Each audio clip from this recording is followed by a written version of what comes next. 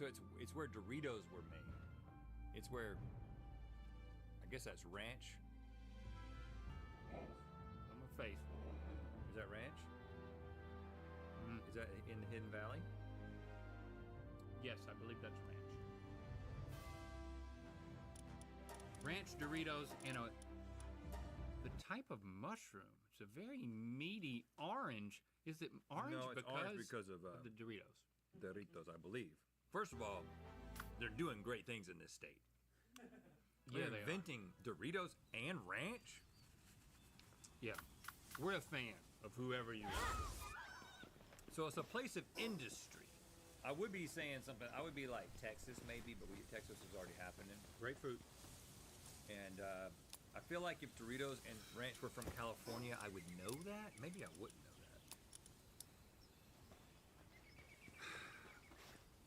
I'm gonna go back to Illinois because Illinois is a place, like Chicago has made a bunch of stuff. You know, they've made a bunch of foods there. I think that Doritos makes you think Southwest, but that's a red herring. The ranch makes me think California. I just remember that ranch came from California, but maybe it was that Hidden Valley ranch came from California. Which came first, the Hidden Valley or the ranch? I don't know. But then mushrooms take me out of the desert. So I'm definitely not California's trying to go. state. I know, that's why I'm not going like New Mexico, Arizona. I'm going with Cali. All right, this sandwich represents California. Yes! So, Link, you got a home run. Wow. Round the bases. You know what? Knock in that buddy on third. Bring him in. RBI. And then you get yourself in there. And Rhett, let's see what that means. Oh, sorry, you got another strikeout. But you are on the nose, Link. Hidden Valley actually invented ranch, and that was right here in California. And this state invented Doritos? I retained information And we on invented time. Doritos. And what kind of mushroom is this? That's the California Golden Chanterelle. Love it. It is golden. Love it. We love California. It's easy to hate on California, but Only if you're jealous. it's easy to love on it too. Knock, knock, Capital One Bank guy. I just moved into the neighborhood. Can I borrow some Wi-Fi? That's what the Capital One Cafe is here for. Open 7 days a week. Oh, can I use your ATM? Anything for a neighbor. What's in your wallet? If you suffer from chronic migraine, 15 or more headache days a month, each lasting 4 hours or more, Botox prevents headaches in adults with chronic migraine.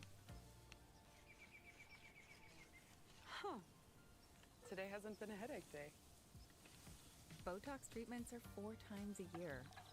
Botox effects may spread hours to weeks after injection, causing serious symptoms. Alert your doctor right away, as trouble swallowing, speaking, breathing, eye problems, or muscle weakness can be signs of a life-threatening condition. Those with these conditions before injection are at highest risk. Side effects may include allergic reactions like rash, breathing problems, dizziness, neck and injection site pain, and headache. Don't receive Botox if there's a skin infection. Tell your doctor your medical history, muscle or nerve conditions like ALS, myasthenia gravis or Lambert-Eaton syndrome, and medicines like botulinum toxins, which may increase the risk of serious side effects. In a survey, 96% would tell friends to discuss Botox with a doctor. Chronic migraine may still impact you. Talk to your doctor about Botox. We got some new stuff in the store. We've got GMM claw clips. Look at that. Rhett's got one in his hair there, looking all fancy with the... That I wasn't able to do this myself. I had to get Jenna to do it. I'm not familiar. I'm going to have to familiarize myself with how this works. It's easy enough. You just take that. GMM logo, cockatrice made into a claw clip. We also have mini tees. I'm wearing one. You know what time it is. It ends right there. That's where the shirts are supposed to end these days. Right there. Yeah, it depends on who you are. Right there. We also have different colors. Here's one. Here's another color. They're like baby tees. Your whole family can get these. Yeah. All 4 of you. Look at that. If you're into mini tees, we have them. Mythical.com. This sandwich contains the state cake.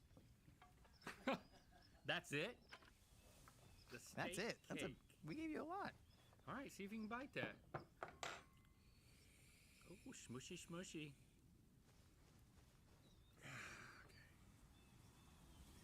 Oh. Okay, then me. Huh.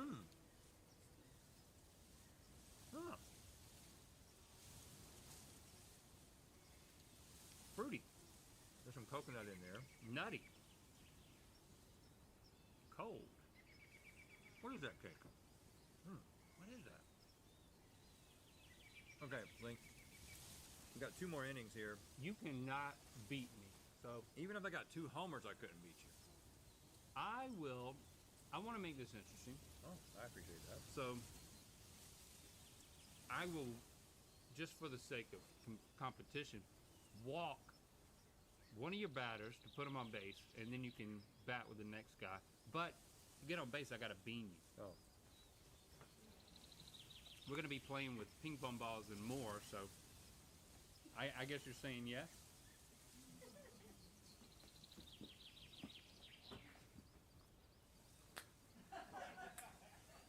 I hit the clips. Okay. All right. I'm gonna walk. So put So one walk of 'em. my batters. So now he's got 2 on base, and you get to guess first. Is that a cranberry? Yeah, it is. You think it is? In Ocean Spray, cranberry juice, they're in Oregon or Washington in that commercial. Here's the problem. Gotta get somebody on base, and if I go over there to that part of the nation and I don't get somebody on base, I still can't win unless you walk somebody else. I'm gonna go, I think it's a cranberry, Ocean Spray, Washington. I thought it was a date until you said cranberry, and now I am pretty convinced that it is cranberry. What does that mean to you? I think Washington you might be a home run in it. So I have to go with Oregon. It's also coconut and something else. I don't know what. This sandwich represents Alabama. Oh, what? What kind of cake is it? Let's see what that means for your runners. Well, we know what Oh, it means. Not Everyone struck out. What? This is the Lane cake. A Lane cake is a moist vanilla cake sandwiched with an eggy custard filling with coconut, pecans, raisins, and bourbon. And then like raisins. there's some other, I think there's a couple other fruits You in there, tricked like me some into thinking that cherries. a raisin was a Cranberries. I cranberry. got him. It certainly didn't help me. That doesn't. Zero with an X. Zero loves making it easy to manage your books and cash flow all in one place.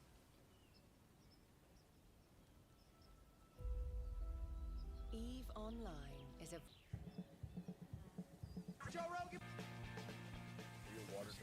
I'll stick with the water for now. I never figured out how to do the coffee thing. You never figured out coffee? No. Really? Do tea things. Well, Drink tea tea's almost nice. nonstop. Tea's probably better for you, I guess. But man, it's so hard to know. Well, here, I'll ask you because you're a health expert. How convenient. there. Because there's all this conflicting information about coffee. Like some people say coffee's really good for you. It's like an amazing antioxidant, and there's all these positive health benefits. And other people say no, it dehydrates you. It's bad for you. It's too much caffeine. It's bad for your. What do you think? I mean, I think this is one of the next advancements of humankind. We're going to stop demonizing anything nature's provided, and we're going to start looking at our relationship to it instead. And I think it's fundamentally your relationship to coffee that's going to determine whether it's a health benefit or detrimental to who you are. There's been so many fad diets, so many fad moments, and the science has never supported any of it. The science is always looking at the human system as if it's an isolated system, then studies the impact of a chemical, caffeine or otherwise, on it. You're not an isolated system. And so if coffee is part of a complex ecosystem of your microbiome, the soil systems of your body, then it's going to supercharge you into health. But if coffee sits there as a drug that is bypassing the felt sense of being human then you're probably undermining your potential to be alive fully, and it's becoming a distraction to life. Or you're doing your best to be a good office worker. Which is why it's the one drug they provide at work. Exactly. If you're committed Right? to machine-like behavior, it's your best asset. It is kind of interesting that caffeine is the one drug that is provided at most offices. I would say that that's indirectly true. I think that the one drug that's most provided at offices is actually performance-based, machine-like reward systems. Okay, so human ingrained drugs. Yeah, Yeah. the brain contains every neurochemical you'd want to control behavior. And so we've created office environments that reward machine-like behavior for 150 years. And so this is how we've ended up looking like we do as a humankind. Yeah, very bizarre pattern that we found ourselves in that was created to make better office workers. So we've molded human behavior around office work. We've molded human behavior around the one thing that people really, for the most part, don't want to be doing, which is terrible. I was blessed to sit by thousands of deathbeds. As my third subspecialty in medicine was hospice. Sat by thousands of deathbeds, and not a single person ever told me a day of their life in an office. And they just don't even remember it. It consumed 40 hours a week of their life, and it just is it can't compute. It doesn't integrate into your soul experience at the end of things. Yeah, even if you're making a ton of money, like at the end of the day, you're still locked up for 8 hours a day doing something you probably don't want to do. You know? We're getting into a big piece right here. Like, this is really the secret of everything, is when did humans become abstract? When did we stop being living systems? So, do you think that that's just our ego, our delusions that allow us to think that we're not a system, that we're just, this is me, I'm Mike, I know what I'm doing. I'm just going to drink my coffee and go to work because that's what you do. You have a job, you get it done.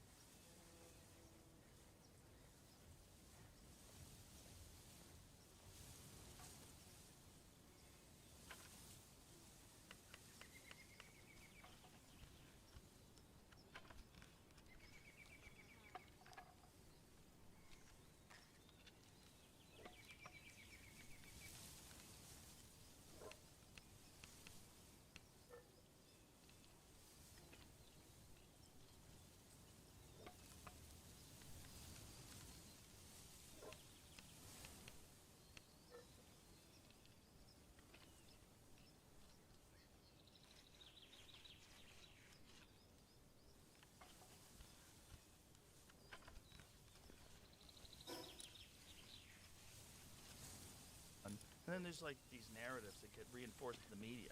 Like the guy who shows up for work every day doing a job that sucks, that guy's a hero, right? We love those guys.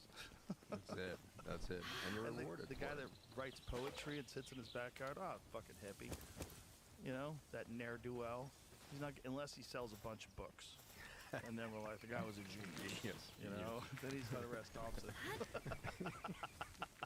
I think what you said about the relationship to coffee is really important, because I think that could be the case with virtually everything in life. You know, like you could get addicted to almost anything, and you could use anything as a crutch, whether it's, so many people use food.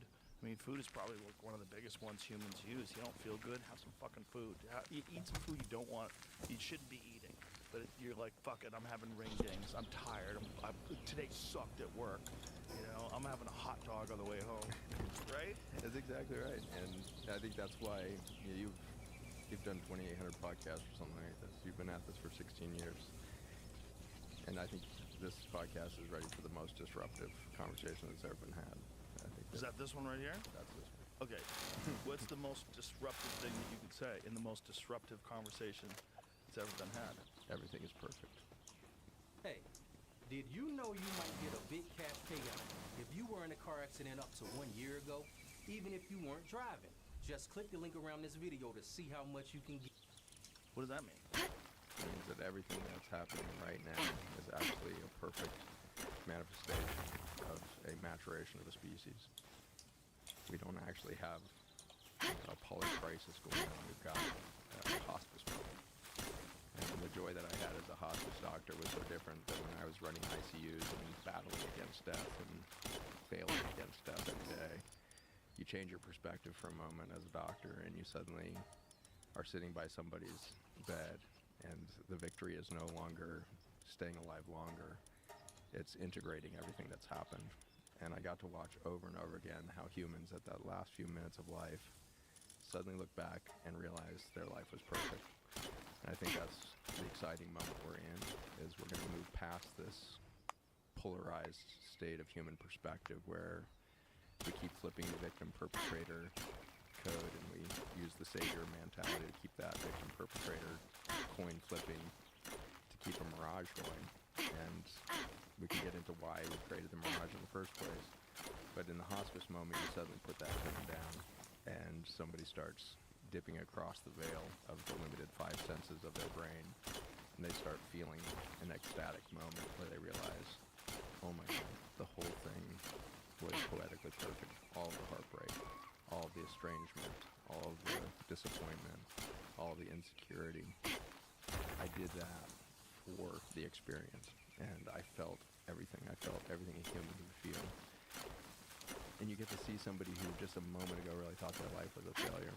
You know, difficult time with their kids, never became successful in their jobs.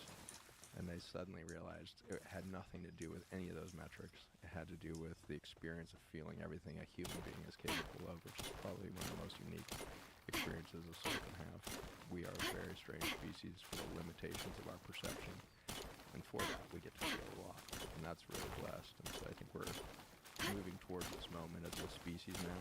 We're on our hospice bed. We've been here 300,000 years in our current form.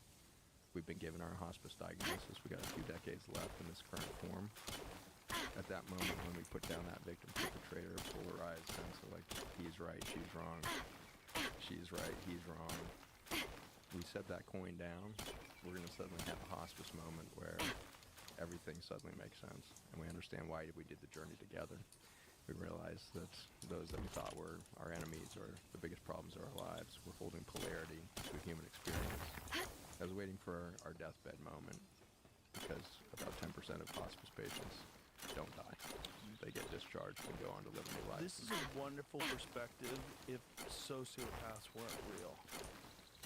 So the problem is there is an aspect of our society where there are human beings whose minds don't function in a harmonious manner with other people, and they're not going to change.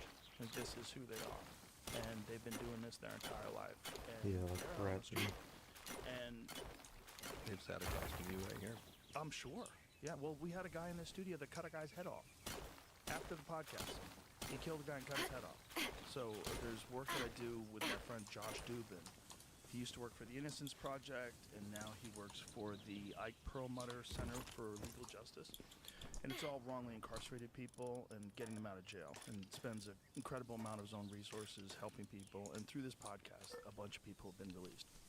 So he wanted to do a podcast episode where he had one of the guys who had been in prison. He was guilty, but he'd been given an extraordinarily long sentence, and it was wrong.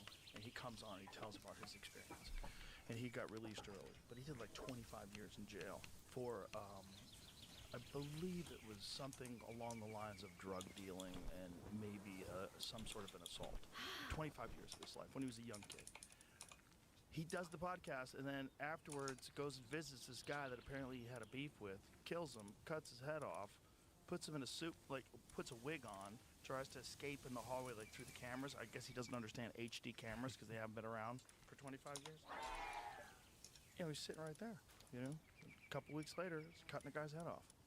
Yeah, this idea that everything's perfect, it's not perfect for the guy who got his head cut off, you know what I mean? It's not perfect for a person who becomes victim to these sociopaths that are amongst us. If everybody was just a person and everybody was genuinely trying to like do better in life, I would agree.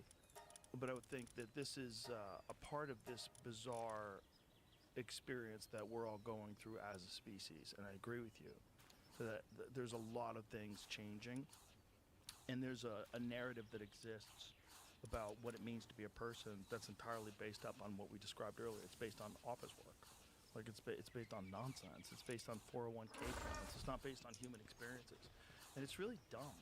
It's not. It doesn't help any. And everybody gets to the end, and I'm sure you know this more than anybody. They get to the end and they never say, "I wish I worked more." Never. Never.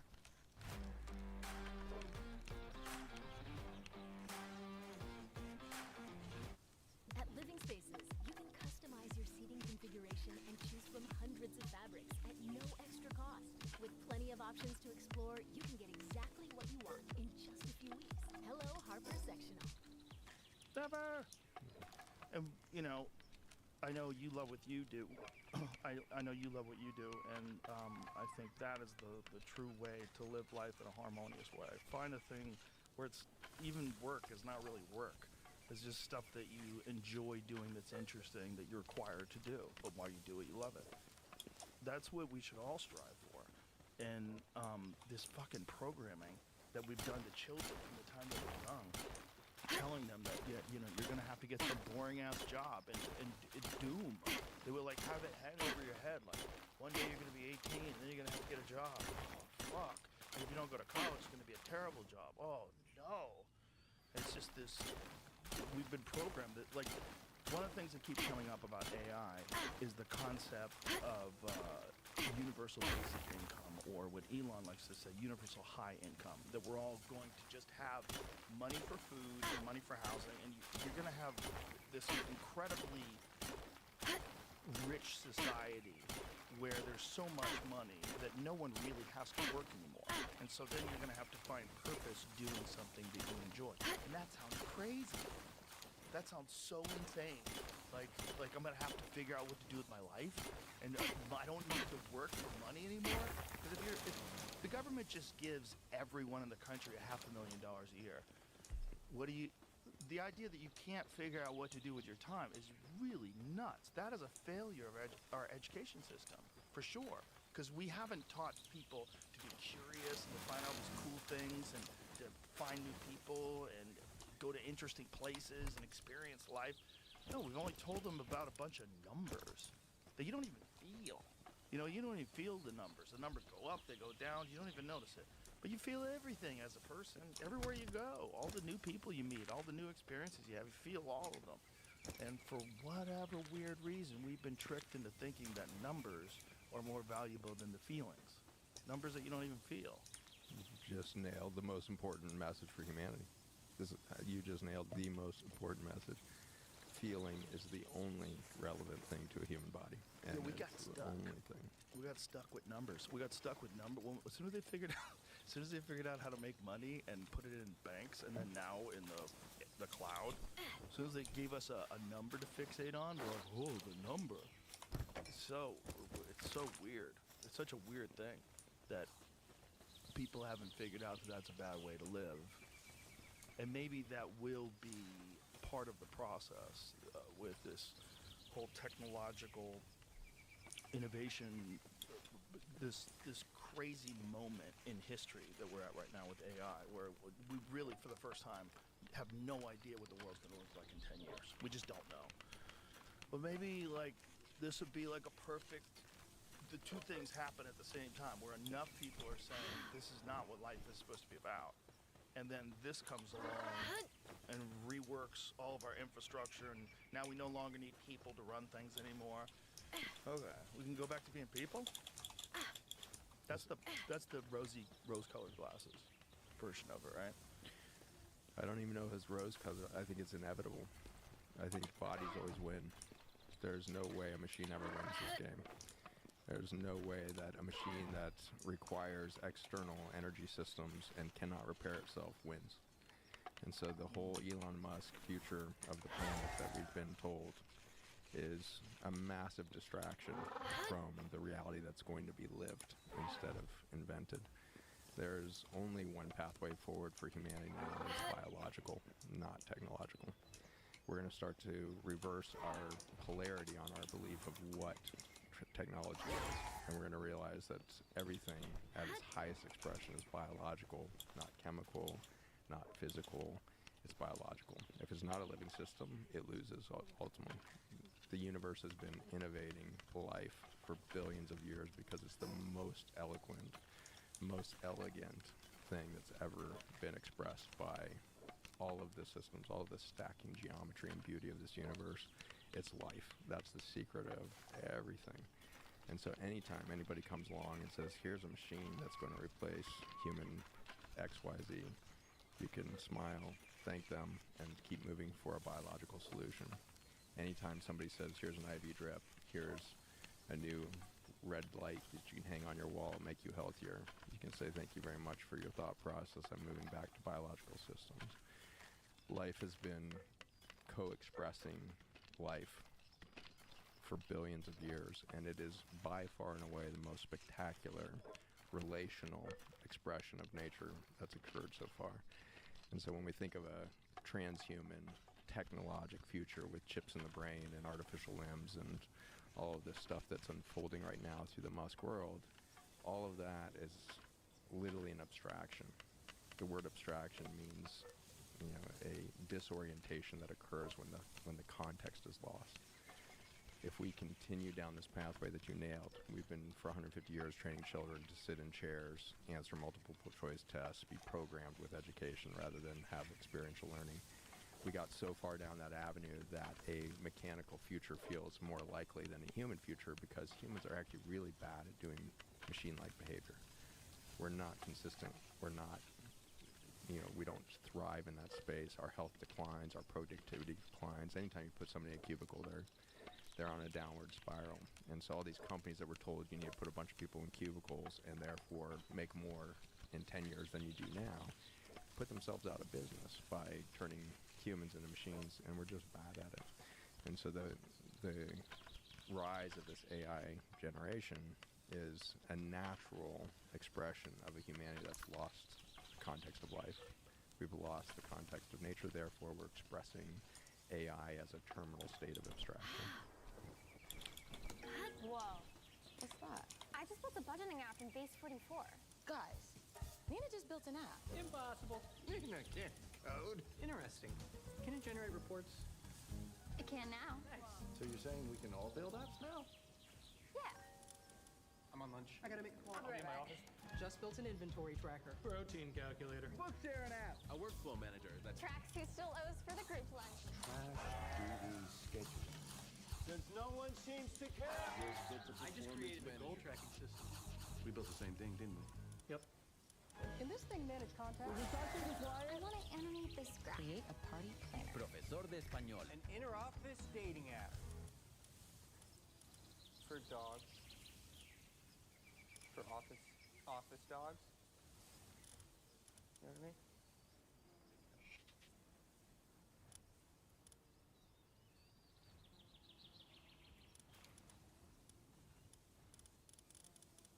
Meet the new chicken flatbreads at Smoothie King with 15 grams of protein and 270 calories or less. Crafted by our nutritional experts to balance flavor and nutrients.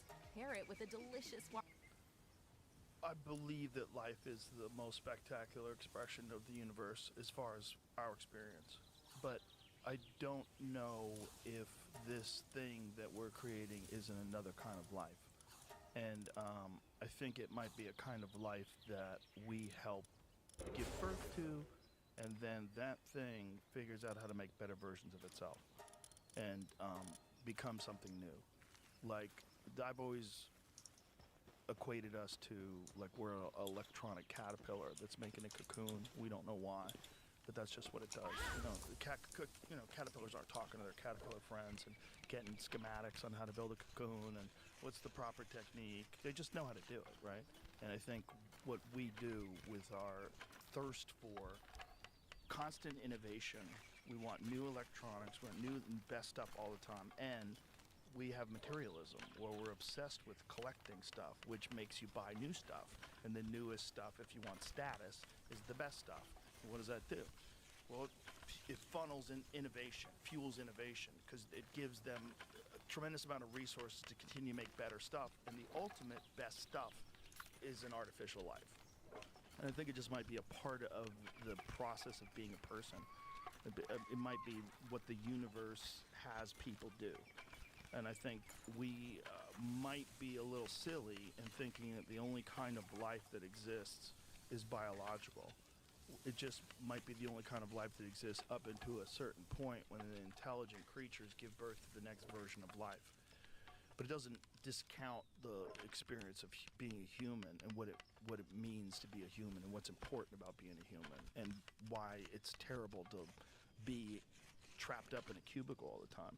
But if Elon's right about AI creating enough resources that we have universal high income, like, I don't know if that's correct. It sounds crazy. But if that's right, well, that frees up people to just be people again.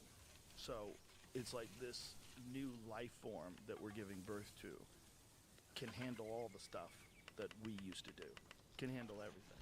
Allocation of resources, can handle shipping, everything. We don't need to, no more people need to do factory jobs anymore. It's all done. Now you can do whatever you want. This episode is brought to you by Ketone IQ. If you have been a long-time listener of this podcast, you know I've been studying today, money back guarantee. So go ahead and take your shot. I think the limitation of that argument is the definition of factory job there. If what was really making people creative and productive, as that story suggests, was just $500,000 a year from the government to each individual, then we would see a really incredibly genius, productive, creative portion of humanity that are multi-generational wealth. Have you had somebody sit here who was born into great wealth who showed that they had way more productivity and way more creativity than people that were born in poverty? No, generally it's people that were born in poverty that have more motivation. Boom. Yeah. So this promise that we're going to create an AI revolution that's going to give what was his word? What was the term that Elon used? It was universal high income. Universal high income.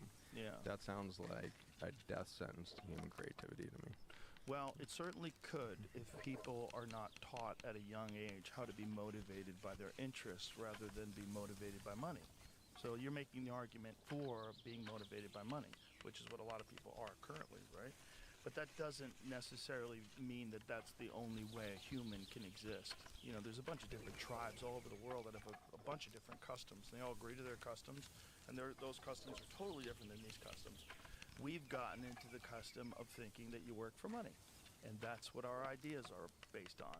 And so the idea that money could come along, and if you just gave people this money, it would be the death of human creativity. Well, that sounds counterintuitive to what you were saying earlier, because like people should be, it's the factory mentality that's taught in schools that's the problem.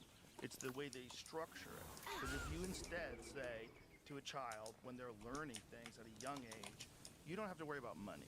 Money's not what's important. What's important is your expression as a human being. Let's figure out what you're interested in. Maybe you're really interested in playing the piano, but you're really interested in painting.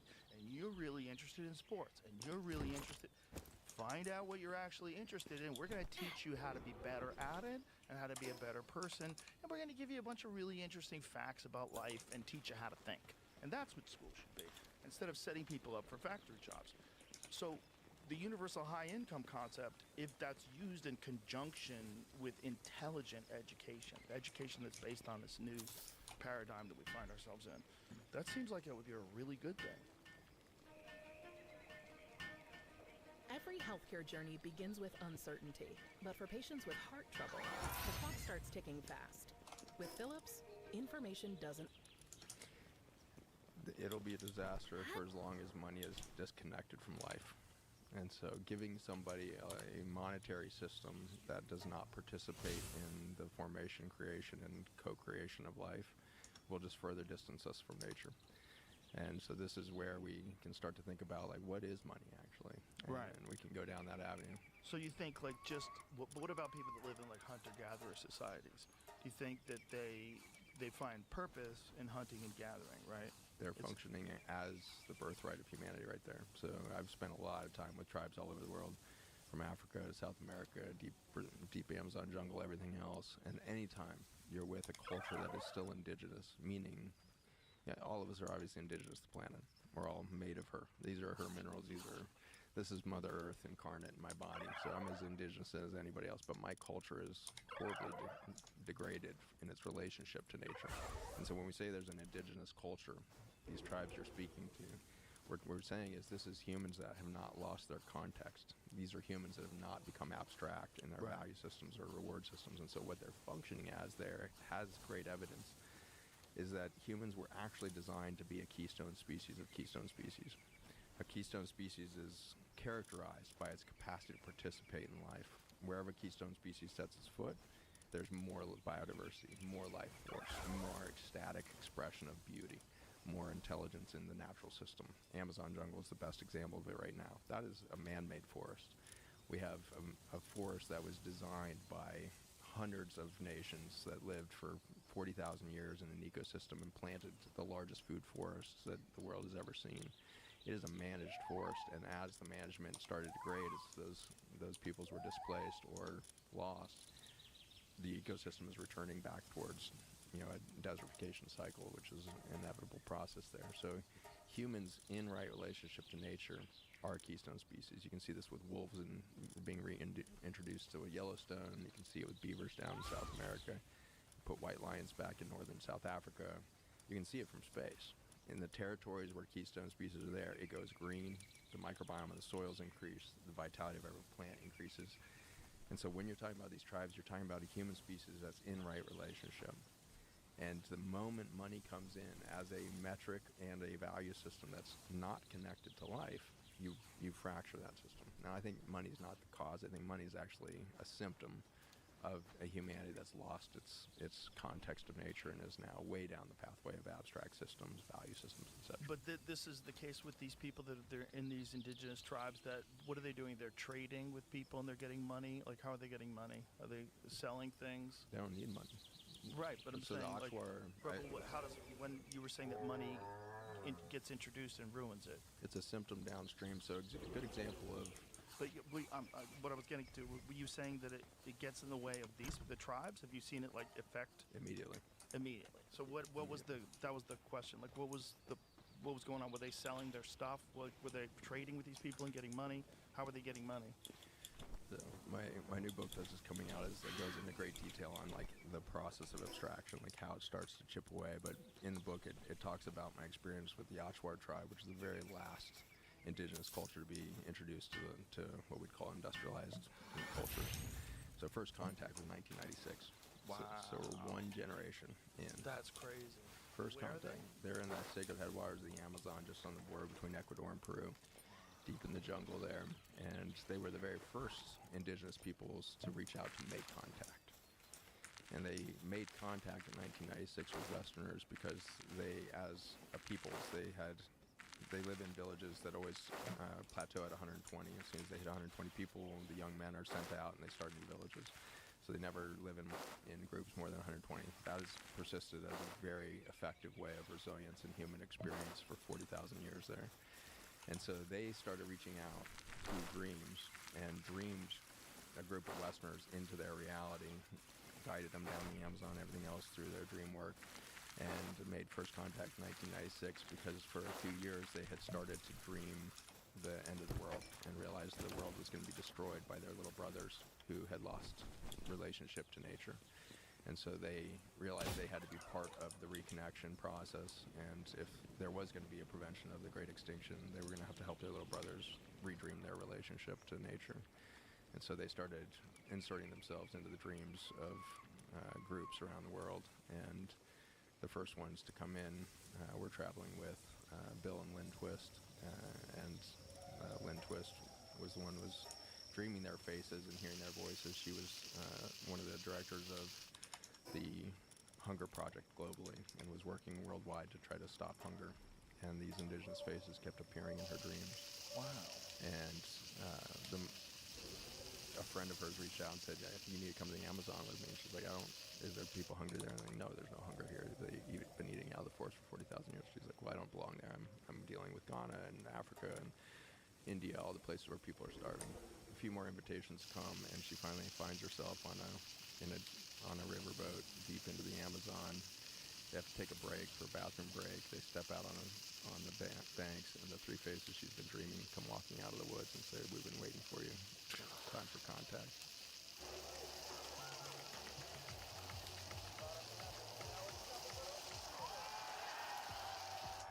Zen, when it clicks. Wow. So that was 1996, so we're 30 years out. And the way in which money inserted itself first as an abstract concept was boxed apple juices in the missionary schools that were set up there. Oh. And boxed apple juice suddenly disrupted the entire 40,000 year history of provision and abundance that forest had supplied those peoples. And this high fructose corn syrup in a box with natural flavorings, i.e. potent chemicals to disrupt neurochemistry, was all those children and ultimately their parents needed to taste to suddenly break their relationship to nature. Today they consider themselves impoverished. They are working to try to get gas for their outdoor motors that they never used. They are trying to get more artificial food in and everything else. And so they've got smartphones in the jungle now. They're sending their kids out of the jungles to go to schools and British education systems in the nearby cities. And so it just took 30 years to abstract culture. And this was a culture that had never known poverty, had never known shortage. So much so that one of the most beautiful things that I experienced with them is their houses. They build these epic houses in the jungle. They're huge, 30-foot vaulted ceilings. Really? Gorgeous, like outdoor, indoor living, like the best of California. And they've been building these things for 40,000 years, and they burn them down every 10 years and build a new one. They have this understanding of the life-death cycle of the energy of a house, and they don't want the household to be stuck in the same energy it's had the last 10 years, so they see it as this rebirth. You mentioned earlier the cocoon. They go through these rebirth processes for the whole household, the whole home, and they move. And they've been doing it that way for thousands of years? Tens of thousands of years. Wow. And so the beautiful thing about these houses is there's obviously not a refrigerator, there's not a storage bin for food. They wake up in the morning for 40,000 years, walk outside, and collect what the jungle has for them today. But it wasn't a passive process. It was an active keystone species process. Every family has 3 different gardens that it maintains at different micro-ecosystems within the forest, so that each year, depending on dry season, wet season, whatever's happening that year, one of their gardens is thriving. And so they have, as a peoples, created micro-ecosystems within the Amazon rainforest for tens of thousands of years, to the point that it now holds the most biodiversity per meter of any other ecosystem in the world, really. Wow. And so we are this magnificent creature, but if you break our relationship for a moment to our natural system, then the immediate thing that shows up, before money shows up, poverty shows up. And my book goes into some details, like what are the different geometries of wealth and poverty. They actually hold their own security as their own kind of sovereign geometries within human behavior and human mind. And what you see with poverty is it's this instant reinforcement of a deep, deep human wound that must be our one shared original wound, which is we were abandoned by nature. And the moment you believe any aspect of that, or have anything suggest that nature it was holding back from us, nature wasn't giving us, when you taste that boxed apple juice, that high fructose corn syrup, and the brain is immediately like, I knew there was something better than nature. I knew there was something better because the neurochemistry lights up. And that boxed apple juice is just like cocaine on the frontal lobe. And it's a bizarre thing, that high fructose corn syrup. It's a bizarre thing, and it's just so perfectly exemplary of everything else we're doing as humans, because high fructose corn syrup is the exact same molecule as fructose, which is the main sugar in not just apples, most of the fruit that the Achuar have been eating for all these tens of thousands of years. But it's flipped. It is the mirror image of the actual molecule of fructose, and that does not occur in nature. And so they chemically flipped the molecule with chemical processing. And the moment you flip that molecule over, the liver cannot understand it as a carbohydrate. It now has to process it as an inflammatory triglyceride. And so instead of turning it into a sugar, it turns it into this aberration of a fat. And in the bloodstream, that now causes cardiovascular disease, downstream inflammation of the brain, major depression, anxiety disorders, all kinds of things start emerging because you just flipped reality in a mirror. How did they flip it? What did they do? It's chemical treatment, and so the chemical process is called racemic, and so a racemic is the chemical name for the mirror image of a molecule. And so you can basically create chemical reactions that will create the mirror image of the molecule. And so the high fructose corn syrup is a processed food where you're taking normal fructose and flipping the molecule through a racemic chemical process. And why did they first start doing that? Because you can patent a molecule that doesn't exist in nature. And so they created a quote-unquote artificial sweetener, which is actually, a profound way in which you can start to understand how we did everything in the pharmaceutical industry. We find plant compounds and we flip them around so that they're non-natural, not native to the body, and now we can patent them and we can commercialize them. And I'm not damning somebody else. This is me. I was at the height of my career, 17 years in academia. I was creating chemotherapy, and so I was, getting paid as a medical doctor to sit in labs every day with cancer cells and try to poison them. And what I found in the end was a family of molecules that didn't require any poisoning of the cell. They actually nourished the cell. And that's where my career pivoted hard, was the sudden realization of why are we trying to poison these cancer cells? And I think this is where we can begin to back up together. But I want to go back to a really important point that you held earlier, because I don't want to, when I say everything is perfect, because it is, I don't want to diminish the amount of suffering we're in. The amount of suffering the sociopath is in, who's going to be so extremely divorced from its natural system that it will think it reasonable to kill and behead somebody else. That sociopath we can look at as the great problem with humans. Humans would be just fine if we didn't have sociopaths. That was how I was trained as a biologist and a medical doctor. I was trained to believe that if there just wasn't cancer cells, we'd all be healthy. We'd all live longer if there just wasn't cancer. And what I discovered over time, which is anybody who's spent 17 years looking through microscopes down in the beauty and miraculous nature of biology, is going to find this. But in the end, you find out that a cancer cell is actually no invader at all. It's actually the loneliest cell in a human body. And so a human cell that loses connection and communication with its surrounding environment immediately takes on the traits of the cancer cell. The longer it's isolated, the more malignant it becomes. The word malignant means life-threatening. And I would offer you that the sociopath is exactly the same story. It's just one human cell that became so isolated that it became malignant in its behavior to life around it. And the moment my world switched is when I started feeding those isolated, lonely cancer cells instead of trying to kill it, instead of trying to poison it, instead of trying to isolate it from the system. And then what happened was beautiful, is they actually reconnected or they self-eliminated. And so if they had enough metabolic capacity left at that moment, they could repair, regenerate, and reconnect to the greater system, and they would never threaten life. If they were too damaged and could not create enough energy for life at that moment, they would go through this gentle process called apoptosis, which is a dissolving of the cell, and a stem cell would be called in, put down a brand new healthy cell in its place. And so when we stop looking at cancers or sociopaths as the one problem with a otherwise healthy human system, we're going to realize we don't have a healthy human system. All of these things, the sociopath and the cancer, are long-derived symptoms of a declining metabolic life force. And that's where I think I can help you back up. Yeah, I hear what you're saying. So in a utopian world, no one is ever raised in a way that would create a psychopath. In a utopian world, children are raised with love and understanding always, and then you never get the sociopaths and the psychopaths. So in a utopian world, in a perfect world, that's true. But humans are, one of the really cool things about us is we're not perfect. We're very messy. You know, so you're never going to have great parenting across the board if you have human freedom. You're never going to have people that don't lie. You're never going to have people that don't steal. You're always going to have violence as long as you have human freedom. Because people are not going to be good at raising people. And some people are going to get raised angry. And they're going to, you know, unless we change what a person is, unless we all just do mushrooms together and kumbaya it all together, we're still people.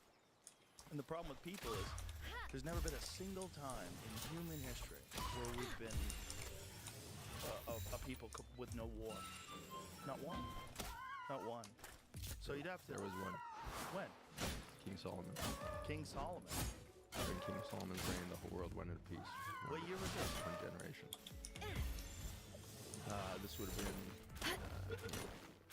years after David. So we were about 20, 40 years ago.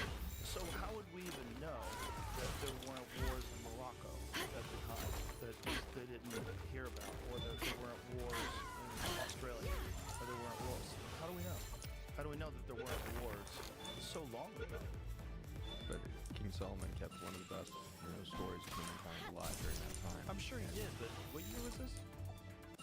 I'd be inaccurate if I said it precisely, but I think King David would have been about 2,400 years ago, so somewhere in that range. What is the odds that he knows what's going on in China? Zero. 2,400 years ago? There's no 5G. You're not going on Twitter and finding out what's happening in China. There's no way he could know if there's war somewhere else. There was a technology beyond all of that sitting on the planet at that time. What was that? Now at Whataburger, you can get the new Big Ranch Wrap for $3, 5 premium Whata chicken bites for $4, or a bacon cheese Whataburger Junior for $5. Add fries and a drink for a little more. Now that's a Whata deal at What a Burger. Download the app.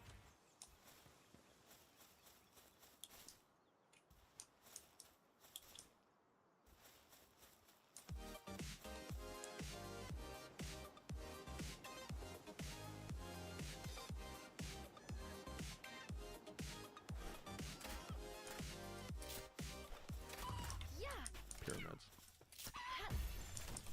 Hold on. So you think that they use the pyramids to find out if there's war in China? I think that we had a technology called the human body at the time that was fully used, and we were fully telepathic. And, maybe not this recent, but certainly further back, 10,000, 12,000 years ago, we were communicating much differently. Do you think people have an innate telepathic ability that's kind of muted a little bit by language and by talking in media, and then if we went back to the earliest stages of intelligence, we kind of read each other's minds, and then we realized that's kind of messy. Wouldn't it be better if we just talked? I'll just tell you what I think. I don't want to let you in. And then, yeah, and then we wrote things down, so when you write things down, you can read other people's thoughts. But before words, I bet we didn't think in those terms. I bet we thought in terms of what is that? There's a tree, there's a person, there's a deer, this is how we have to do this. There's probably, without words, there's probably an understanding of like what we're saying and feeling.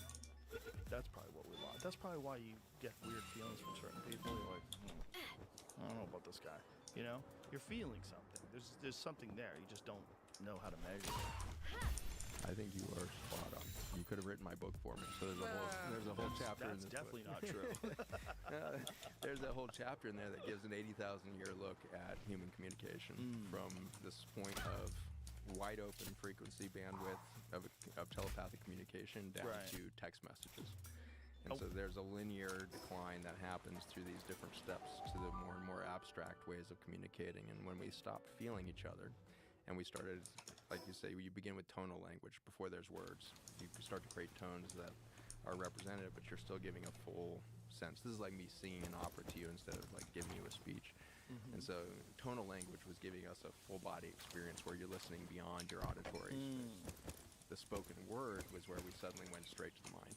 We were no longer using the technology of the human body, and I was just going to speak. And this improved efficiency very quickly. So this was the beginning of machine-like behavior, where we could stop feeling the body and we could start mentally processing information. The brain jumped in size, and we started going through all of this iterations of efficiency and optimization. Maybe is the way in which we create empire. We create more control, more wealth, whatever we were doing at the time. But there was these advantages that looked good as we went from tonal to spoken word, from spoken word to written word, from written word to digital representations of words, down to emojis. Yeah, Jamie thinks emojis are the next hieroglyphs. I think he's right. I think he's got something there, right? If they get real good, I mean, it's kind of hieroglyphs. It's kind of similar. It's kind of similar, I would say that, but it's the end of abstraction. So hieroglyphs actually carry the information in the form. And so the form of those shapes, now we've, some of the greatest minds on the earth are starting to recognize that if you draw one of those shapes and show it to a human mind, it creates an incredible medical response. You can reverse inflammation, all kinds of things by looking at the shape, because the shape is creating a waveform. Wait a minute, looking at the shape of certain hieroglyphs? Yeah, the shapes that are in Egyptian hieroglyphs are now being used to really change human biology. We're realizing it was not a symbolic representation of something, it was a full transmission of information. Is there papers written on this? So Ibrahim is one of the greatest minds out there. He's out of Egypt, Cairo, Egypt, and he's in his 80s now. And I'm going to connect you with him because you'd love to have him on this show. But he has been hired by large, groups, and now Switzerland has hired him now to recode their 5G network with these shapes to improve biology and life around the 5G network, which I think is the future of technologies. Technology is not bad. Technology is not integrated in medical systems. And so Ibrahim's showing us this pathway to understanding how these original shapes are represented in a lot of the hieroglyphs and things like that in Egypt, but also really actual technology of the pyramids. It was a method of communication that was beyond the human mind, it was a life force transmission. So it was doing something to you while you're understanding the context of what the hieroglyphics is trying to communicate. It's actually having a physiological experience. And anybody will have this physiological experience even if you don't understand the context? There's no understanding involved. Okay, so you just go there, stare at these things, and it produces inflammation? Is there anything on that online? Can we find something? Jamie, how dare you laugh at that? We're going deep, son. I did. Put on the waders. I tried everything and it said there's no link. So I'm looking harder. Do you know of a good resource we could find a link to something like this? I'd like to know how they measure the inflammation. I'm not opposed to believing that it's possible. Just look up Here it is. Ibrahim Karim. Yep. This is All right, well, that's okay. It says biogeometry. This is his quote. It says, when two energy fields are in resonance and exchange information, something happens after the resonance is over. The two systems do not go back to their original state. A sort of vibrational impregnation occurs, which means that part of the new information leaves an imprint on the energy system. Systems then are in constant evolution through resonance or interaction. Well, that certainly seems to be what people are. Perfect. It's a perfect, that whole system is, that description is a perfect description of human beings. I completely agree. Which is why it's so important to be around positive people and happy people. It's like really good for you. Being around shitheads is terrible for you. Yeah. And terrible for them too, because they're not attracting any nice people, and then they're going to continue that behavior. They're stuck. Yeah. That's fascinating. Are you contributing your brain to medical science? Am I contributing it? I think it'd be very interesting to study you. I would be? So there's a word that really captures the living force out of that quote from Ibrahim, and it's a word called biosis. And so the word biosis means and refers to the interconnected relationships that make life possible.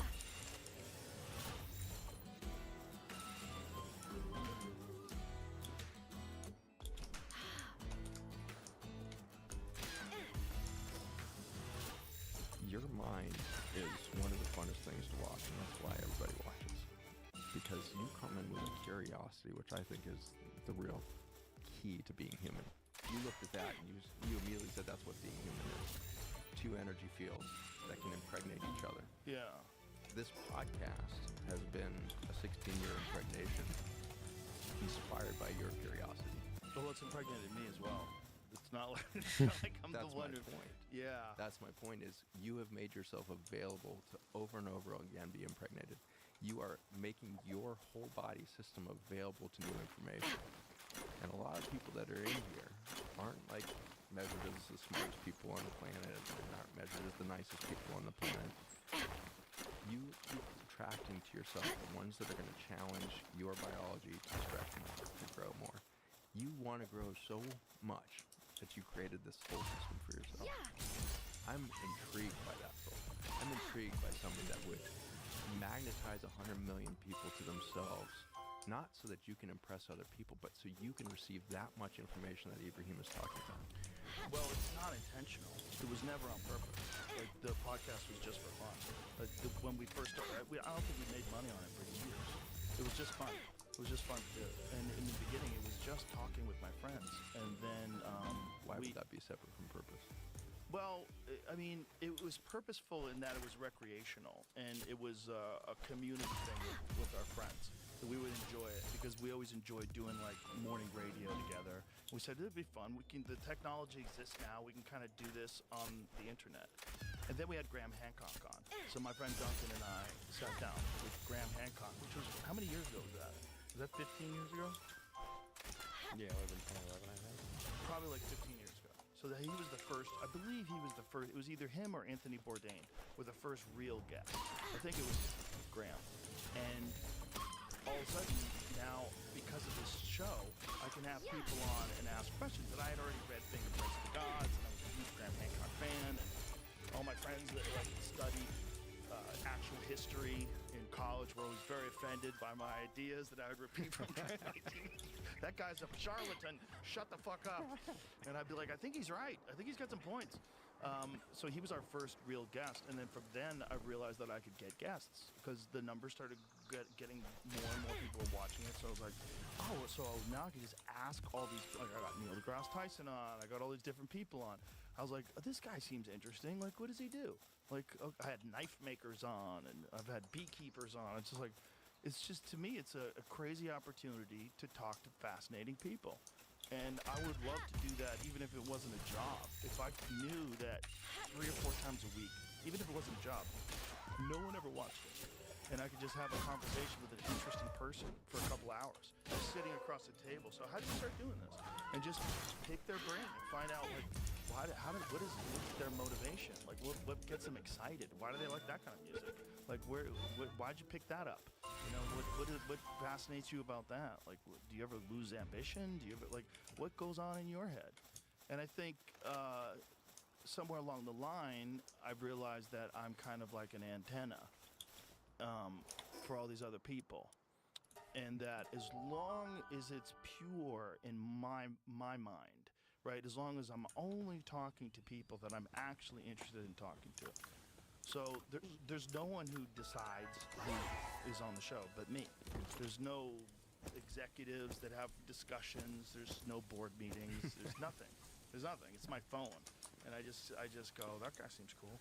Like, or what is she talking about? That's nuts. Like, is that real? Oh my God. How did she figure that out? Come on in. And that's the whole way I've always done it. Because I feel like as long as I just do it that way, then people are getting a chance to experience it with me. Because I'm just being me, right? And which is, I personally get great satisfaction out of watching people do things that they enjoy, even if I have no interest in those things.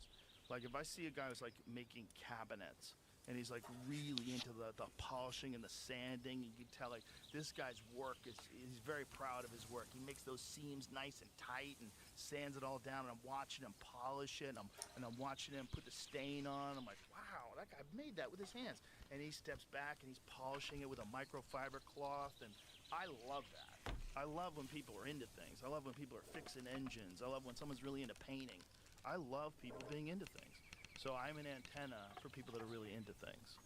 The first thing I want to put on this plate is protein. It has 9 grams of protein and 0 sugar, which is so exciting. It felt like the bureaucracy Olympics. I had to cram a year's worth of insurance calls and I think that's exactly what Ibrahim was just describing in that quote. We Yeah. are antenna, and we are receiving information all the time. And the reason why it's so exciting to be human is because our antenna is got a broader aperture to receive information than any other creature on Earth so far. And than ever before, as far as we know. On this planet, at least. Yeah, but the pyramids, I want to go back to that because I don't know if this is the smartest and the most advanced people have ever been. I don't think it is. I really don't. I think the pyramids are the perfect example of why we should question that narrative. We want to put that place into a nice, cute little box, and all due respect to traditional archaeologists, but you really can't. It's not physically possible to put that place that supposedly was made 2,500 BC. That's the guess. It's really kind of a guess because there's no Doesn't carbon hieroglyphs. date well that way. There's no hieroglyphs at all about the construction of it. They don't show how they made it. They don't know what the fuck it was. And they don't know why it has so much erosion in certain areas. They don't know why it's been built on. There's other structures that are built on top of older structures that are even more complex. Like, makes no sense. It makes no sense. It just makes no sense. When you're moving enormous statues that are 1,000 tons, how'd you do that? How did you get that thing? How'd you move it 400 miles? What the fuck are you guys doing? You're doing something we can't do right now. As cocky as we want to be, we don't have machines to do that right now. So why would we believe that they were primitive? Why would we believe that they were commensurate with the rest of what we think the world was 4,500 years ago? Because that's crazy. It makes no sense. That alone, just Egypt alone, it's like, what were those people in Africa doing? Because whatever the fuck they were doing, it's above and beyond anything anyone's doing right now. 2,300,000 stones that perfectly align to true north, south, east, and west. How? Biology. Biology. It had to be a living system that would create something that intelligent. The reason why we can't build them today is we keep trying to invent machines to do our work. Biology is what did it, and Ibrahim, sitting there in Cairo, Egypt right now, will tell you the way that they built these things was through waveform, and the antenna, and not just for receiving, transmission that created the energy to create the pyramids was coming from bodies, not machines. But they certainly had some machines, because there's these core drills that they find that they don't understand how they could have ever had something that moved at those RPMs to make those kind of circles that's drilling into this insanely hard granite. Like, there's some technology involved. Water. Biology and water together. So biology is ultimately carbon and water. It is a massive energetic potential that survives and concentrates between the magic of carbon and water. I would love to show you a couple slides of where I think we are as humans, because you just uncovered the most important reality is let's keep a very strong anchor in the fact that human biology, we can call them humans, we can call them Egyptians, we can call them whatever we want, but there was people of our size and our scale that were doing things on the planet very recently, 5,000, 10,000 years ago. Those Otchwar have been doing their thing in the jungle for 40,000 years. So this is recent history. This isn't some like figment of our imagination. King Solomon's right, in that time. We have written history just after this time period, but there was an amnesia event. There was something that happened globally where we lost connection. We lost the signal around 5,000 to 7,000 years ago globally. Peoples all over the earth suddenly got disconnected from their intelligence, and we see this massive event of loss of life or disappearance of life. So you have the Aztecs and Mayans, Incas. You got all these systems that had been thousands of years building incredibly complex underground labyrinths that go for tens of thousands of kilometers, or things that we can't even wrap our heads around right now, was being done all over the world, not just in Cairo, Egypt. The pyramids off the coast of Japan are way bigger than what was going on in Egypt. And so we had pyramids all over the freaking planet that were technologies that were concentrating energy. And I'm going to go back to my own lived experience here, so we're not like philosophically getting into any space that starts to sound woo-woo. I want to ground Too this late. back. We're woo-woo, bro. We're on woo-woo Main. We're on Main Street in Woo-Wooville. We're running red lights, son. Let's go. Let's go. That's my favorite thing to do. As long as I'm in a 55 Chevy behind the wheel. I can tell you like running red lights in Woo-Wooville. I want to bring you back because you said something, and I have to understand what you were saying. And you said biology and water. So clearly they had tools, right? So clearly they're using a tool to make these cores out of the granite. So I want to back up. I think we just need to contextualize life, because we get into the risk of like starting to pour down on that idea and that idea and that idea, and we can't find our context. So if we contextualize this conversation of what life is, then we can get to pyramids, then we can get to UFOs and UAPs and everything else that's going on right now that's starting to force us to be like, wait, we don't have the whole story. And so this is my favorite thing about being live right now, is there's just too much evidence that the story that we've been taught in schools is correct. It's just falling apart now. So it's falling apart. That's exciting. But the reason why we have things rushing into this space as new solutions that are just distracting us from actually stepping into our full potency is because we still are not allowing context to come back. And so I would love to contextualize the conversation first. Okay. And then let's go down these Yeah, rabbit okay. holes. If you've got that first slide of mine, we can start at the most fundamental level of understanding what life is. And this took me, 25 years of basic science laboratory work to finally get my mind clear and out of the way to what you said, be the antenna for the information. What is it trying to show us? And ultimately, when you look across these images across this top of the slide, we've got the sun up top. The sun is the most potent energetic thing that physics does. It's nuclear and fission and fusion. And these things we call stars. And there's roughly 10 billion stars per galaxy. We got somewhere around 2.5 trillion galaxies. So there's a lot of energy being pumped out in the universe by a sun. But that little innovation just to its right at the top is chlorophyll. And chlorophyll begins a process of concentration of light energy. And so this is where we start to see more light per cubic centimeter than nuclear fission and fusion can produce. They can then pass that information in the form of energy onto bacteria and fungi. Bacteria and fungi then support more green life. And so we go from moss and slime molds to trees eventually. And so there's this constant feedback loop of concentrations of energy. The more energy per cubic centimeter you have, the more opportunity you have for communication. The word biosis, again, refers to the interconnected relationships that make life possible. If you've been in a long-term relationship before, like longer than a weekend, you got a sense of how much energy it takes to maintain a relationship. There's nothing you do in life that takes more energy than maintaining a family and your spouse and kids or whatever you got around you. That's because communication is required for co-collaboration, co-creation. And so energy has to be concentrated at higher and higher levels for life to do more and more complex things. A couple billion years ago on the planet, we have evidence that bacteria and fungi made their transition. So bacteria, single-celled organisms, suddenly gave an increase in concentration through an innovation of doing fermentation outside of the body.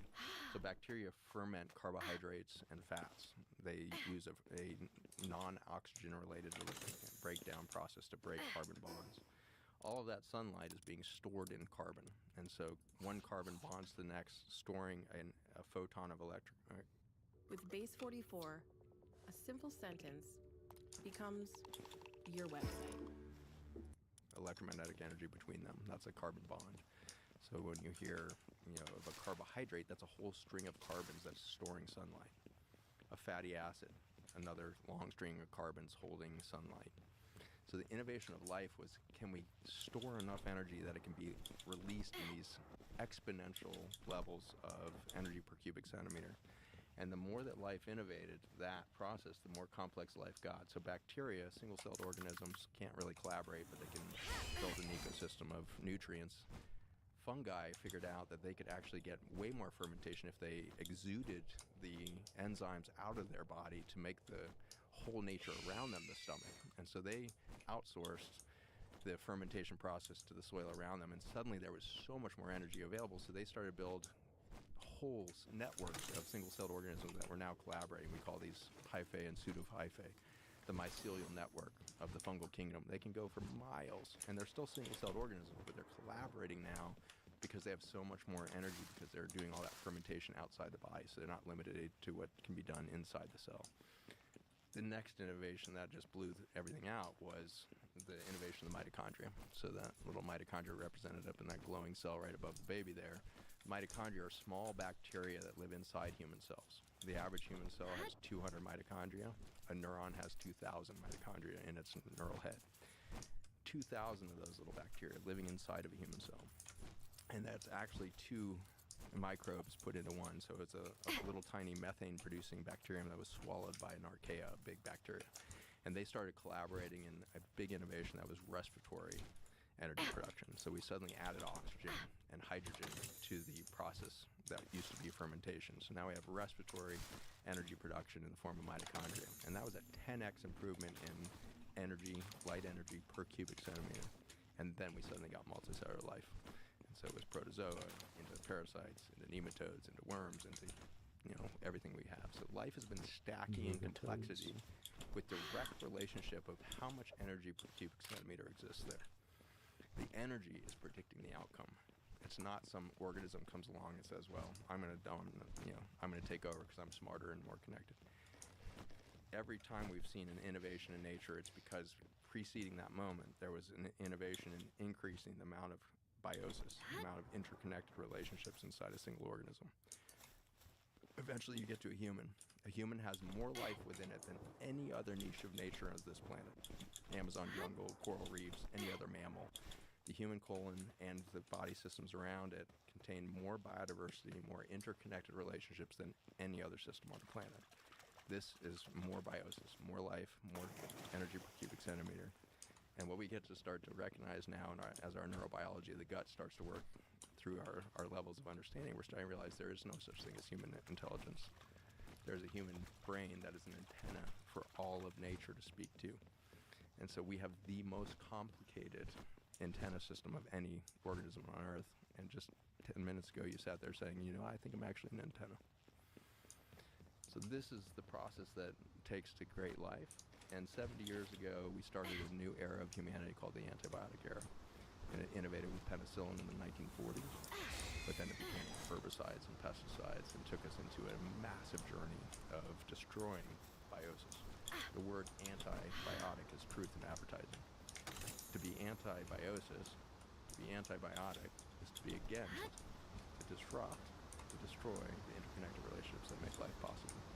And so if this is right, which I don't expect you to believe yet, but if this is right, I should be able to map to you the exact way in which we've landed at this moment, which is at the crippled point of human biology globally. Chronic disease epidemics, infertility, threatening the very survival of our species. So I'm going to take you through the last 50 years and look at the human race just as a metabolic framework. And we'll see if we can make some sense out of it. Okay, let's do it. I like it. It is very fascinating that we've gotten to where we are right now and that we know as much as we know. We still are doing things like extensive use of pesticides and herbicides, and even when they're not necessary, like the drying of wheat with it, which is crazy. Like, you're not even using it for its intended purpose. You're using it as a desiccator, so you can dry out the wheat and process it quicker. What the fuck are you doing? And then you're poisoning people unnecessarily because of this. See, this is why I love being with you, Joe. It's like you say the things that I wish I would be able to say last That way? That's all I really wanted to tell the EPA when I testified in front of the government. Crazy. We're crazy. Well, someone probably should have someone like me do it. I'm not the guy, but someone should say it that way, because that's really what it is. Yeah. Like, you're poisoning people. And the really nutty thing is, the reason why they didn't do the ban on glyphosate, because it would have a devastating impact on our society, on our economy, because all these businesses would close and go under, and They would lose billions and billions of dollars. Think of that. Think of where we are right now, where our food supply relies on poison to function. If we take the poison out, it can't function. I don't know what to tell you, but there's only one way to do it. We have to poison you. That is really wild that anybody would accept that. I mean, you can have all your fucking lobbyists, everyone sits in front of those microphones with notes, and they all have some preposterous way of framing it. But that's really what it is. You're saying the food supply relies on poison. And if we take away the poison, we'll fall apart. It's actually true. That's crazy. But let me show you why. Because it's not actually the food system that's about to fall apart. It's the medical system. And so the thing that relies on chemical food is not the money we're making from food systems, it's the money we're making from the medical system. Well, isn't it both? Do you have the gut to defy muscle loss? Spindle Muscle Plus, strength that starts in your gut. At Living Spaces, we can offer the Lakeland coffee table for just $2.50 because we work directly with trusted factories and pass our savings on to you. Find the perfect coffee table for your living room, only at Living Spaces. Living Spaces. Isn't it? It's got to be both. It's got to be both. Because I know for a fact the pesticide manufacturers, they work very hard to make sure that the politicians are very happy. Biosis, interconnected relationships that make life possible. Yeah. And so when... Bayer owns Monsanto, right? Yeah, so Bayer purchased that recently, and they've been at this for a long time. Bayer started to investigate the impact of interconnected relationships on human biology and fertility in the 1940s. We call it World War II and concentration camps, but that's where the studies really started getting set up, was understanding the relationship between microbiome, the output products, amino acids specifically, that support human life. So Bayer was involved in the concentration camps? They were bought by a company called FK Pharmaceuticals in Germany in the 1930s, and then they got spun back out as Bayer after the war, the collapse of the Third Reich. But and they're hardly alone in this. Companies all over the world at the time were studying these interconnected relationships, because there was a lot of progress being made in the 1930s and 40s, all the way back to the 1800s, understanding that humans are an expression of a complex ecosystem. They're not just this isolated system. And so it was Louis Pasteur who kind of won the argument of nature's against us, germs are attacking us, all of that. So that really kind of doubled down on this belief that nature's opposed to humans and we have to survive by sterilizing our environment. So pasteurization is rooted in his name, Louis Pasteur. Right. And so we start pasteurizing with the idea that if there's any life inside of what we're consuming, it could compete with the human life. Not realizing. That is one of the nuttiest things that they've passed on society. That they've passed this idea that if you don't homogenize and pasteurize your milk, that you're in danger. And I don't know if you've ever seen some of these gaslighty articles, but some lady, I wish I saved it, somebody made a great TikTok about it today, or an Instagram reel, where she was explaining relative risk versus actual risk, and how these articles are framed to show you, like, oh my God, this is so dangerous, and that people who drink raw milk are like 860% more likely to get sick. But it's like, versus people who drink homogenized milk. Well, how many people get sick off milk? And then you find the actual number, and it's like 1,300 a year or something like that. I forget what it was. 13,000 a year feel bad because they drank bad milk. And out of those, how many of those were drinking raw milk? Well, it was like more likely that it was raw, but so then it's still only a few thousand people. By the time you find somebody that actually got harmed by it, you're down to 6 people, Exactly. And so, Which is like one of those really nutty things that people do. They got, instead of saying, this is what's dangerous about raw milk. Don't drink it when it's spoiled. Don't drink it, but also that's yogurt. That's yogurt. And you should have yogurt because it's important to have good acidophilus and all the cultures, the live cultures. It's probiotics. But don't drink raw milk, because raw milk, you'll die. I've never heard of a fucking single person who drank raw milk. Who died? I had a joke about it in my act a long time ago. Like, you get, if milk takes you out, Like, my grandfather ate cigarettes and he lived to be 1,000. That was the joke. But he was like, milk took you out, you fucking pussy. Like, it's not, no one's dying from milk. Shut the fuck up. There's, people get food poisoning. It happens a lot. And one of the things it is it's runoff from industrialized farms that get into people's vegetables. It's a lot of vegetables, a lot of salads. People get food poisoning from salads, unfortunately. Yeah, there was an interesting project that was put into motion around, I think it was late teens, when the U.S. government suddenly realized, oh my gosh, terrorists could attack us through salad bars.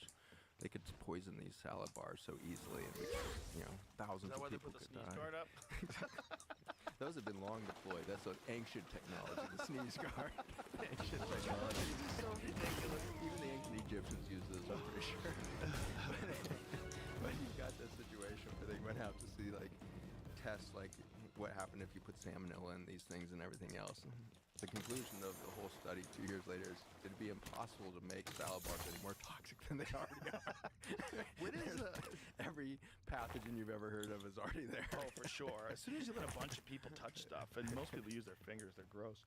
What is salad? What is the thing that people get food sickness off the most? What's the highest percentage in terms of what kind of food?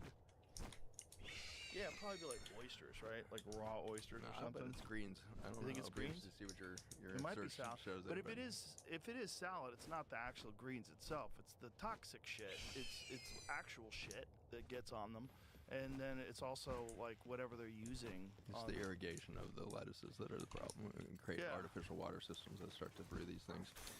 But I think if we back up for a second, we're hitting on something so exciting here, is that if we can understand that life is a concentration of light energy, we can start to understand everything. And we can start to innovate for restoring our relationship to nature. We can become a keystone species again. And so I want to take a quick look at the last 50 years of antibiotic use. To your point, herbicides and pesticides, this thing that we're highly dependent on as a economy. 100%, but we can't leave people hanging. So let's find out what's the actual. Put it in perplexity. Yeah, I said what food causes the most food poisoning, and it didn't. The answer is just foods that are contaminated. Raw, undercooked poultry, that makes sense. Ground beef, other undercooked meats, commonly linked to toxin-producing E. coli, leafy greens, and other raw vegetables. So they don't have a percentage. Raw or undercooked shellfish, raw or undercooked eggs, unpasteurized milk, and soft cheeses. Dangerous. Yeah, those are dangerous. Serious pathogens like Listeria and Salmonella. Okay. So there's no data that shows exactly what people get sick the most from. At Regeneron, science becomes medicine, and medicine becomes possibility. We are Regeneron, and we're in it for good.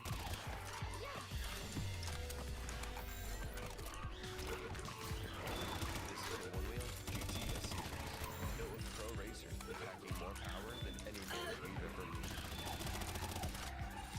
It's torque you can feel, speed you'll crave, and fun you didn't know was possible. Are you ready to feel the difference? So your point. Go back to where you wanted to go from. So you talked about the herbicides and pesticides. So this started with the Green Revolution in the 1960s, where we started to believe that the Midwest could start to feed the world. We were going to eliminate hunger by chemical farming. So I want to repeat that sentence. We decided we were going to eliminate hunger by chemical farming. And that was only the 1950s? 50s is where we really took off with it, because what happened crazy. At the end of World War II, we had a massive glut of oil. And so we had revved up the whole global oil and fossil fuel machine to supply the global war machine. We had planes, tanks everywhere. The first time World War II ends, suddenly there's an enormous overload of oil, and oil companies need a new revenue source. And this had begun in the 1905-10 phase with the Rockefellers. The largest oil-producing families in the world suddenly realized, wait a second, these carbon molecules can be reinvented into something much more valuable. And so we can sell a gallon of oil for 22 cents back then, or we can take those and start to break out through chemical processing carbon molecules that can start to affect biology. And so we could start making drugs that affect these things. And so the Flexner report comes out in 1910 that basically demonizes and laughs out herbalism and 10,000 years of traditional medicine, and says that it's this new technology of small carbon molecules that's the future of. It's the only advanced form of medical care. And so we started into this belief that it was going to be chemical derivatives of fossil fuels that were not going to just treat diseases, but they were also going to grow our crops. And It was Rockefeller that did this, right? the Rockefellers funded the Flexner report, which was Dr. Flexner's big report that said, here's the future, and here's kind of. And he had massive investments in oil. Rockefeller built the whole system. So he built Standard Oil that would then get broken up through monopolies into ExxonMobil and the rest, Shell, etc. So you've got this situation where it's lived through to today. And so something like the chemotherapies that were around, there's one called vincristine, which is a classic chemotherapy used for a whole host of common cancers. And vincristine is a natural compound derived from life, and so it's biologically made by algae and things like this. And so it's similar to oil, where it's just a carbon substrate, but it's still in this living form. But it's creating this strange carbon molecule called vincristine. So it's made in algae, it's present in algae. Instead of saying, hey, here's a biologic system that we should look at, like maybe this should be in our soil systems, maybe we should be growing food that had this therapeutic effect, this anti-cancer effect, and instead they said, no, let's separate the algae from nature and let's create huge vats of this, and we will chemically extract the vincristine. Vincristine today is sold for $28,000 a gram. And so the same thing was done with oil. We can take something that's worth 20 cents and we can turn it into $28,000 if we manipulate these molecules and then make a story of this treats a disease that's attacking humanity. And so that's how the antibiotic, anti-cancer, anti-diabetes, anti-obesity, anti-everything has come about, is let's invent chemicals that solve a problem that doesn't even really exist. And so this is where we start to slip into this massive abstraction of we get so good at solving problems that shouldn't even exist, or maybe don't even exist. And so this was the slippery slope that we set into in 1910s that then accelerated like anything in the 1950s. And so in the 1950s, you'll remember we had penicillin in late World War II. So penicillin was the first direct antibiotic, and it was a revolution. It was so exciting. So kids in the 1940s and 50s were getting an injection in their butt for anything, common cold, sneeze, red eyes, penicillin. So we were giving out these antibiotics thinking, well, we're going to sterilize humans finally. And humans went sterile because Louis Pasteur's late 1800s telling us germs were the only thing that was really killing humans. If we eliminate germs, humans are going to just thrive. And so the idea that we now had antibiotics, small things that aren't human, we would finally become healthy again. Right, but if people did get infected with syphilis back then, antibiotics like penicillin would cure them. It would. So it would eliminate the symptom of syphilis, but syphilis wasn't a disease. Syphilis was a symptom of a degradation of healthy biologic interconnected relationships. And that was being argued back then. In the late 1800s, arguing with Pasteur over decades of really well-published stuff. You've got... So can I stop you there? So you're saying that the people got syphilis because their system was compromised, not because syphilis is particularly dangerous. So did some people not get syphilis that were alive back then, that were in contact with it? I mean, how contagious was it? And is it because their bodies were unhealthy and their immune systems weren't functioning correctly? Because they were malnourished? Because they didn't get enough nutrients? Like what exactly? Yeah, so... Because a lot of it was the aristocracy. Like, you would think they're the most well-fed. They're the most separated from nature. That too, right? They're the ones that aren't gardening. They're the ones that aren't out in the back. They're the ones that are separated from nature and have technology called convenience around them in many layers. So they're the ones not touching the soil. They're the ones not making the bricks. They're the ones not building the houses. They were also drinking a lot and partying. Because they weren't feeling anything. So they went after chemicals to feel confident. This is where I think this whole, give everybody $500,000 and they'll be happy. For 102 years, we have been burning the man. We call it Zozopa. No, it's going to isolate them further. They're going to numb them down, and all it's going to create is drug addiction on the highest level we've ever seen. If they function the way people function today. That was my point, is if we educate children to not be in pursuit of money, but instead think of money as something that provides you with food and shelter and basic needs, and you don't have to worry about any of that stuff anymore. Now what you need to do is worry about being a person, worry about finding something that's fascinating, and get an education just for your own sake of fueling your curiosity. You know, learn things, grow, pick projects, do things you want to do. Start taking, learning a musical instrument. Do something that you find fascinating, because you don't have to spend your time just working anymore. Isn't that possible? You just said a word that I want to go back to that's so important. You said, here's enough money to provide you food, shelter, and anything else you need. Yeah. Does money really provide food, shelter, or does nature provide it?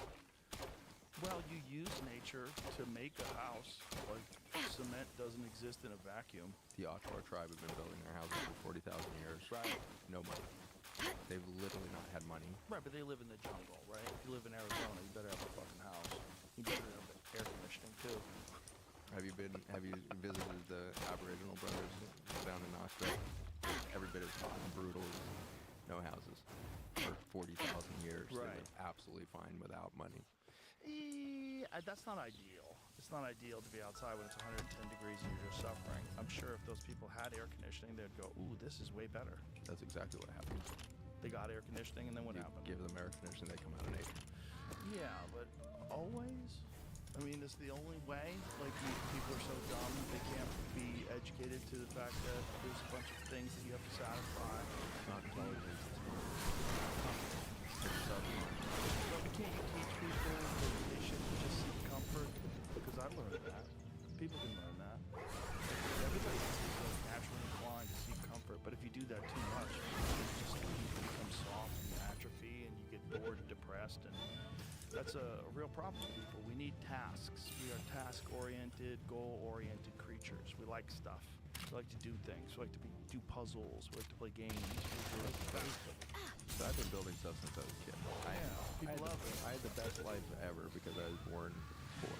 And so I grew up in government housing in Colorado. 1973 war, the Vietnam War was just ending. And a bunch of the Hmong people of Cambodia were displaced because of Agent Orange, a chemical that is immediately cousin to glyphosate, the chemical we're going to talk about. Is it really? Agent Orange is a cousin? They're the same class. They're both organophosphate molecules, and so I'll get into that story a little later. But nonetheless, this peoples of the Hmong were displaced because we dumped it all over Cambodia and North Vietnam to make bare the Ho Chi Minh Trail so we could, from the air, see our enemy and kill more people. We turned an entire jungle system into a complete moonscape. Not a single living life form left after 25 years of Agent Orange. If you go back there right now, it's still like that? No, it is fully recovered because biology's been allowed to return. We created so much disease in that place that humans were displaced. As soon as humans step out of there, the kind of extractive relationship, so nature rushes back. Agent Orange, it's not like a permanent chemical that stays in the soil. There's no such thing as a permanent chemical. They can once biology. Chemicals? Those forever chemicals? Forever chemicals are measured without life. If you put biology back in a system, it will heal itself, period. And that's my promise to humanity, that everything is perfect. The stress that we're putting on this planet right now with these herbicides, pesticides, antibiotics, everything we're doing right now, I want to keep this in the context of everything is perfect. I'm going to keep drilling this home until we get there. But it's going to be an interesting journey, because first we have to look at how much suffering have we created first to understand then why would we create suffering and why would that be perfect. But we'll get there. But I think we need to back up to people's lived experience right now. 1973, we have the end of a world war really. This economic drain. Vietnam War was this massive drain on economic systems, disrupted all kinds of things. And then suddenly it's over. And a little company called Monsanto that was producing Agent Orange needed a new economy. And so they repurposed themselves into chemical cleaner for industrial pipes. And they bought a patent from a Japanese inventor who put this patent in the late 1950s for something called glyphosate. Bought that patent in 1974, and they were using it to clean industrial pipes because it has an amazing ability to grab minerals and pull it out of circulation. So they were dumping lots of this down these clogged pipes of manufacturing facilities, and they would clean the pipes out beautifully. But the problem was, as soon as the effluent got out into the river, it would kill all the fish and everything else, and so it was clearly not going to get past any environmental protection. So they needed a different purpose for this stuff at lower concentrations, and so they repatented it in 1976 as a weed killer and rolled it out as Roundup, which would become the most successful weed killer in history. But this molecule had been already in use, this organophosphate family of molecules had already been killing life, throughout Cambodia and Vietnam. Those people got displaced, and I grew up with them in Boulder, Colorado, in government housing.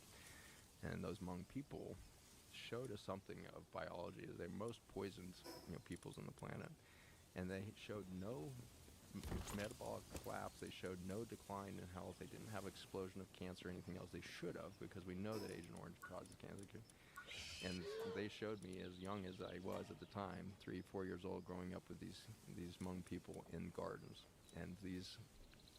Really make a snack plate with these Bavarian meat sticks. These are absolutely delicious. They have 0 sugar and they taste amazing. The old marketing playbook has died.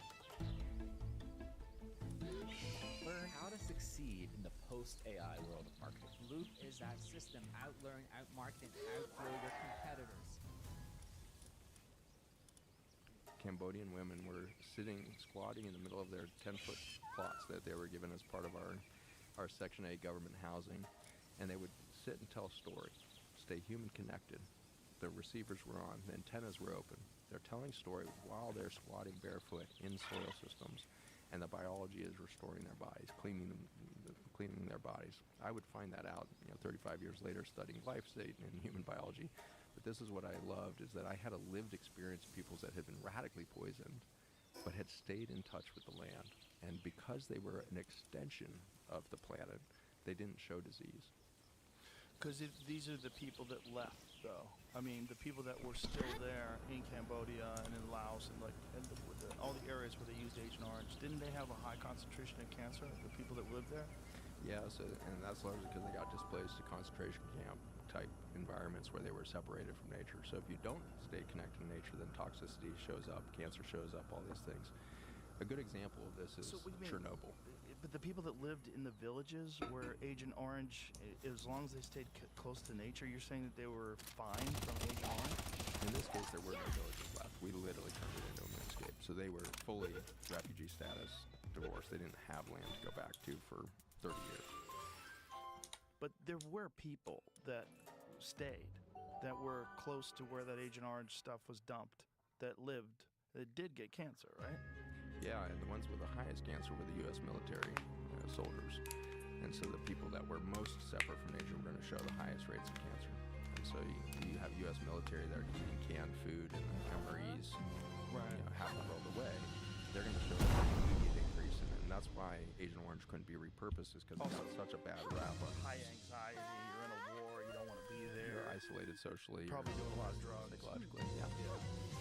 So you've reached a stress level because of your separation from your own personal, natural, connected biosis of a family and a community, your guardian. So as we get further from nature, it becomes more vulnerable, and then toxins become a real crisis for biology. So that huge consequences to poison. A connected biological system sees poison as stressful and strong. When you're communicating with these people, especially people that live in these indigenous cultures, do they experience infections? Do they have, do they get the flu? Does anything go through them? It's in their own body, not something that's introduced by other people. Like we know that wiped out 90% of Native Americans. This disease came from Europe. The story is told. I'm not sure that we have the greatest evidence of that.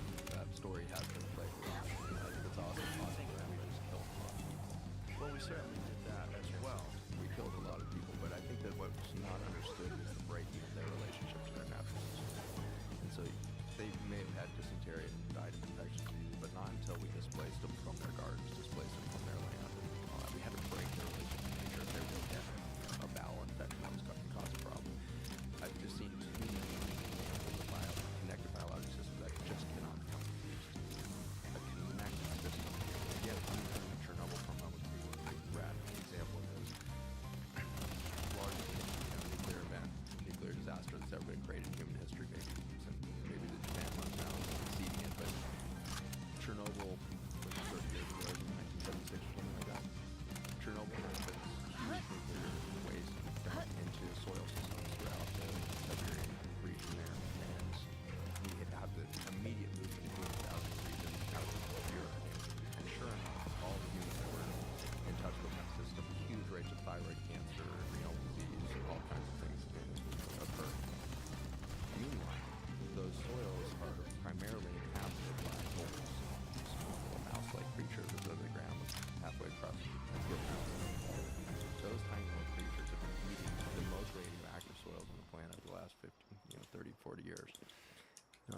50 years now.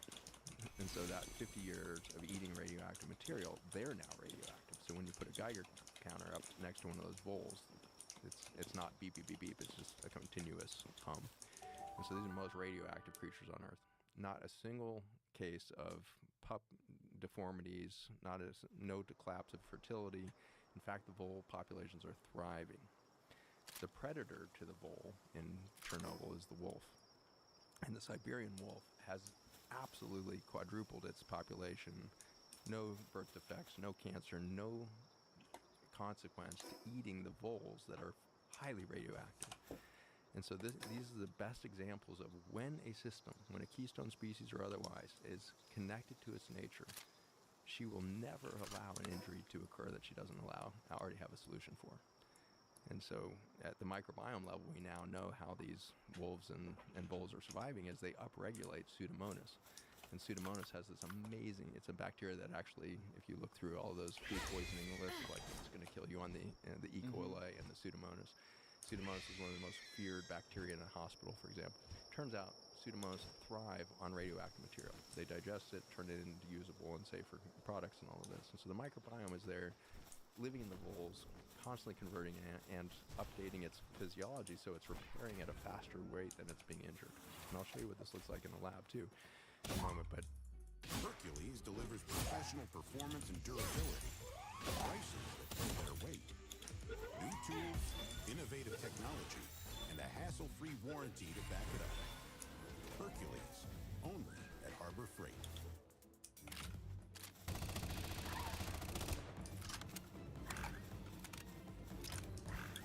We're coming in hot with the new Hot Honey Crisp Wanted Chicken Sandwich.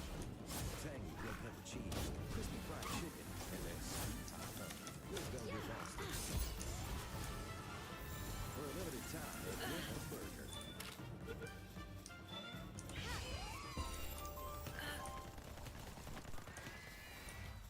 I want you to hold that thought of every organism has a rate of repair and a rate of injury. And as long as the rate of repair is slightly faster than the rate of injury, it never gets a disease. You can ramp up that injury rate, and if nature stays interconnected, your rate of repair simply steps up to its right. And so this is that classic adage, if it doesn't kill you, it makes you stronger. A biology that's practicing a relationship of biosis, interconnected relationships that make life possible. A biotic creature will always have the resources, if from nature rather than from money. Money's never going to provide you biosis. Nature's always going to provide you the biotic capacity to overcome any toxicity that gets streamed up, planetary or otherwise. The planet's been making horrible toxins forever. The sulfuric acid pools that dominated this planet. Biology came right past all of this. Biology grew up in it. Biology has no problem with chemistry because of its phenomenon of light concentration of energy, more energy per cubic centimeter than anything else in the cosmos. Life is this churning machine of iteration, repair, regeneration, iteration, repair, regeneration. And every time it does that, it has this tendency to make new iterations of itself. Become more biodiverse, new species form, new imagination. And pretty soon we have a planet Earth that's giving us so much unbelievable life. And finally a container that can hold its maximum concentration of information and light energy is created. That's a human. And so we've got this container that's holding billions of years of stress. The result of stress, when connected to nature, is more life, more intelligence, more beauty. And so I love what you said earlier. It's very important. The chapter of my book that's looking at this kind of neo-spiritualism of the utopia you mentioned. And you kind of called me yes from the beginning. And you're like, humans have never done utopian things. Humans are part of the stress mechanism. I'm convinced of it. We do all the time as we stress the system. We finally invented airplanes, and the first thing we did was try to jump out of it. Like, we just like stress. We like the discomfort of pushing the envelope. And I think we're on a planet in the middle of a universe that loves the same thing. It loves the stress of it. It loves the friction of possibility. It loves death because immediately there's rebirth. And every time there's death, there's more opportunity for new creation, new imagination. So when I say everything is perfect, it's literal. It means everything is reinventing itself all the time. And humans do do go extinct in this coming decade. That's part of the beautiful journey of PalWorld. Iterating. There's a moment, though, with every hospice patient where you suddenly get to see life return. And sometimes they choose more life in the human body, and sometimes they're like, I'm gone. That's where I belong over there. I have a next thing. I've been by so many near-death experiences, I can't even count them anymore. But every time somebody dips across the veil of the human ego and the 5 sensory systems here, they see a universe that's so interconnected and has got absolutely nothing to do with the human mind and its perception and its effort to explain the universe. It has nothing to do. It's a full body experience. It is that antenna going wide open and being like, this is what it is. And I can't.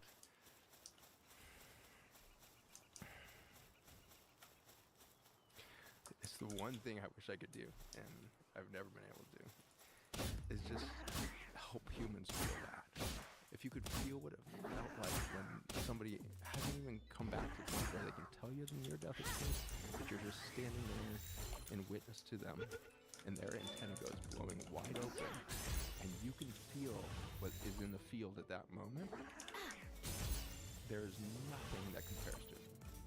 Plant medicine, peak experiences, breath work, cold plunge, hot plunge, take your visor, any stress, you will not experience the amount of energetic information that comes through at that moment to that human antenna that's still biologically connected to Earth, but is perceiving the whole story. That's the end of addiction.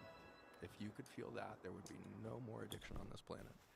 Because addiction is the necessary behavior of an organism that believes itself to be abandoned.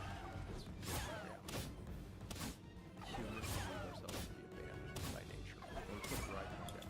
If I pull it up off the dictionary, nature is everything in the firmament of the earth, minerals, plants, animals, as opposed to humans or anything humans have made. At Living Spaces, we combine modern silhouettes with the latest recliner technology. We offer you high-quality pieces at amazing prices, like the Sanders. Not only do we write ourselves out of nature, we put ourselves in opposition to nature, as opposed to humans or anything humans have made. That's the Oxford Dictionary's definition of nature? Really? And so as you start to think about this, like that's the whole story. Is when we started to lose the antenna, when we started doling down the receptor, we started planting mental constructs. Money is where things come from. No. Money has never birthed anything. Women birth on the best one. Biology is self-perpetuating, always for more beauty, more intelligence. Anytime we create an abstract system, say biology needs that. Biology, living people need money. Living people need IV drips of vitamins. Living humans need peptides injected. It is the biggest miss in the cosmos, is humans that realize that we are the best antennas that have been made on this planet so far. If we begin to use those, we will not do utopia, but we will experience opportunities for stress that doesn't harm another individual. And this is the characteristic of a sovereign, reality, where everything is up-leveling all of the time. And something that gives up its life is not killed, it's literally giving its life to the next. And so when you look at predation, you're thinking of the lion eating the antelope. If you spend enough time with these indigenous groups, they can tell you which antelope is going to give itself to the lion. And it's not because it's weak or it's broken. There's a relationship they can feel between the predator and the prey. And it's interesting that we call them prey. Who's preying in this situation? Who's about to go into an ascension process? Is the antelope or the lion? Maybe both. But there's a relationship there in our indigenous understanding. This is where sacred hunting comes in. Sacred hunting never went out to kill anything. It came to receive more. So if you go out in nature with the attitude of, I'm going to receive the abundance of nature for my peoples, for my family, and you see what nature is going to offer. And this is the hunter-gatherer tribes in spades. But this is the change of mindset that we've got to go back to. Is everything is sacred. Everything is sovereign. And when we sit back in a relaxed relationship, we never got to be down in nature. Everything, our food, our shelter, our livelihoods are going to come from nature, not money. When we make that subtle shift,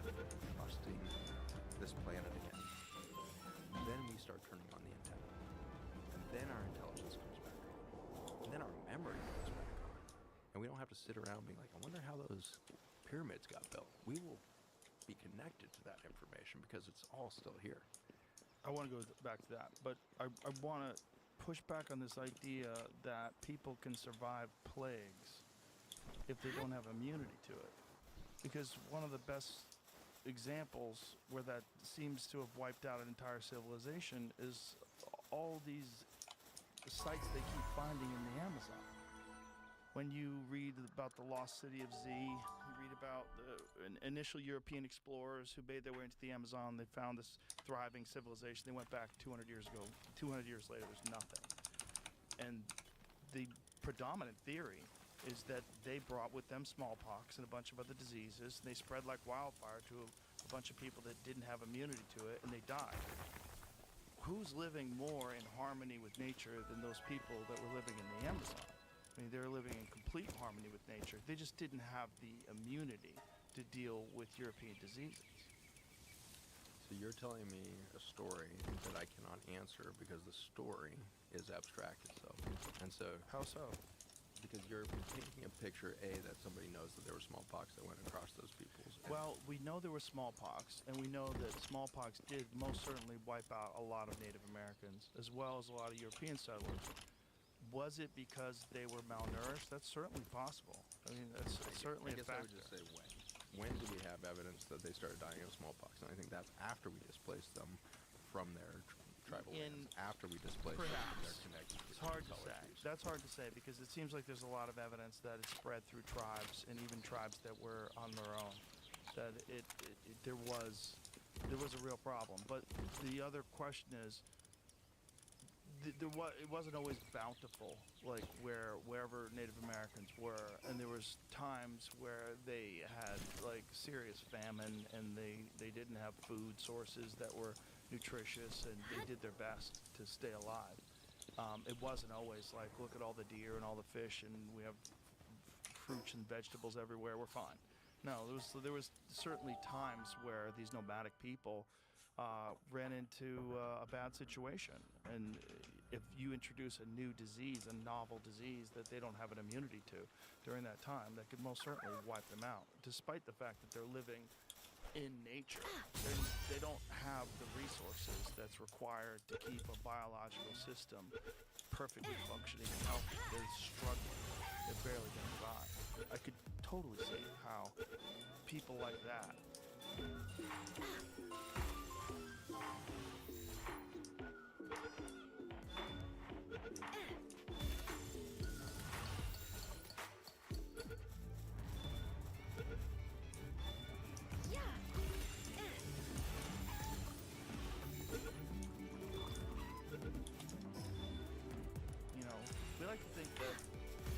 everybody that lived in North America before the Europeans came had it nailed. They lived perfectly. Well, no, tribal hunter-gatherer people are nomadic. Sometimes you run into a bad place. Sometimes you're in an area that has no game. That's just how it goes. You have a bunch of mouths to feed, and things go wrong. And if they're in that kind of a situation and they catch smallpox, they're going to be compromised. Their immune system will be compromised. Completely makes sense. And there was widespread contact with these diseases that came from these Europeans who also weren't very healthy and came over here on boats. That's got to be fucking terrible for you. You're on a boat for 3 months. What kind of food are you eating? And then you get here and you're spreading all your junk to all these other people that have no idea what that is. I think you're on the button of it. And so it was less about the condition of people that were native to this land. It was more about the divorce of the people that were incoming from nature. And so those settlers or those industrial colonists who were coming over from Spain or otherwise, it was their radical divorce for thousands of years of innovations of clothing and horses and all these different layers of technology that interrupted their food systems and their relationship to nature. So they were coming over here sick. I agree with that. And it's likely that may have been more of the imprint, as less of an infectious disease and more of a dissonant imbalance. And so I think what we now know about the gut microbiome is that it has an immediate feedback loop to stress against cortisol specifically. And so if you're a Spanish colonial army that shows up with weapons that you've never seen before, and you've got this that you're separate from nature, and so you need to go steal as much as possible because you don't have enough. So that's the downstream of the abandonment disorder of humanity, is scarcity mentality, which then breeds empire rise and fall and colonialism and ownership models and all of this. And so you come over with this marauding new species. Let's think of it as a new species, because up until this point, none of the indigenous cultures here saw themselves as separate from nature. All of their 40,000 years of traditional practice where we are integrated in nature. We are an element between the cosmos and the earth. We sit in this fine little beautiful zone between heaven and earth, and this is human. This is the experience of being an antenna that's connected to this cosmos, connected to planet Earth. And a great example of that is Aztec architecture that it literally mirrors the cosmos. Mirrors the cosmos, as did the Egyptians. And so all of them were building these pyramids in 13-degree angles, just like Orion's belt. And so you've got Pleiadian star clusters lasered into the stones in Peru and the temples that are built underground there, like crazy stuff. Because we were antenna to the universe and we were antenna to the earth. We sat feeling them both. That's the magic of being human. We feel both. This is a very magical moment. My patients that are dying, they're letting go these lives. They're certainly cosmic. They'll tell you exactly which planets they go to and how they expand into the universe, become stars, all kinds of crazy stuff in their near-death experiences. But they're not on Earth at that moment. So I think this wonderful moment of being an antenna, a biological antenna, not the physics of a soul, some identity that sits outside of biologic space-time, but an antenna that's now biologically connected to more energy per cubic centimeter than it will ever feel, because the cosmos doesn't do energy as well as light. And so the sun doesn't do as much concentrated energy as life. And so this is this precious moment. And so you imagine these people for tens of thousands of years designing, expressing these incredible technologies, the pyramids and space travel and everything else that they're doing at this time, unbelievable connectivity. And then along comes a species that look human, except they think they don't belong to Earth. They think they got abandoned. The whole kicked out of the garden thing has played itself out. And they come in with this killing mentality that is different than the prey and predator relationship that peoples had with each other, I'm sure, too. It wasn't just lions and antelopes. There was a predation between humans from our beginning, too. We are a natural system. We live, we die, we rebirth, we redeath. When our antennas are wide open, we understand the relationship and the flow of life as it goes through its ascension process. But here comes this species that is fundamentally opposed to life. It is antibiotic in its behavioral relationship to Earth. The stress that would have been felt in the neurologic system from peoples that had been interconnected, understanding space and having anything over time, what they would have felt in that time would have, I think, been infectious disease. Just like the boxed apple juice that came along to break the relationship of 40,000 years of abundance for the Ottawa tribe and now put them in poverty. The same thing could happen energetically at the spiritual or psycho-spiritual or psycho-awareness. That antenna could suddenly break if suddenly you felt like you were actually in danger. And isn't that what we feel when we feel a sociopath in our presence? Don't we suddenly viscerally feel something like, this is actually dangerous? Other people can be mean, they can be assholes, but they're not. It's that antenna goes up. So imagine a whole civilization feeling for the most this foreign object coming at them, and it's shooting them and it's killing them and it's tearing up their gardens. It's got horses which have never been seen on this continent. The cortisol level goes berserk. The immune system shuts down. Microbiome in the gut collapses, and suddenly they are experiencing disease of the West, not because the pathogens were bad, not because some element of nature suddenly leapt across the ocean and attacked them, but because they went out of relationship. The antenna shut down. They lost the context of an interconnected biosis relationship with heaven and earth.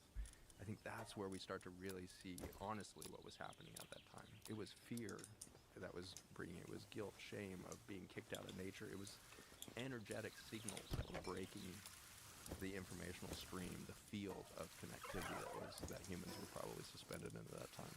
But even before the Europeans arrived, the Aztecs were doing horrific shit to each other. Like in the consecration of the temple of, is it Tenochtitlan? Where they killed a Spanish chronicler named Diaz said that they killed as many as 80,000 people over 4 days. They sacrificed them. Like this is not like a balanced living with nature civilization we're talking about. The Aztecs, they were doing some wild shit, man. They had survived much longer than the Europeans had. I understand that, but they had survived by enslaving people and ritually sacrificing them. So that's your European story. Okay. That's a European seeing a system and projecting its belief of its own broken relationship with nature and everything else. But do you think that they had a harmonious connection with nature by sacrificing slaves? With AC warranty, an American home shield warranty can help protect major home system. I can't defend that because I wasn't there to experience it, but I'll tell you a different story that will make you question it. Because for me to tell you what the Aztecs were, it's a bullshit story. I can't tell you, but in my own lived experience with tribes in that exact area, when I spend time with them, my antenna goes wide. I start to sense this bigger reality. And if you look deeper at the stories of the Aztecs, so one of the classic things that they did human sacrifice in was their sports. And so they had a game that looked a lot like some combination of soccer and basketball. And so they had a little tiny ball that they could strike with any part of their body except their hands, so they couldn't throw. The Mayans did that, right? Yeah, and so the Mayans have this sport, and they've got this tiny little hoop way up on the wall of the playing field, which were huge. They were like, as big as your lacrosse field or something like this. And so they got the huge fields in the middle of these pyramidic structures of stone, and way up on the wall of one of these would be this tiny little hoop that was hardly bigger than the ball itself, and you had to like bump it with your shoulder or kick it through that little hoop. The games would last for days. It was kind of like your some version of your British sports that go on and on. But at any rate, the winner would be then taken to the front, and the captain of the team would be beheaded.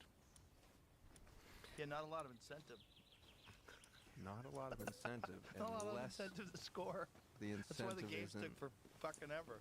That's why they lasted days. But what Nobody if wanted the to win. incentive was it they didn't want to win, or was the incentive not to stay alive? Well, the Kings weren't cutting their own heads off if someone won, right? They were cutting the heads off of the guy who was the winner, and probably reluctantly. I mean, we can make all kinds of suppositions. Sure, I mean, but maybe they were looking forward to being sacrificed. It's very possible. I think that's an But interesting human possibility. instincts don't align with that. Human instincts align with people try to avoid death whenever possible.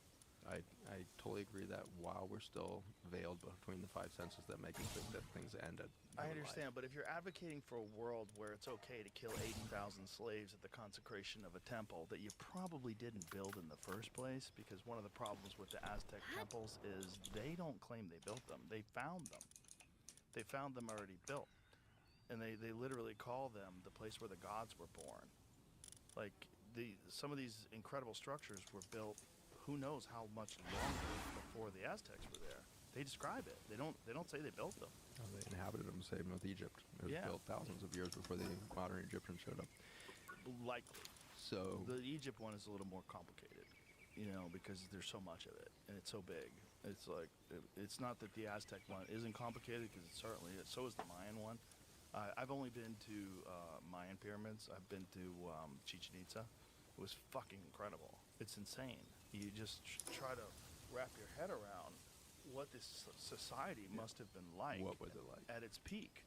But that's also the belief, is that these people encountered European diseases as well. That's why they just sort of dropped off and vanished, just like the Amazon.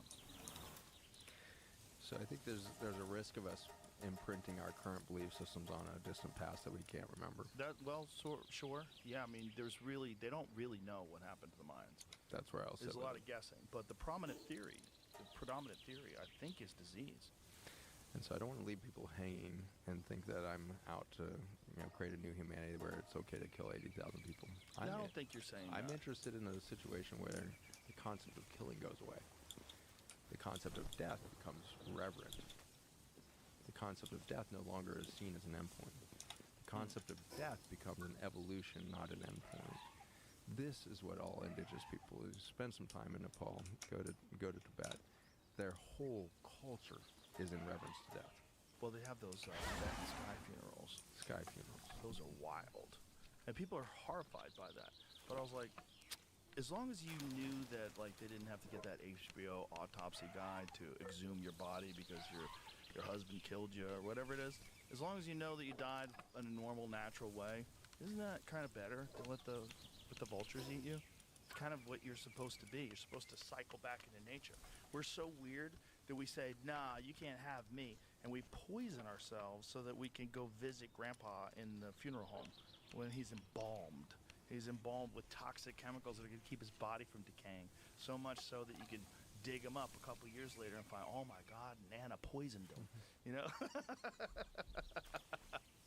Because that's what happens. They find out. That starts our new commentary about marriage, but yeah, well, about humans. You know, but I think there's something that was just one example. It could be, you know, a bunch of people. There's nurses that poison people. There's a lot of crazy people out there. But the point is, like, we're very strange in that the most common way we take care of bodies is we fill them up with chemicals that make it so that the rest of nature can't absorb us. It's because we have no reverence for death because we think it's an endpoint. Yeah. So we cling to these containers as if this was the story. Yeah. And that's what I got to see in hospice over and over again. It's the moment people pierce the veil and realize the antenna can sense everything again. Yeah. That's when they realize this body is a tiny story of me. This is a tiny part of my experience, and it's precious. Because at that moment of being human, I felt heartbreak. I felt suffering. I felt fear. I felt guilt. I felt shame. None of which you can feel when you let go and pierce that veil. On the other side is radical connectivity. On the other side of that veil is radical connectivity energetically. You feel everything, stars, moonscapes, everything. You're in this singularity moment, and that's what you can feel in your body. Like, I continue to get so moved by what I feel right now when I just tell you about what it feels like to be in the presence of somebody. Bauer, Pittsburgh, and U.S. General are showing up in homes and garages across America. It's because they're as good as the other top name brands. They just cost a whole lot less. 3 trusted names, all in one place. Only at Harbor Freight. In that moment when their antenna goes wide open and they still have a biological antenna that can both transmit and receive information, the amount of information around death is so vast, and this is why the Tibetans honor it so thoroughly. This is that precious one moment where a human antenna gets the entire download and can still transmit it. And so if we are not sitting in the room with our elders that are dying, we are missing the biggest download of life. And we will only find it out when we're on our deathbed, probably dying alone. And so this is what I'm talking about is I see a world not without death. I see a world where death becomes the biggest moment of transformation. And 10% of people that go through that have to be discharged from hospice 6 months later because they went on to live new life. The diseases go away. Their health recovers. Their biology returns. And they have a different relationship with their children. They go and start creating art they've never created. These near-death experiences are trippy, and 10% is a huge number. Now, the hospice doctor has admitted 80 patients a week to die. Has 8 patients a week that are doing what they weren't supposed to do. They were supposed to die, and they're not doing it. In fact, they are showing so much more life after they glimpsed that everything's perfect. And they took a deep breath and said, I got one more thing to express before I let go of this finite moment. And this is our precious experience that we have. And I think, honestly, you're embodying something of this for humanity to look at. You're one of those rare personalities that gets on this seismic launch into the public eye. Wealth comes rushing to you that wasn't even expected. You set out to have some fun with some friends, and then this happened. And you are one of the few people in the public eye right now that didn't allow that to break your relationship to your nature. And you stayed connected to the people that are building stuff, that are making cars. And that's what I grew up doing. I love it. That's what keeps us real, is turning wrenches, getting the car to go fast, building a house. I built my own home. I live in the woods of Virginia and built my home there. Living with my partner down in Panama as she's building a whole village down there. It's amazing to see what is going to happen when women start doing development on this planet. It's going to be spectacular. But what I'm feeling is this return to being human, where I am receiving so much information, and I need no money to be happy. If we keep making money the source by which we will be safe, fed, housed, everything else, we will continue in our abstract relationship to nature. When we start reforming all human systems in the context of a nature that is not only abundant, it does not know death. It only knows transformation, transformation, transformation, transformation, more complexity, more beauty, more intelligence. And so this is where we can start to lose the fear of death and start to move into this more reverent state of sovereignty, where we understand that we are fully resourced, not by Elon Musk's, minimum wage of $500,000. We are resourced by nature itself, by life itself. Because we are cellular creatures, we had to be fully resourced to occur in our mother's womb. We needed no money to take one cell into 70 trillion cells inhabited by 14 quadrillion mitochondria that concentrate sunlight 10,000 times brighter than the sun. That happened without money. This all sounds great, but how do you get the money to get a saw to cut the wood to make your house? Why did the money have to enter it? How did you get the saw? Did you make the saw? Yeah. Okay. What kind of saw do you have? Do you have a circular saw? Do you have one of those nice, those nice ones, sawzalls? Why would we need money for that either? Well, someone's got to build it, so someone's got to make a factory, so someone's got to make the internal engine that spins that wheel 1,000 times a minute or whatever it is. And so all you're talking about is a concentration of energy. Right, but someone's got to put the resources in to do that. They have to source the steel. What if it was nature that put the resources in instead of the Fed? So the Fed's printing fake money. Right, but you've got to motivate people to innovate a thing. You have to motivate people to create. Yeah, well, certain things. Or you just have to there's a reason why people do it, because they know that they can make some money off of it. Because they're currently stuck in a matrix where they believe the stuff is coming from money. DeWalt power tools, right? When they make those, there's engineers, there's a bunch of designers. They all work for money, and they all figure out how much electricity it's going to run on, what the engine's going to be, how fast it has to be, what's the best steel for the blades. There's money involved in all that, because they have to have a warehouse where they have to build it. They have to pay people to pay their health care, pay their dental. They have to take care of them. Maybe they have a union, okay? So you've got union dues and fees, and there's a bunch of money being exchanged because people want a reason to show up at work to do the work to make these saws, because they're very difficult to make. It takes multiple people. There's a whole chain of different material science people that have to be involved. That's perfect. So you just gave a perfect synopsis of the last 200 years. Yeah. And so the Industrial Revolution. Right, but that's how you make a house. That's how you make this table. People have to work. But we built houses and castles and pyramids that were much grander than any house built today without the money. Knock, knock. Who's there? Taco. Taco who? Taco Bar, a great pairing. Oh, that's a good one. Yeah, but they had something, okay? Houses, for sure they had money. Which houses? If you go back 400 years, 500 years ago, they definitely had money. 10,000 They were paying people. Okay. Pyramids. It's a good question. Did they build know. that with money? We really they don't just had know. a lot of money, so they built a pyramid? Well, we don't know how they sourced the resources, and we don't know how they got the people to do the work, and we don't know what the technology was involved in terms of planning. We really don't know. But I do know what it wasn't, which was something like the Fed. What probably wasn't that.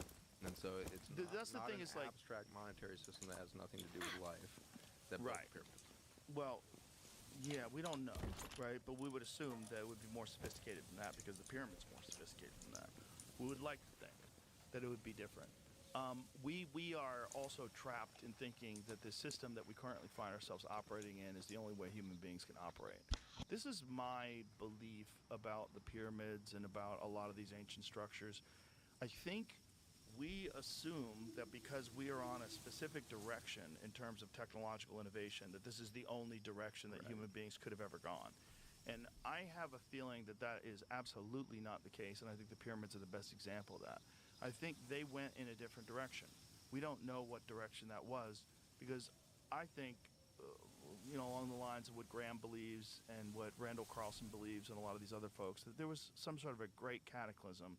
And this is the source of the flood myths that exists in all ancient religions. Yeah. And this is somewhere around 11,000 plus years ago. Yeah. And I think that probably wiped out a lot of information on how things were made and what they did and why they were doing it the way they did it. And I think modern archaeology just saying, they use sand and push stones. Like, you can go fuck yourself. You go do that, bitch. You go figure out how to carry a 500-ton stone through the mountains hundreds of miles away. Go fuck yourself. You can't. You're lying to me. You're pretending to be an expert, and you're lying to me because you're not willing to say this baffles us to no end. We have no understanding of what tools were used in order to create these incredibly symmetrical statues. Never forget about the pyramid itself. Forget about the things that are you aware of Filippo Biondi and his work out of Italy? The stuff that they're finding underneath the pyramids is baffling. Yeah, baffling. The LiDAR systems of there. Baffling. So 20 meters in diameter, huge columns with spirals wrapped around them. Like, what's that? Why does it go a kilometer into the earth? This is crazy. Is it crazy, or is it actually something we're actually living the truth of? Well, I have a feeling it was an insanely advanced society that existed there. And I think there's just not a lot of evidence because the cataclysmic event of 11,000 years ago was probably so destructive that very few people survived. And the people that did survive, they just had stories, and they had survival skills, and they had to live in whatever way was possible in order to carry on the human race. But I think all semblance of a technologically sophisticated society that existed pre-11,000 years ago was all but wiped out. And I think that's why society reemerges around 6,000 years ago. Yeah. And I think that's what that is. It's a reemerging. And it's not a coincidence that all these societies that did emerge around 6,000 plus years ago, all of them have this flood myth. They all have these stories of these cataclysms because that story was passed on generation after generation, all the people that survived. And what we're getting is the ultimate game of telephone. We're getting the ultimate game of people telling a story, and then you tell a story, and then by the time it gets to Jamie, who knows what's missing? Who knows what's been added? Who knows what Pharaoh has added his touch to it, or what king has decided that this part can't be in there because it doesn't jive with this particular religious text that I believe in. It's a real problem. It's a real problem when we go back and we try to figure out what happened in history. But the things that should confound everyone and should absolutely remind you that we don't know is the pyramids. They should just remind you. Look at that, shut the fuck up. There's no way you know. You don't know what was going on. We could only make guesses, and we have to be very open-minded when we make these guesses because the sheer scale of these fantastic creations, and not just them, the labyrinths that go underneath it, the one that has this enormous 40-meter long metallic object that's under the ground that they don't know what the fuck it is. Herodotus talked about these labyrinths. Like, these are greater than Giza, he said. Like, what were these people doing, and how did they do it? We don't know. You have such an important couple of words in there. One of them is this knowing concept. Yes. Sunmade makes brightening the everyday moments easy. Make every bite shine. For 102 years, we have been burning the man. Old man. If we continue to try to make stories out of our mind to explain the world we live in, the cosmos, and in all of its complexities of the human body and its miraculous thing, we're going to end up with very disempowered versions of reality. So what should we do instead? Feel it instead of know it. Okay, well, how you feel how they made the pyramids? You're already doing it. I'm watching you do it because you keep looking up here every time you're like really going after the pyramids. You look way up. I do that with everything when I'm trying to think. Exactly. Yeah. But what's actually happening is once you've done that 4 or 5 times, your body starts putting the information in, and then you start speaking from some other thing than your mind. And that's when you come up with this conviction. And I can feel it. So when my antenna is open, I can feel you state your truth through your body language, through the energy you're transmitting across this table. And I'm not listening to your words anymore, I'm feeling it. Your truth is fundamentally that pyramids exist. Things too complex to our own human mind and technology exist. They're here right now. Yeah. They're undeniable. You're transmitting a truth that I don't have to like work on the words, that I can feel it and it lands. For so so long I was trained to look up here, and I spent all of this time, 17 years in academia, looking up here trying to find my information map of like, oh, there's that piece of information, there's that piece of information, let me put that into a story, because that's what I know. I had my near-death experience in 2010, and when I experienced the peace and the opening that happens with a car accident in 2010, when you have that experience, you suddenly realize that what you know is a fraction of what you can feel. And you have so much more information at your experiential level of capacity to inform your biology than the mind will ever be able to create. And so this is where we start to live telepathically. And this could all be theoretical, but I will tell you I have seen thousands of patients in my clinics that are living this reality already. They have already gone back to telepathic communication wide open, and they are called autistic people. Autism is a neurologic development necessary at the end of a period of time when humans went into complete abstraction. Mind systems went abstract, have no relationship to nature. We have medical systems that are actually chronic disease management systems that are bankrupting the world now. $5 trillion in a year spent on disease management in the United States alone. We are bankrupting the systems that got separated from nature. They are going to collapse. They are going to fail. And suddenly we develop a neurology that cannot be programmed with the old abstract systems and belief systems because they are feeling too much. We call it sensory processing deficits. But really what it is a mind that's no longer gated with excuses, with defense mechanisms, with tolerance levels of cognitive dissonance. Is this why, have you seen that, there's one young boy who flew over Manhattan in a helicopter, and then he drew the entire skyline like completely accurately, just from his memory.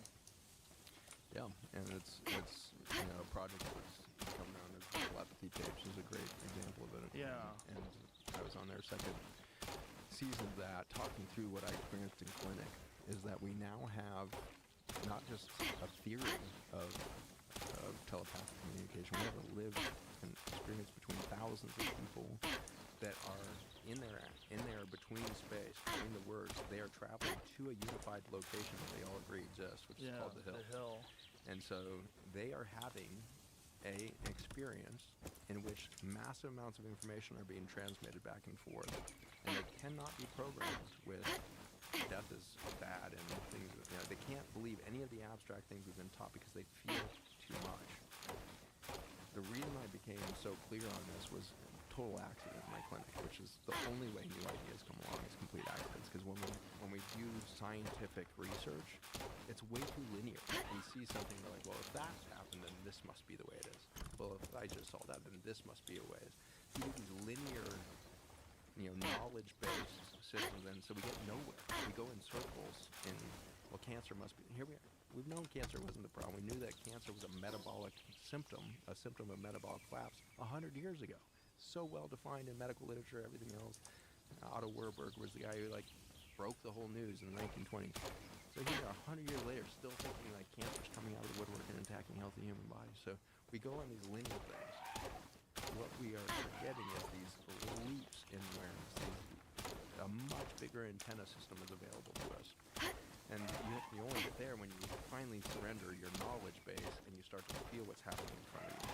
And so I was taught that there was a disease called autism that was affecting our children. And for years I helped manage these people in clinics and everywhere they showed up in the medical system.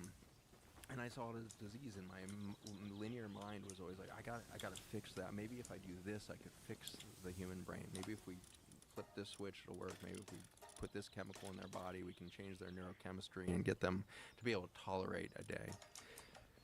My clinic that I launched in 2010 was called Revolution Health Center, rural clinic, town of 550 people, no resources monetarily. WGU prepares you for where work is going and fits your busy life. Your turn starts now. I'm really genuinely enjoying the taste of these, and I'm really enjoying the macronutrients. 2 of these is 9 grams of protein. There was no reason this was going to become an explosive hub of innovation if you measured it by money. I was hemorrhaging money. I was not making money as a doctor at all. Rural doctor, had left the hallowed halls and the marble halls of academia, and I started seeing autistic kids a lot in these rural environments and in these inner city or urban environments where we have these really high penetrance of autism. It's not being diagnosed because they don't have the resources to bring the attention to the child's 5, 7 years old. And by that time, there's been no resources brought to the kids. So lots of undiagnosed, autistic neurology out there. So I was seeing a lot of it in clinic, and these kids are heavily affected, and the suffering is kind of through the roof.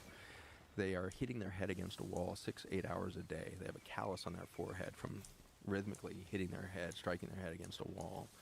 And when they get upset, somebody comes in their environment, stresses them, they start smearing feces and blood on the walls. It is, from parenting aspect, the most horrific hell you can possibly live in. The amount of suffering being expressed. And so these kids with highly affected autism are coming in my clinic, and they can't even sit in front of you. They run around in the clinic room, and they can't make eye contact, can't make physical. They're feeling too much, and they'll go hide in a corner, hit their head against the wall, stim somehow. They're stimming their body until the chaos of everything they're taking in is shut down to one signal of pain. So this is an intense way to see a human being. And this kid's 4 years old sitting in front of you, and this mother is more exhausted than you've ever seen a human being. And so we started trying to go into the woodwork of what resources are we not thinking of here. And by this time I was starting to be exposed to Native American indigenous practices and new energetic therapies, Ibrahim Karim stuff out of Egypt. And it was like, okay, show me something. Give me some tool here. And we stumbled upon this very simple tool, which is called emotion code therapy. And it's a simple way of bringing the mind into awareness of where an emotion is stored inside of itself, and then you run a magnet over the forehead, over the top of the head to reset the magnetic pull of the water around the brain, and it changes the neurochemistry. And so it's a powerful tool. I was super excited about it. But most of these kids coming in so effective wouldn't even get close enough for me to do the therapy. So we started doing it on moms to show the kid, hey, this is safe, and they'd come in and get a couple treatments. After 2 years of this, we started to realize all of the kids were improving before we ever got that treatment installed. They were improving when mom got treated. That started to make me realize they're not expressing a personal experience, they're expressing a field effect. Their antenna's wide open. And when we removed mom's emotional stressors, the kid got better. And so we started treating everybody in the field, and a heavily autistic child will require 3 to 5 full-time, efforts to get it. So they got a grandma, 2 aunties, an uncle, 2 brothers that are taking care of the kid. And we started treating the whole field. Like anybody who has touch with this kid in a week, we want to see them. We want to clear their emotional field. The effect was just undeniably effective. Every time you cleared another individual whose emotional field was being felt by the kid improved. Whoa. And so what I started to realize is these kids, because they are a wide open antenna that cannot damp themselves down, they don't have the filters that would allow them to survive in an abstract, fake environment that's artificial through and through. They cannot do it. And so all they can do is feel everything. And now they're feeling what those native cultures must have felt when Europeans showed up for the first time. Neurologic systems that are wide open, that suddenly see an abstract human being and the suffering they are in, will collapse its own neurology, will overwhelm the system. And so the same thing that our autistic are showing today, I believe is very similar to what it must have felt like to be an Inca or Mayan in your habitat and suddenly see the field disrupted by a stress signal, an unbelievable signal that just broke the whole field. So we have stories about floods, but we're still thinking of the flood as a physical, wave of water that came over. Is it possible that the flood was actually a neurologic experience of overwhelm that wiped out the entire memory bank? Did we do that when a sector of humanity truly experienced and believed itself to be separate from nature for a moment? Was there an original I don't think it has. They're mutually exclusive. And I think there's a lot of physical evidence that the younger dryas impact theory specifically is real. I agree there's water. I agree water goes up and down. I agree that there's massive floods. But when we talk about the Inca and the Aztec, there was no flood at that time. So what I'm really getting at is it possible there's something other than just physical floods? Can there be energetic floods? Right. So in that case, these settlers coming across not just the diseases, but just the fact that they were there. They can and they're marauders. These people are coming in on horseback. They have muskets. They think they've been kicked out of nature for 1,000 years. They're terrified that They're cutting gonna people's die. arms off if they don't give them their weight in gold. Yeah. Yeah. They're breaking the field. Yeah, you've read some of the depictions. There was it a bishop or someone traveled with some religious person traveled with Columbus's first crew and wrote these horrific depictions of what they did to the native people that they found. And once they found that these people had gold, that they demanded their weight in gold, they're cutting their arms off and dashing babies' heads on rocks. They were horrific stuff. I forget the guy who it was, but it was some religious figure who traveled with them. Here he is. Bartolome de las Casas. So he's a Spanish lawyer, clergyman, writer, and activist, best known for his work as a historian and social reformer. So this is the guy. And so he recorded what this... Jarritos! Taco, we're good on our own, but together? We're even better. I'm not crying, it's my onions. I wish I had a Jarritos. Hurtful, but I get it.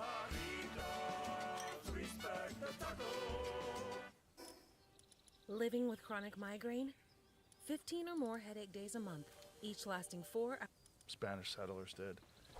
He described and rallied against the atrocities committed by the conquistadors against the indigenous people. Arriving as one of the first Spanish settlers in America, Los Casas initially participated in the colonial economy built on forced indigenous labor, but eventually felt compelled to oppose the abuses committed by European colonists against the indigenous population. So he's one of the reasons why we know that we probably shouldn't be celebrating Columbus Day. He probably wasn't a great guy. Yeah. Yeah.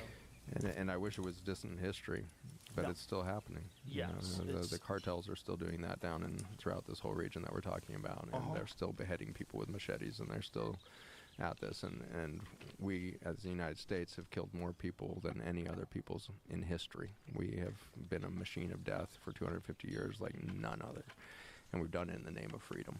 We've done it in the name of, our God is better than your God. And so we have used these altruistic shields to become the biggest death machine in the world. An incredible medical paper was published just recently in The Lancet, and it looked at the number of global deaths from just U.S. economic sanctions over the last 40 years. And the number was around 35 million people dead. 35 million people dead, not with a single tank, not with a single plane in the air, not a single drone, from economic sanctions. And so when we keep telling ourselves that we need money for our own health, for our own houses, we need health care insurance, therefore we need money, the assurance of health will never come from a company that doesn't care about you. It will always come from biology. It will always come from an earth that allowed you to conceive in your mother's womb. Well, we're in a very perverted system. If health is dependent upon these organizations whose primary focus is to make the most money possible, that's crazy. And then recommend to you drugs that you absolutely don't need, and then hide studies that these drugs are damaging to you. It's crazy unless you think that everything comes from money, and then it makes sense. Yeah, well, it makes sense that, the old adage, money is the root of all evil. That's when did that get written? Who wrote that? What quote's that from? I know that quote so well, I have no idea who wrote it. Do you have any idea? That's the oldest adage in politics. I wonder who's credited with that. They probably stole it from somebody else. Does it say? The Bible. There you go. Ah. Wow. There you go. So that would have been Aramaic. Yeah. So Timothy was speaking Aramaic. Wow. So Aramaic was a critical language that has been forgotten in our Christian world of New Testament, Old Testaments, but most of it is written or spoken in Aramaic, not Hebrew or not Plus Greek. the Dead Sea Scrolls. It's all in Aramaic. All in Aramaic. The Dead Sea Scrolls are bananas. And if you look at the language of Aramaic, then we're getting a layer or two back from abstraction where there's actually shape to those that are actually transmitting information. There's something about looking at that written language as well that's really compelling. Your antenna's up. Yeah, especially like old languages. There's something about like old Hindu. You look at like ancient Hindu scripts, ancient Tibetan scripts. Look at Farsi. Yes, Farsi too. gives me goosebumps. When I read Farsi, when you look at a Rumi poem written in Farsi, you realize he wasn't transmitting a poem. He has so much mathematical truth in a thing that's in the form. He's telling you geometry. He's telling you sacred geometry, the fabric of the universe, in the form of a language that is not symbolic. It's a true depiction of information. It really is interesting. It's an embodied These information. ancient languages are so beautiful. Ancient Hebrew is another one. It's beautiful. You look at it like, this is wild to look at, you know? And then when you find out that ancient Hebrew, they didn't have numbers, so the letters doubled as numbers. And so there was actually numerical value in words that were missing. Like when the translations got to Latin and Greek and eventually English, like we lost what they were trying. There was something that they were saying that if they could read it, they knew. There was more context to these words that just simply, you know, you're talking about a bush, you're talking about a tree, you're talking about a lake. No, there's something to it. It's really, really interesting stuff. Because it's like, why did language get less complex as it got more recent? That seems strange. It got more symbolic. So it wasn't necessarily the complexity that was the problem, it was that it separated itself from the actual information. So now the word tree is a symbol of something that actually has never been a noun. So now we have a word that has no movement in it. It's a noun. It does not express movement, and we now assess 60% of the surface of the earth as a non-living, non-moving thing called a tree. Huh. Whereas all native cultures, when you ask them what is that, they will use a verb. And so what they're saying is that is treeing. That's treeing. That's treeing. Really? Nothing They use is verbs. static. It's all verbs. English was the first language to come around and characterize everything as a noun. And that's why it became the language of science, is because science broke its relationship to motion. It wanted everything to be static, therefore studyable, therefore we could control its variables. And so every time somebody shows you a cancer study, shows you a cardiovascular disease study, I did this for years. I've got peer-reviewed science, everything else. I was literally having to break every element of nature so that I could prove that my protein, COOP-TF1, was the most important thing for cancer. I had to break every relationship to nature that cancer cell could possibly have before I could study that protein. And so everything that we call trust the science these days is an aberration, is a symbol of life. It is not life itself. And so science itself has become this noun-structured belief system that has no flow in it. There's no verbing happening in science. There's a bacteria, there's a mitochondria, there's a human cell, and we think of those as three different things. No, it is lifing. And what it's doing is finding more and more ways to stack complexity to get more and more light concentrated per cubic centimeter. And everything is in one relationship. There is no... Imagine being able to build an app with your name on it, just by thinking about it. Meet Base 44, a complete... tree, human thing. There's life doing biosis, interconnected relationships. And this is getting very fun now, is like we actually got the science now to prove that we were wrong. And so we think, okay, here's human DNA, double helix, Watson and Crick. This is Bible of the biologic kingdom now. Everything comes from DNA, and human DNA is much better than bacterial DNA, because bacteria just have little circle loops of DNA. We have this beautiful spiraling double helix. This has got to be the best in the land. But then we start in 1992, we set out to decode the human genome. And we thought, well, this is going to be amazing. It's going to be a 40-year project, because we knew how many genes we could decode each year with our genetic sequencers. So we thought we were going to have to find 400,000 genes, because we knew by this time that we had 400,000 different proteins in the human body. So we're like, well, we need to find a gene for each of those, because we knew that a gene made an RNA that then made a protein. We knew how it worked. Watson Crick started us off. 1996 rolls around, and the team finishes 25 years ahead of schedule, because there were not 400,000 genes. There was 25,000 genes. Everybody laughed, said, you screwed it up. 3 more teams finished over the next 2 years. The first team was wrong. There was not 25,000 genes. There was 19,000 genes. They had miscounted because they had dual counted some of them. We have less than 20,000 human genes that make a human body. The reason why that's so embarrassing is because a flea has 30,000 genes. A fruit fly has 13,000 genes. So you sit somewhere between a flea and a fruit fly genetically. In fact, you're a little closer to the fruit fly than the flea. That's probably why the flea can jump 40 times its height and you can't. But there is something sitting here right in front of us at the genetic level saying to be human is not to be a species. And so what is all of that DNA doing? There's so much DNA in a human. How can we have so few of that, how small of that information actually coding a gene? And it turns out the number's 1.5%. 1.5% of the DNA held inside of a human cell is actually coding for a gene. 98.5% we ended up calling junk DNA. So it was called junk DNA for 25 years until somebody started to realize that we were preserving our junk DNA more carefully and passing that to our young than we were the genes. And so there's something super important being preserved by biology from generation to generation, all this junk DNA. What we now have found out is the mitochondria. Again, 200 mitochondria, many different species variants living inside a single human cell because they change their genetic sequencing very rapidly. And so you got maybe a couple hundred different versions of a mitochondria sitting in a single human brain cell. Those, it turns out, are storing their genetic information in the double helix of the human cell. And they go and access inside the human nucleus the gene that is theirs for their own reproductive capacity and pull an RNA out of that, come and decode a protein so they can reproduce every 3 days for your entire life. So the mitochondria are storing their genes in the human cells. This doesn't fit any biologic map of Watson and Crick. You're starting to realize there's a collective expression in the antenna of being human. And that's what DNA ends up being, is it is actually an antenna system that's taking in information and then unwinding and rewinding to reveal different genetic sequences to all of life within a human ecosystem. So we are now convinced genetically that it's impossible that a human is a species, else we'd be somewhere between a flea and a fruit fly. The magic of being human is in the 98.5% of our DNA that doesn't code for a human gene, that is likely coding for all of life.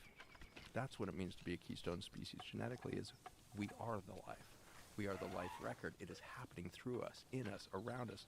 Life is ascending through a biologic matrix that we call a human body, but it is not a species, it's an ecosystem. And 70 years ago, we started the antibiotic era, and we started wiping out the diversity inside of a human body.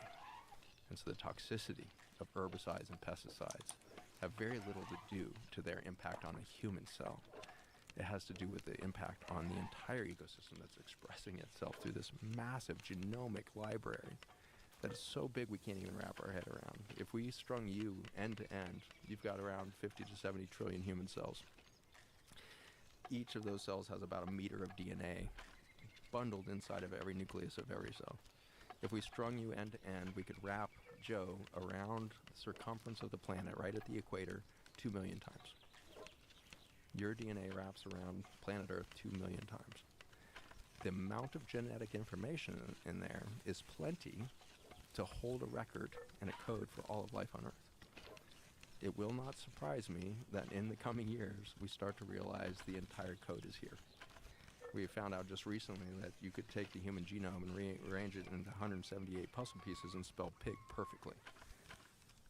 The genome is this warehouse of life of Earth. It's not belonging to a human species. And I believe that this is where we are going to really spend a lot of our new excitement around what it means to be human as we start to move into our next era. The antibiotic era is coming to an end.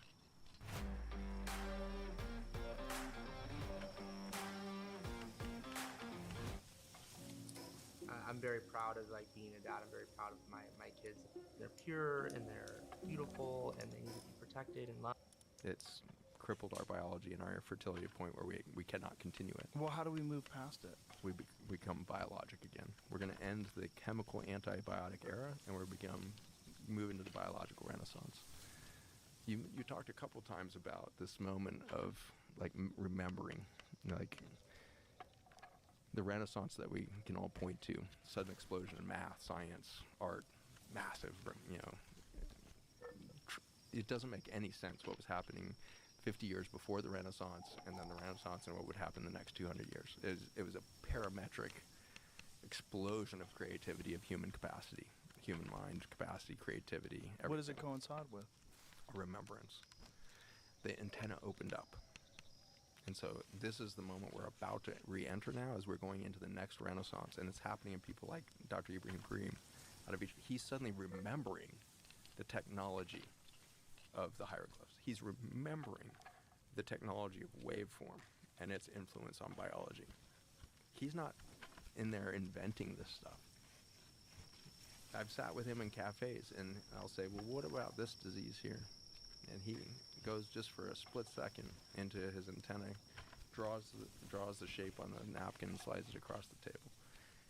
He's not producing this stuff, he's remembering this stuff. The antenna is opening up on humankind right now, and autism is our supercharged version of that. The autistic neurology is so wide open that we're going to have no choice but to start to remember everything. A kid flies over New York once, can remember the entire scape. That's what our antenna is capable of doing. Autistic children are not abnormally genius. They are minds that are unfiltered and bodies that are still in the context of nature. They have not separated. When I sit with an indigenous elder in Africa, the Khoi people, the Khoi have been around for 300,000 years. They have an unbroken oral history for 100,000 years, with the exception of that blank point, 11,000 to 7,000 years ago. And so they also suffered the amnesia. But 100,000 years of oral tradition is spectacular. It's twice as long as anything else on the planet. Aboriginal, 40,000. Native Americans, 40,000. Deep Peru, 30,000. 100,000 years of uninterrupted information. You sit with one of these elders, and they have all of the experiential traits that the autistic community has. They can go to the hill. They can communicate telepathically with the forest system. They can tell you what the panther is saying. They can tell you what the moon cycle is saying, not because they've studied it, because they're literally just listening to the information. They're receiving the information. This new renaissance that's beginning is a biological reconnection that is going to be available to us. So much information that we're not going to sit here around listening to podcasts of wondering, scratching our heads about how did the pyramids happen? Like, we're going to start doing it again, because there's a cellular understanding of how water and carbon work, how much work you can do instantaneously when you master the ability of the antenna of a human being to organize matter. The pyramids were not built, they were organized, if that makes sense. I believe that when you feel what's happening inside a pyramid, this was all an energetic expression. This is a frequency wavelength expression of something that was energetically already here. It's an emergent reality that is made by biology when it feels the whole field. Right, but how? How do they put it together? So the people that are remembering this, that are starting to feel what's this, they did it through mind. They did it literally through transmitting information into the natural materials. And so they would cut with their mind, with frequency as a transmitter, to cut the stones, to organize stones, to move anti-gravity, everything else. And you're bringing this to everybody's attention all the time. These UAPs and everything else that are rushing around here, gravity only exists in one plane of reality here. And so there's anti-gravity experiences that are the process of waves interrupting the relationship between two bodies. That's gravity. So gravity is the distance plus the mass, or the mass squared plus the distance between or multiplied by the distance between the two bodies there. And so you need two bodies in a relationship to create phenomenon of gravity. Not surprisingly, you can put a waveform between those two that interrupt that relationship.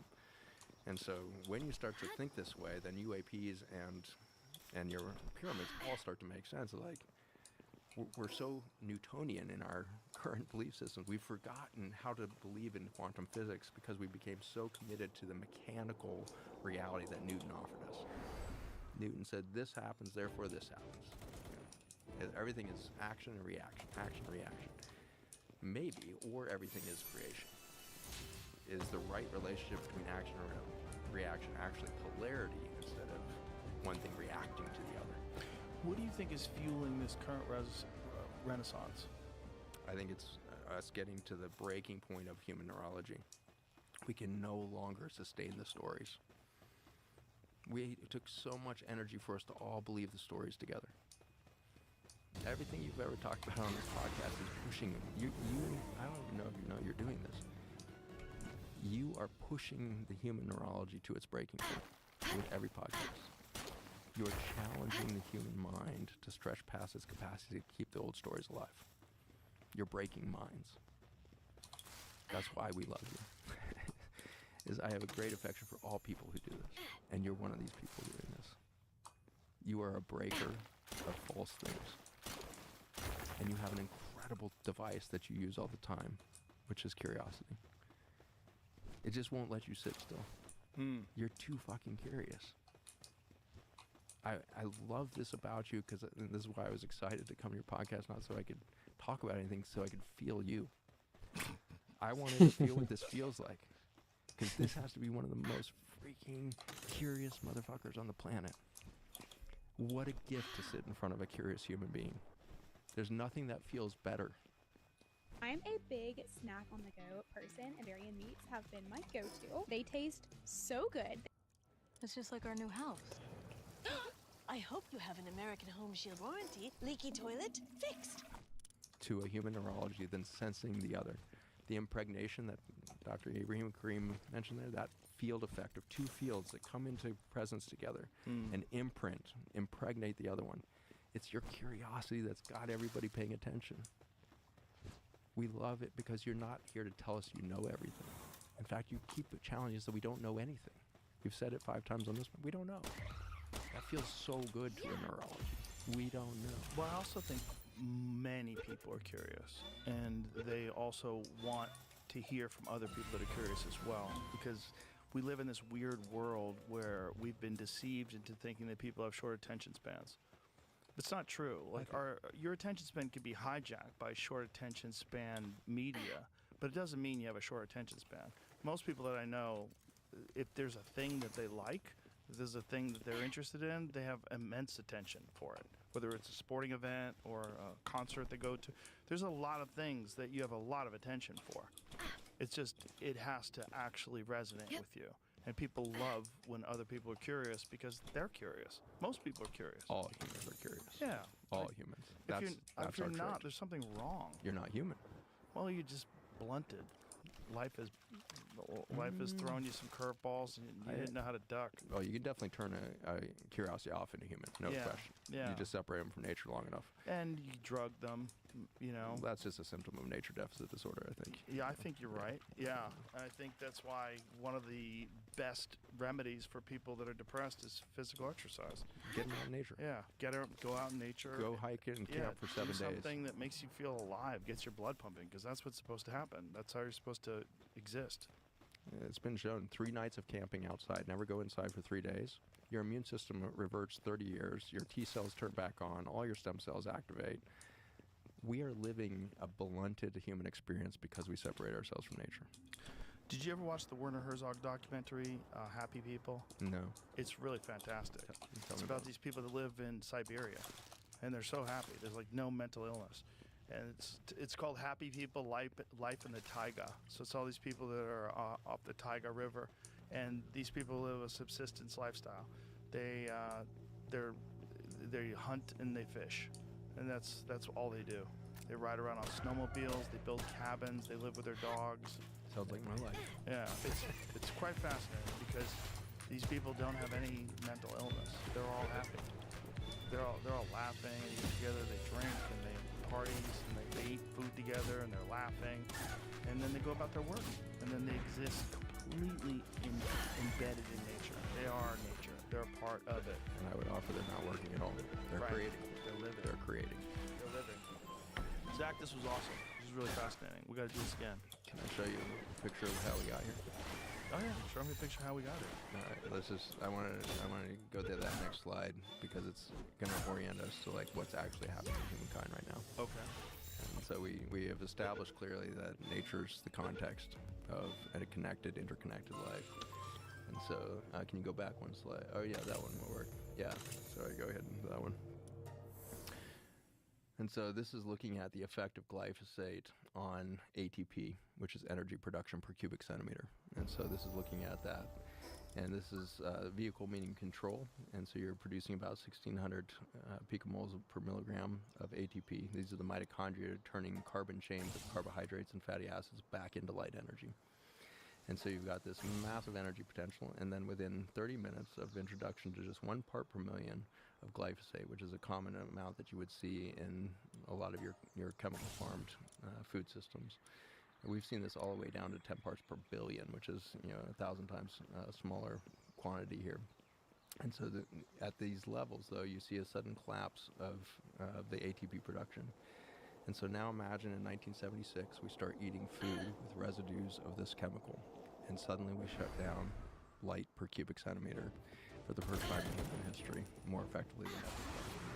And so I'm going to show you on a population scale of billions of people what happens when you start to undermine the light per cubic centimeter. And so you started obesity in the 1980s, 4 years after introduction of this chemical to our food system. From there, you end up seeing the collapse of the metabolism that we call diabetes. Diabetes is a condition that stems from the obesity in the liver.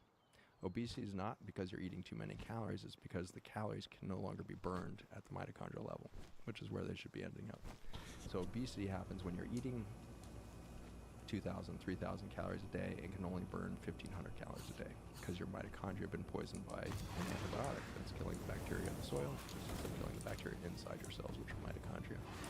And so as we started seeing these increasing levels of glyphosate heading through the system, you end up with diabetes within a few years because the fat stored in the liver, which is where everything gets redirected to if it can't burn in the cell, will ultimately give you insulin resistance. As you get insulin resistance, the insulin cannot get the carbohydrates into the cell anyways, and so now you're starving twice. You can't burn it at the mitochondrial level, and you can't get the sugar there. By the 1990s, we started to develop widespread allergies. The most energy-demanding system in the body is the immune system. As the immune system started to fail in its metabolic capacity, relationships started to fail. And we suddenly started to develop a reactive relationship to the foods we were eating. Wheat in 1992 starts causing a massive allergy to gluten. And the gliadin compound in there interacts with glyphosate to synergistically fracture this metabolic capacity. We don't have gluten sensitivity, we have a metabolic collapse that's called glyphosate poisoning. I'll show you the peer-reviewed science we published from that. Within a couple of years of allergy, which is basically overwhelm of the immune system to your environment, you ultimately end up with autoimmune disease. This is where your body no longer can sense what's outside and what's inside, and your body becomes the enemy. So autoimmune disease is steady destruction of your own body by your own immune system that can't tell it's you. You've lost cellular identity. Within a couple of years of that, we developed neurologic conditions, ADHD and autism in our children, Alzheimer's and Parkinson's in our adults, as well as MS, ALS, and all the other neurologic degenerative conditions in the middle. Are you ready for a long weekend with friends? Well, pack your bags. Peacock's The 5-Star Weekend is coming soon. I'm Ellen Hildebrand. In a 2-year period, they all went logarithmic. By the early 2000s, we're starting to realize we're in the middle of a cancer epidemic. This is when I was at the University of Virginia and developing chemotherapy. And so the cancer epidemic launches. Initially, it's really obvious: leukemias, lymphomas, all these bone marrow things. And pretty soon, by the late 2000s, it's solid tumors, it's prostate cancer, breast cancer, colon cancer, all of them going logarithmic. And so just this explosion of cancer. And that's not because there was more carcinogens around. It's because there was less life. There was less light per cubic centimeter. So every time we go down this ladder, we're seeing less metabolic capacity, less light per cubic centimeter. By the early 2010s, we see this collapse of fertility around the world. Today, 110 countries around the world are below the fertility rate necessary for replacement. 110 countries below. The United States is way below, 1.6 instead of 2.1. Infertility goes global.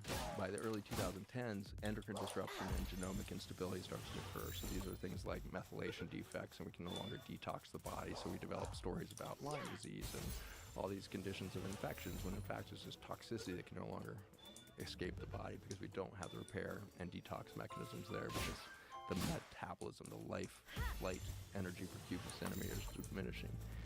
Finally, we see the emergence of gender dysregulation happening in the womb.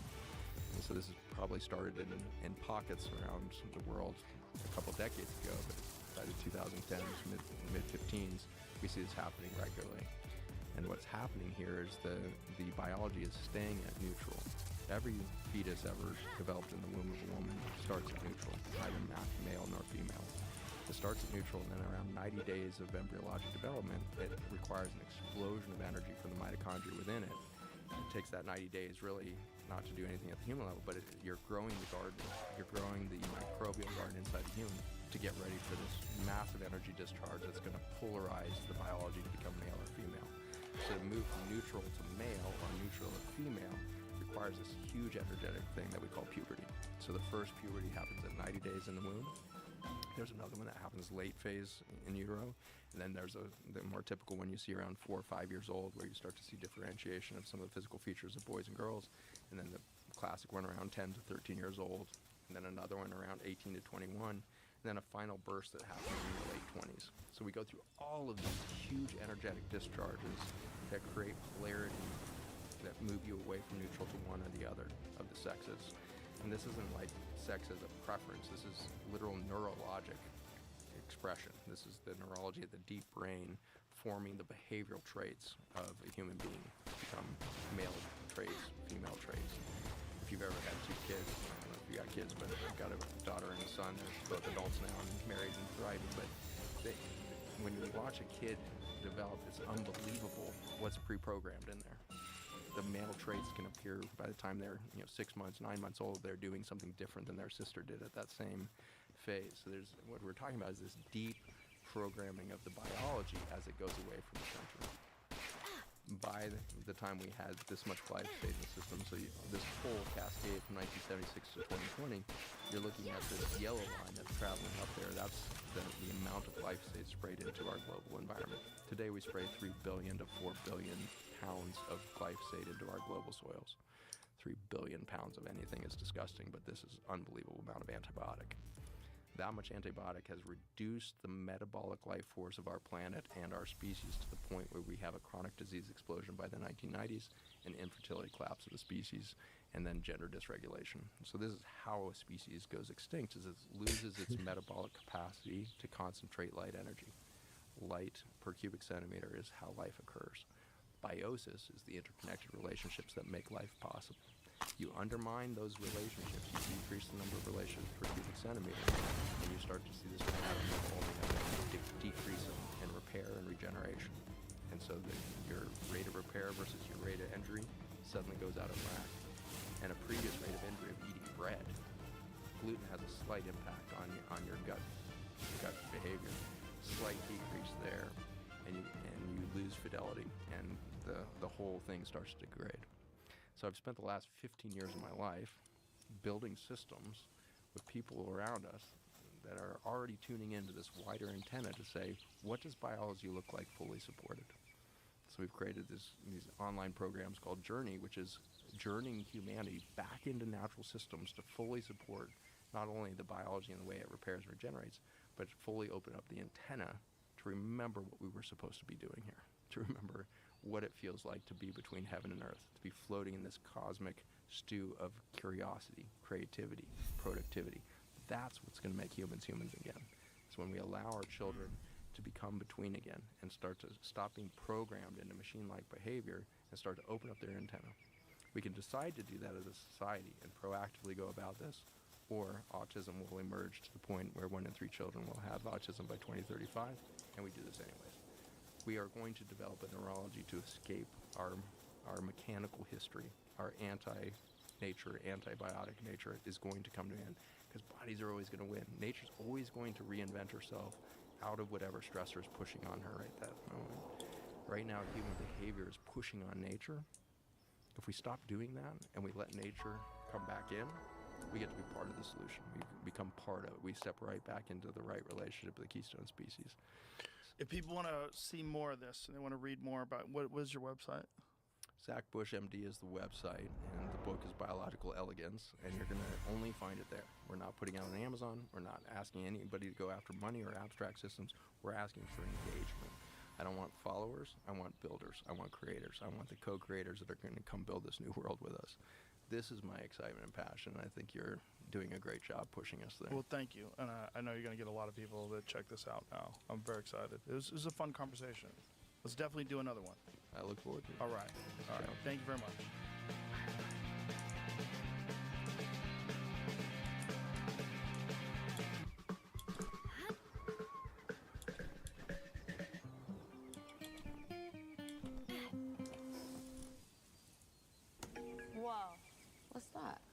a budgeting app in Base 44. Guys.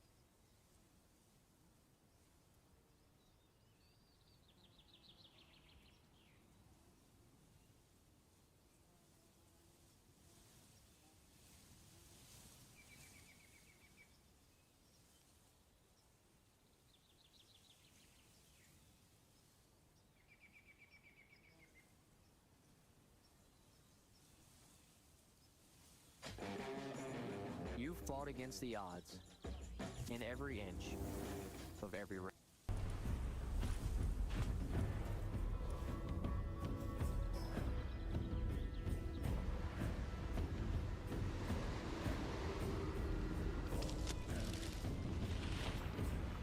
What the hell, man? Explain this to me. Oh. Yeah, dude! Whoa! This jungle is alive, dude. It almost looks to me like it's some sort of crab hole. There's a whole lot more of them. Oh, I need this so badly. Look at that thing, dude. What the hell is that?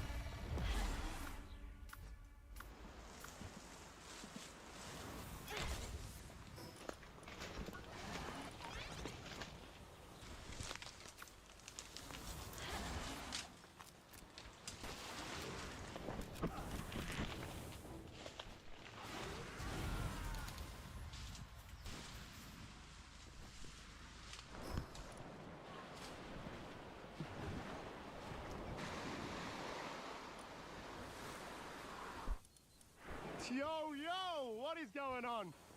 Let me show you what's in the backpack. Obviously, a knife.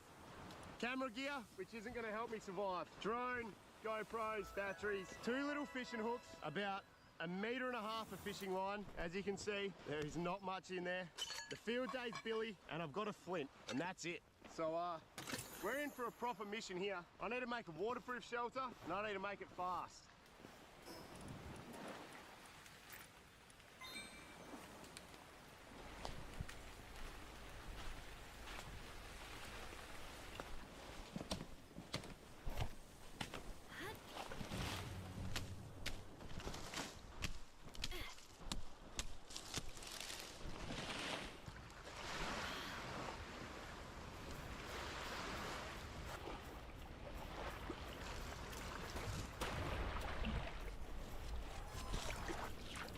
green.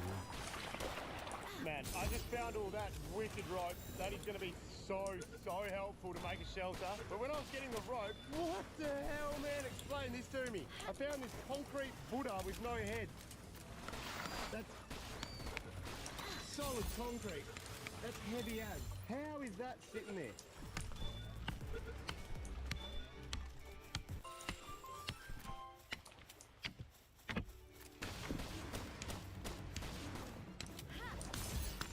Wow, I just found something really cool.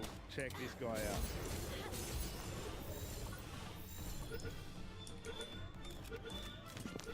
Oh, brother. Look at this big guy right here. That there is called an orb weaver, I believe. A big spider. He's pretty harmless, I think. I think they can bite you. I'm not gonna go put him on my hand, but that is a really cool looking spider. Should I touch his leg? Oh.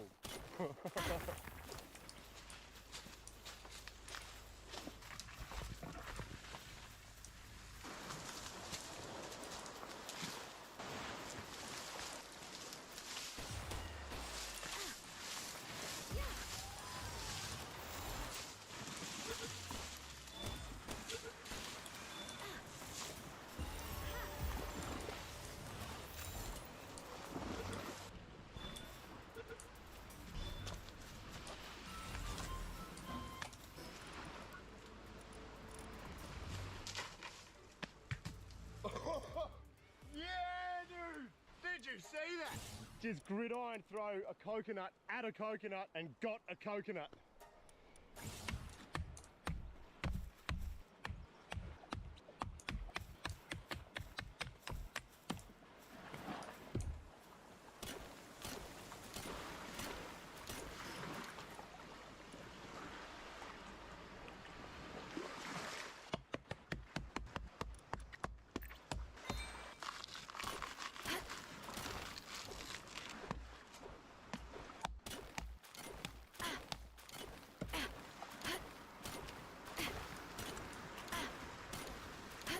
Holy crap, dude.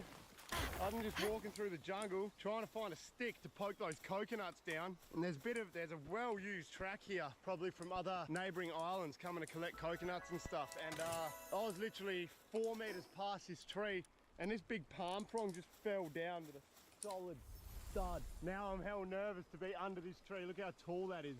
If one of them coconuts or this palm frond fell on my head, I would be dead out here.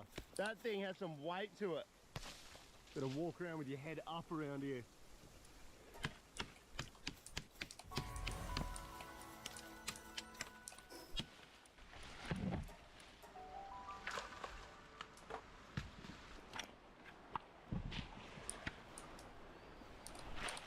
Oh!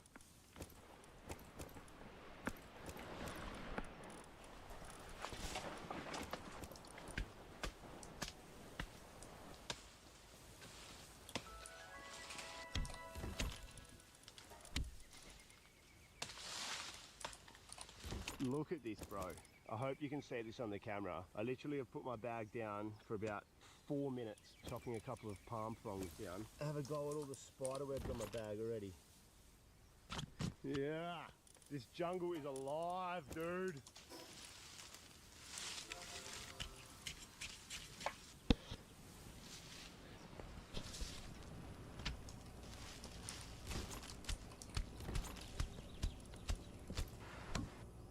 We all know the story of Pompeii, right?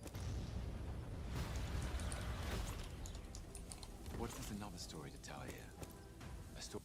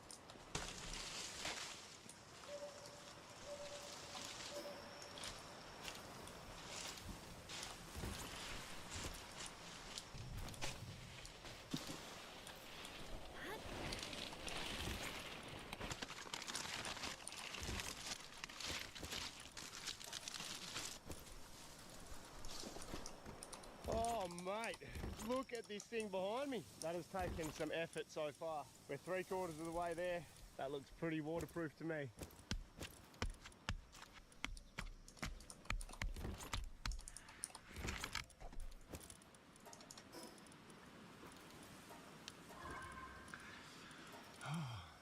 Oh, the mozzies are getting ridiculous. The day's getting on a little bit and the mozzies are already coming out.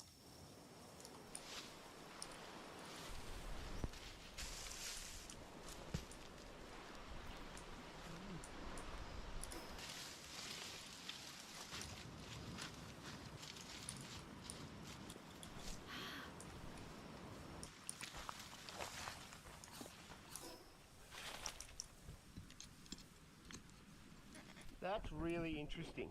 I've been finding these big holes, and like they're big holes. It almost looks to me like it's some sort of crab hole. There's like little scurry marks, and like when I'm poking my knife down there, it almost sounds like a crab shell. Is there crabs on this island that I don't know about? In the coconut trees? I can hear something in there, man. I'm gonna have to investigate this. I'm worried about the rain tonight, so I really want to finish this shelter, but I'm gonna have to check that out, I think. More things dropping in the jungle. I'm really nervous about getting a coconut dropped on my head.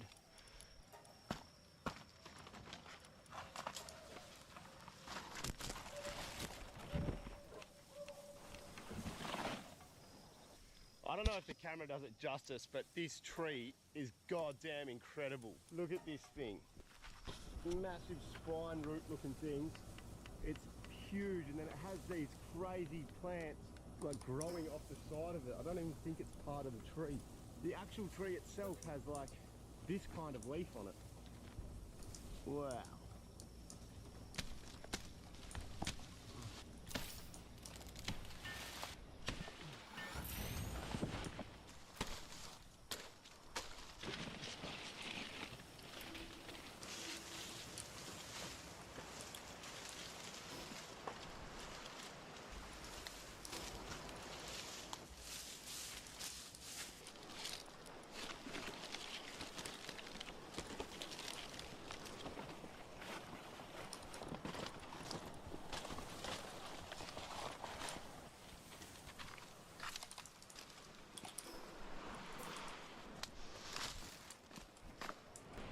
Check this thing out.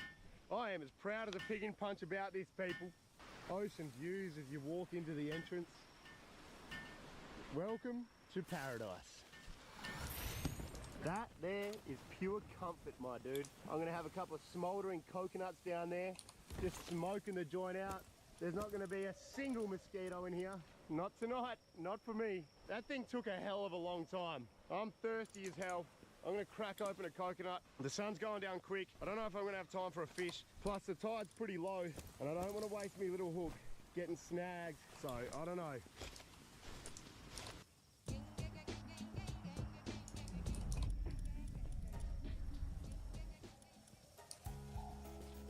These are all puppies, but they eat, grow, and play differently. That's why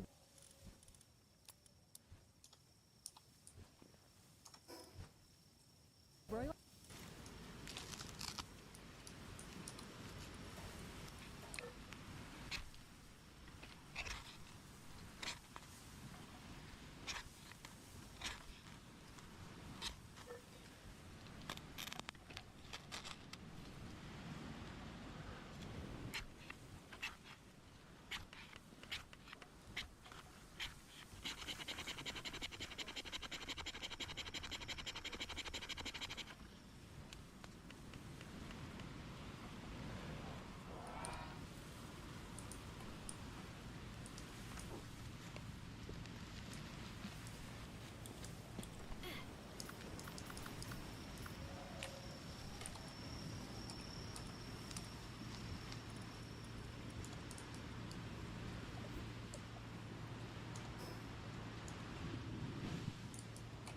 My little coconut husk fire is absolutely pumping, doing its absolute job with the smoke.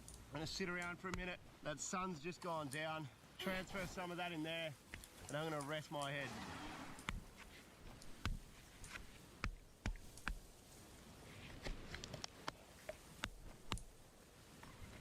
I'm gonna enjoy this coconut, eat all that little white flesh, that meat out of it.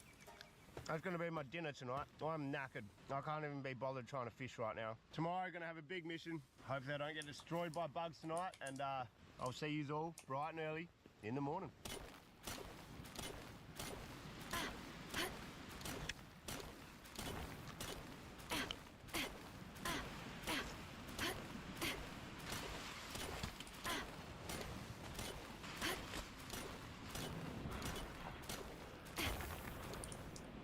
That thing is working an absolute treat. This whole place stinks of smoke. I can't see it on the camera too much, but with my eyes, it's all smoky. That's perfect. Wow, that's bright. All right, it is bedtime. Whoa, this is actually so good, man. See you all in the morning. Our mission is to get some protein. I need some food, even though that coconut and a big day. I'm not too hungry right now, but I am hooked. I'm going to sleep. Catch you later.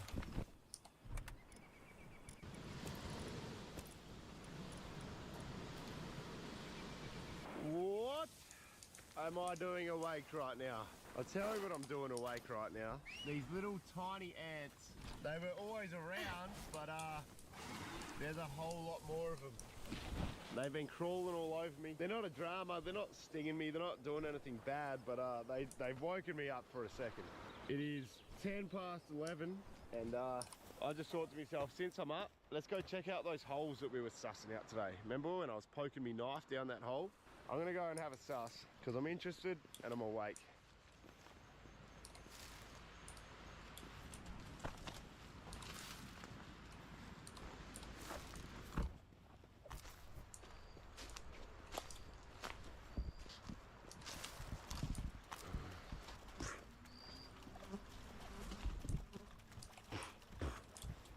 So many spider webs out here, dude.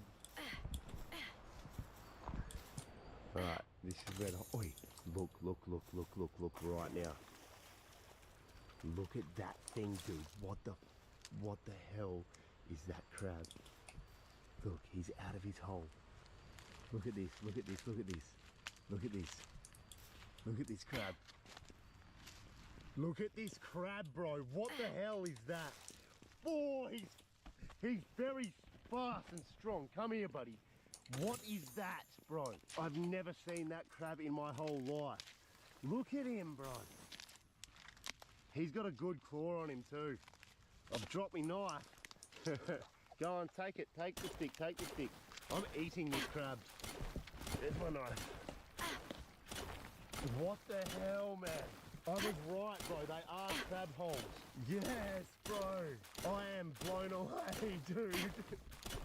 What is that, man? He was just sitting there on top of the ground. Oh, he's strong, too. Oh, I can't grab him like a normal crab. What kind of crab is this, bro? He's not happy. He's really hard to grab. I can't even pick him up properly. He's so strong. Look at this crab, dude. I have never seen this crab in my life. I've never had a crab that I didn't like the taste of, though. So, I'm sorry, buddy. You might be breakfast. He's so strong. For a small kind of crab, look at all these holes around here too, Zenmore. Look at this guy. All right, I'm gonna put him back in his hole, and if it's meant to be in the morning, it's meant to be. It's just the middle of the night. I don't want to hang on to him till the morning. I'm going to come back here at first light though, because I am hungry right now. I'm going to want some breakfast, and maybe he can be a late breakfast, early lunch. But that is so cool. But anyway, I need to go back to sleep. I'm going to go cuddle up with my ants again. Let's head back. That was, that was so cool, man. I can't believe that. Now I just want to walk the jungle looking for crabs. I wonder how big they get. The old land crab, I'm going to call it. Because that's where he's living, in the land. Look at this, jungle crab. My kids can't hide anything from me. I'm home. Especially when they've been using toilet paper that doesn't hold up. Alrighty, so before I left on my little crab adventure just then, I threw the whole fire pit just all over my bed, all the ash, because I know ants hate ash. They hate fire, they hate ash, and by the looks of it, there's no ants. So I think that's worth the treat. That's way better than sleeping with ants. We've got a couple of hours sleep till the sun's up. I'll see you in the morning now. No more excitement, no more crabs. Till the morning.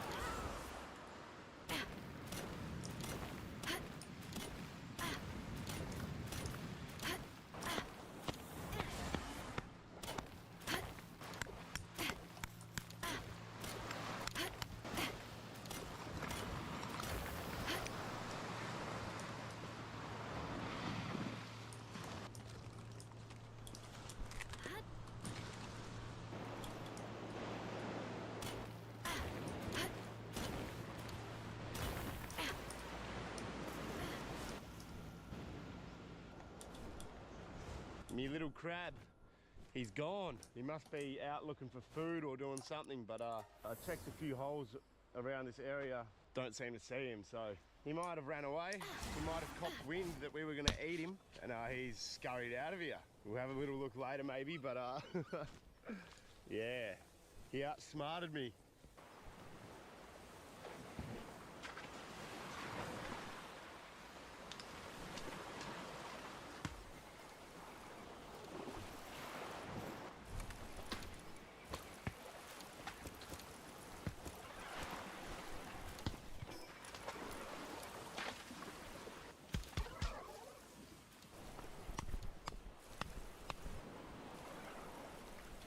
I'm just here drilling another coconut, killing a bit of time while the tide drains out a little bit. All this area in front of me and pretty much around the whole island, it's about shin deep, so it's pretty hard to try to go fishing. I'm just going to be catching these shitty little reef fish, which I'd really rather try to get something better. So I'm not killing too much energy right now. There's a bit of gutter out there, a bit of deep water out there that I'd love to be able to try to walk to on low tide and just throw little baits off. And for baits, I've actually set out a trap, which is full of little baits right now. That is just an empty coconut that I had drank yesterday and I put on the shore here, and they are all hermit crabs. One of them out of the shell must be decent bait.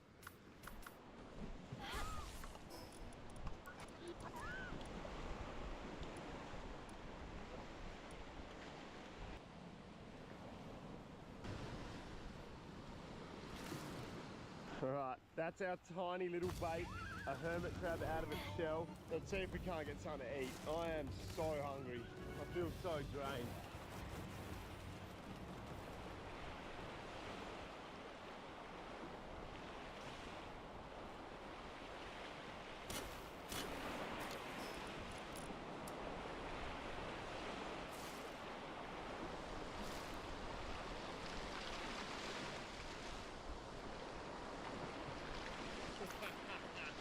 What, dude? No!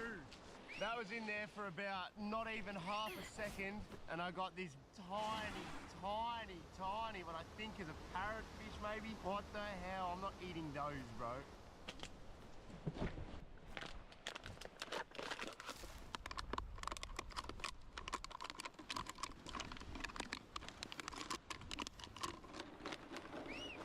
I have a water bottle that I found on the ground full of hermit crabs. And there's a big, deep blue hole behind me in the ocean here. I'm gonna see if we can't walk out there and drop baits down the side of that big blue hole, because surely there's gonna be a better fish hanging on that wall than there is in this knee-deep water here. I've caught probably about 6 or 7 fish this big, and that's not gonna do it for me. So let's try and get out of that big blue hole and see what we can catch. I got this big sucker of a hermit crab on there. I'm just gonna chuck him right there and see what happens. I'm desperate. What can 25 days do for your pet? IAMS Proactive 5 delivers whole body health in just 25 days. From healthy energy to healthy digestion and everything in between. Discover the IAMS Proactive 5 difference. Ready? Here we go. Okay, first aid, PV, and... Oh.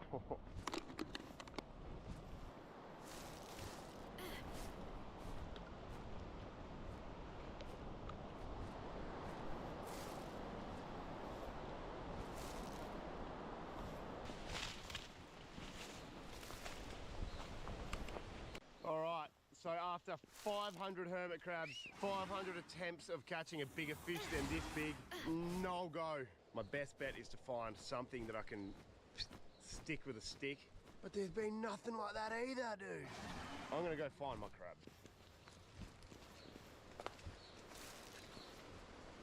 Yes, bro. Look at him, he's still in his hole.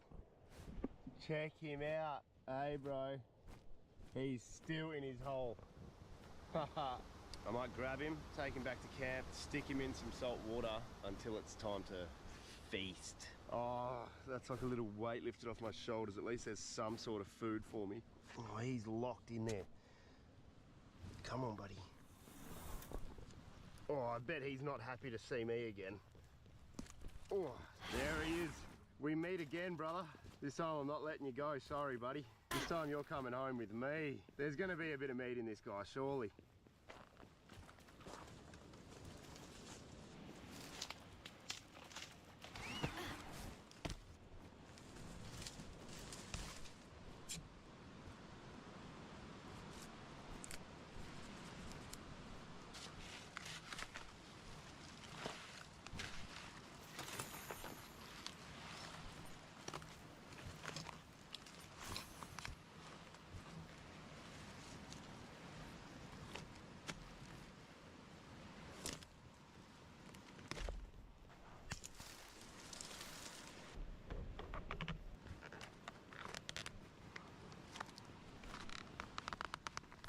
There you have it, a crab wrapped up in some coconuts, and he's going to soak in the water for a minute.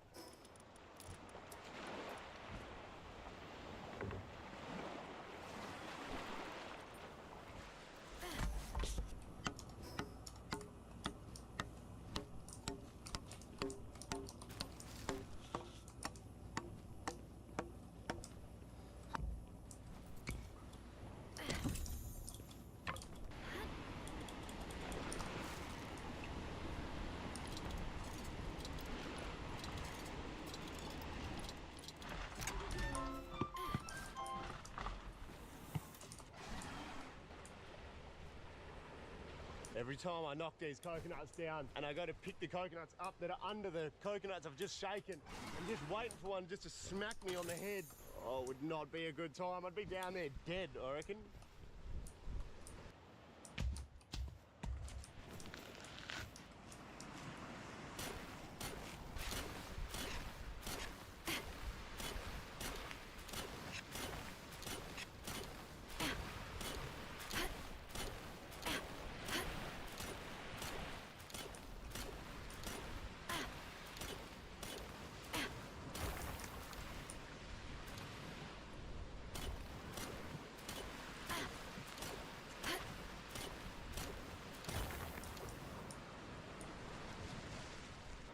It is time.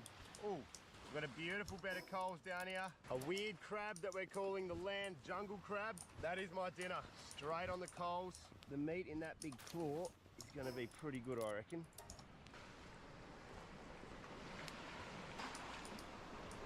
Absolutely beautiful. I have lived purely off coconuts for 2 whole days now. Coconut meat and coconut water. An amazing little bit of a nut right here.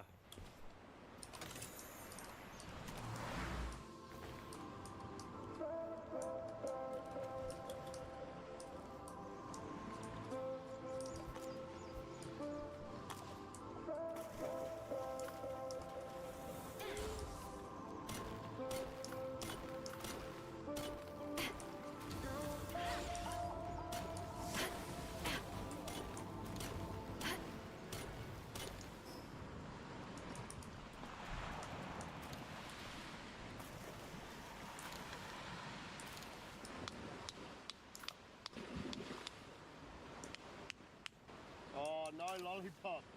Kind of, look at that. Big slob of meat. Tastes a bit earthy, but all in all, it's not too bad.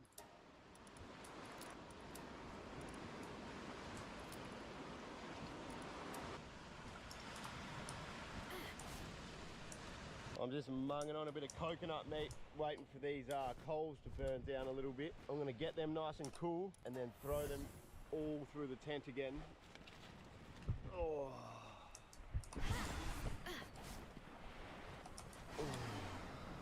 Peace out.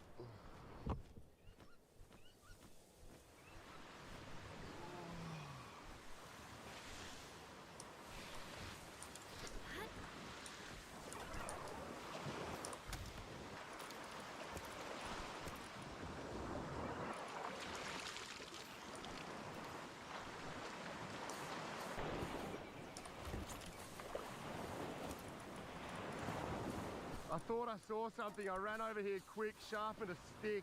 I thought there was a little stingray in the water, but it was hundreds and thousands of little bait fish.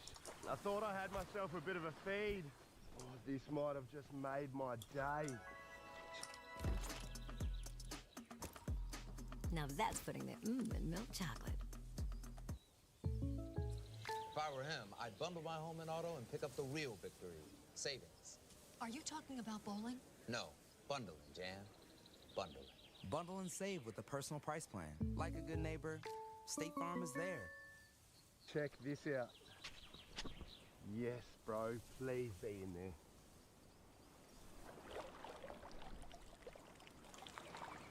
He's in there, baby. That is a spider conch. These taste really good, and there's a good little bit of meat in there. Yes. Look around. Dude. There's more. Oh, we are eating good. I need this so badly.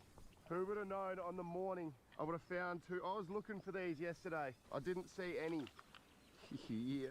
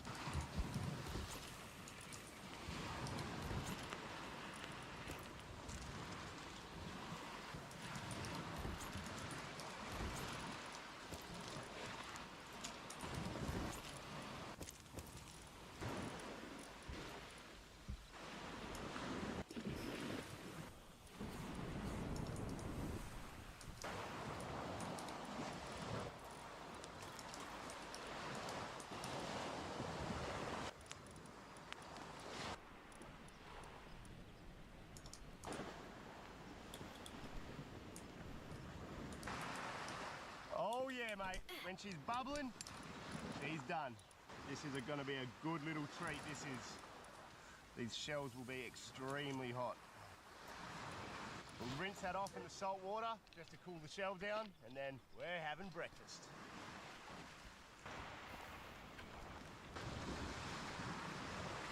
How good is that? That there is 2 spider conch. These taste pretty bloody good. They have an extremely hard shell, so they're not easy to get into.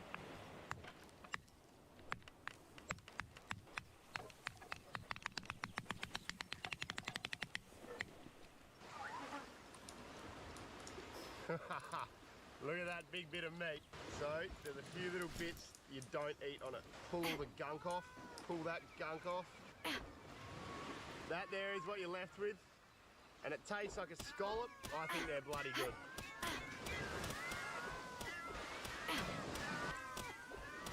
Oh man, they taste so good.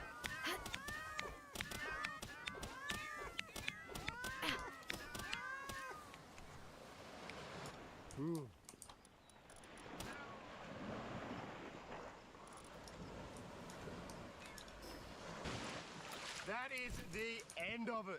I'm calling it right here. I'm getting picked up in a little while on a boat on the other side of the island. There was a time set and it was 11:30. It's 10:30 right now. I'm gonna have to get an absolute wriggle on to get over there in time. I'm gonna stick the backpack on and walk through this thick-ass jungle. Hopefully I might just get picked up by the mosquitoes and flown over there. That'd be a nice treat. But what a 3 days that was. Making cubbies in the bush, dude. Yeah. Spider coach for breakfast. Catching that crazy ass crab. I've had a hell good time. I hope all you have too. I'll see you on the next one.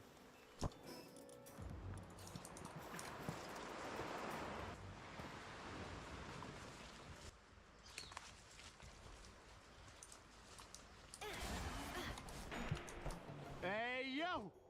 What's going on? We're back and we are on a full-on mosquito-infested island out here. I don't know how to start these things, man. It's so bloody hard. Really don't understand how to start them. Where's the sun good? Right there. Right there. Good sun. Good sun, my friend. Good sun. All right, we are out here. No food, no water, no fire. I do have a little flint. That's going to make it cheating. F you, dog. Yeah. Been out here for like 25 minutes and the mosquitoes are hell. Oh, no.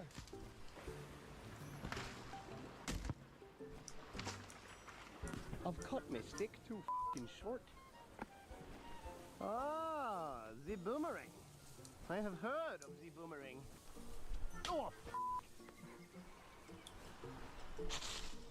wait. Oh shit, has that been filming the whole time, bro? Oh, I feel like there's just things all over me. Oh, sorry, bro. When I was filming that, just sent a f***ing spider somewhere on me. Oh, it felt big, dude.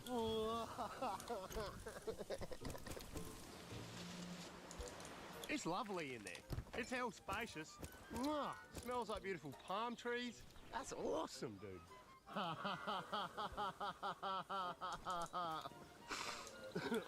Yuck, dude. Smouldering fire going. And, stop saying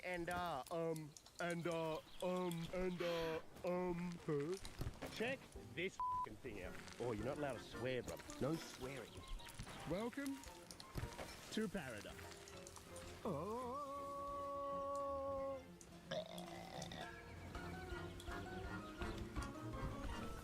What's going on, doggy? Let go of my knife, bro. Oh, look at that.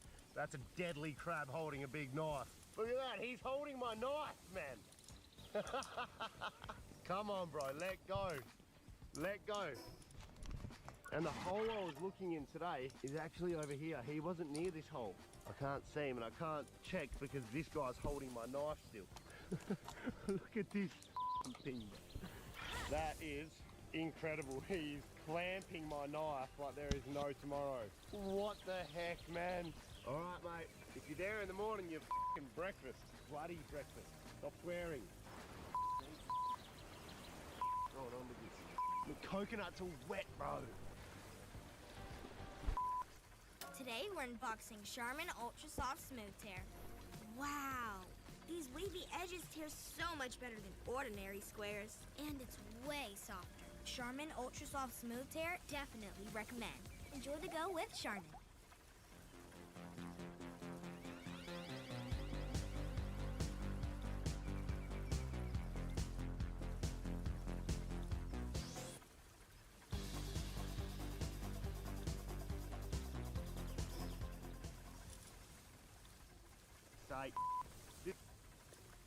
This guy must be super stubborn. If someone came into my house, ripped me out, took me for a joyride, brought me back, stuck me back in me hole, I'd probably not be in the same hole the next day. This guy was just chilling, not a worry in the world. That must be a sign. He must want me to eat him. Thanks, bro. Oh, this whole day just isn't working for me. Nothing on this joint's working for me, bro. I just fully realized this dude lives on the land. If I submerge him in water, he's gonna drown, right? I think so. So I don't think I can do that, but I don't know. I probably washed off some dirt. I'm just gonna keep him like that till I eat him. So The locals shave this stick like this, make a sharp point, and when they collect their coconuts, they only take the actual coconut, not the husk. So they smash the coconut, puts on this spike, and get the husk off, and just take the coconut. That's so sick. I would probably impale my hand after doing that many coconuts. Hey man, what's going on, bro? Yo, you are what you eat, right? Christ, man, I think that's a lack of hydration. Turn it into a coconut. Oh, off. It's light, man. Grrr. Look at that thing. From under a mangrove tree. I mean, a coconut tree. There's not an ant in sight. I think that ash from last night's just done the job. I'm clear. I'm clean. Yeah, baby. We're good to go. We're good to go to bed. I seen this hell dumb thing on Instagram a few weeks ago, and it reckons if you hold your hands over your eyes like this and then you blow bubbles underwater, it fills your hands up with air and you get like homemade goggles. I'm sure it's not true, but let's give it a shot. Oi, it kind of worked. If I could hold the air in my hands properly, that's funny as hell. Everyone try that. Tell me if you can get it to work. Jesus fucking Christ, dude. Come on, man. What are you doing, mate? Fucking hell.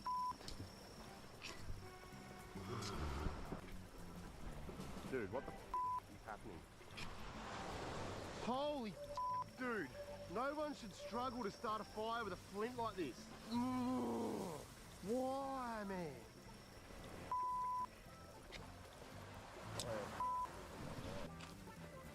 I'm over this.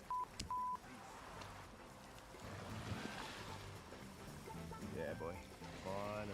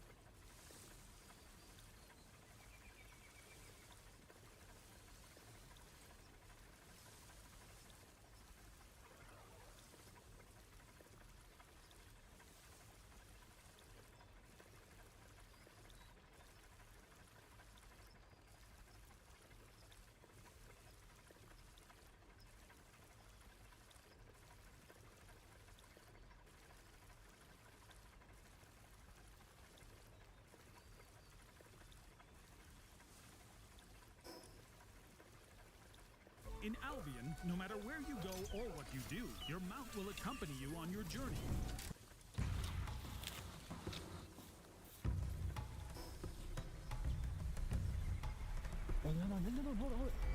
Boy, that was a big brown, giant brown trout just come and chase that. Oh, I'm peeking out. Oh, that's hectic. Oh, look at that one right there, dude.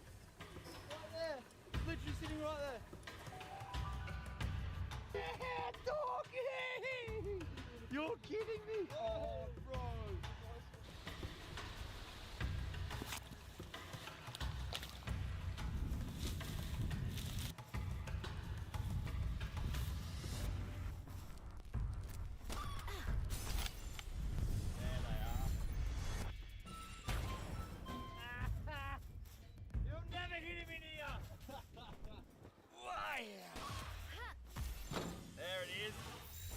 My doggies, welcome back to another video. We're still here, we're still in New Zealand. We just went out for an early morning puka fish and we've got a couple in here. Have a go at this. There's a couple of fish there, a couple of fish in the boat. But dude, we're in New Zealand, we're doing something a little bit different. This morning we went out and slayed a couple of thieves. We're fishing 300 to 400 meters of water. What we're doing is we're taking the saltwater fishing stuff out of this incredible boat. We're gonna put freshwater shit in. We're going fly fishing, fishing on a lake. We're gonna go chase trout, camping. We're taking me boat on an adventure and dude, stick around because this one is gonna be amazing. Hey! We can feed half the island, eh? We killed it today. Oh, we're going camping on a massive lake. We're taking the new boat. It's gonna be one hell of an episode. We're gonna get super naughty in this one as well. Sit back and relax. We've got some big things planned. Yeah.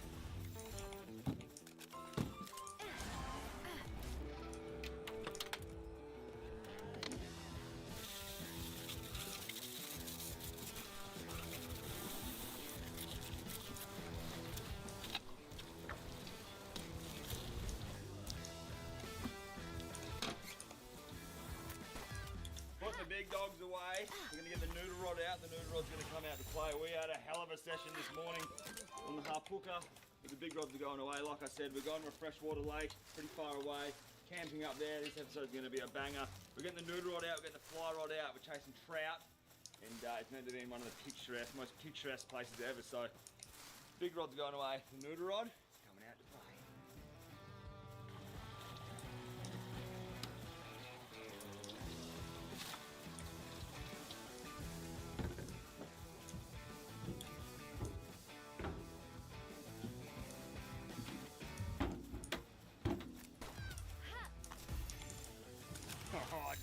We're dropping down to a couple of fly rods. We've got a lovely little 5-weight fly rod here. Still got a fly on it from the last mission the boys did, but this is what we're going to be doing. We're going to be flogging fly rods. One's rocking for it. The only problem is they wind left-handed. Weird.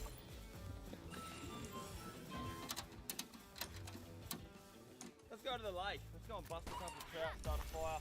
Maybe even shoot a deer. Who knows? But we're going. I'm frothing for it.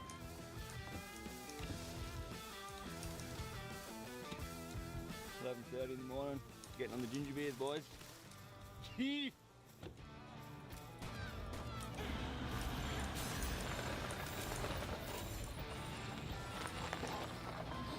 Come on, big boy. Oh, I could take both.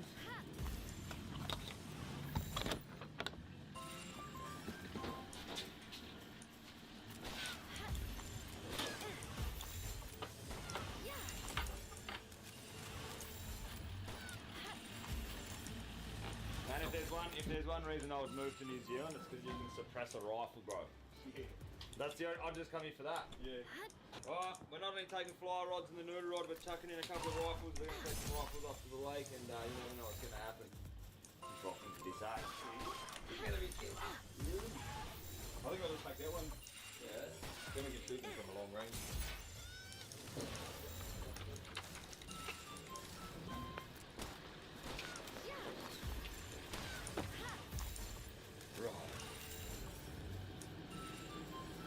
So sick.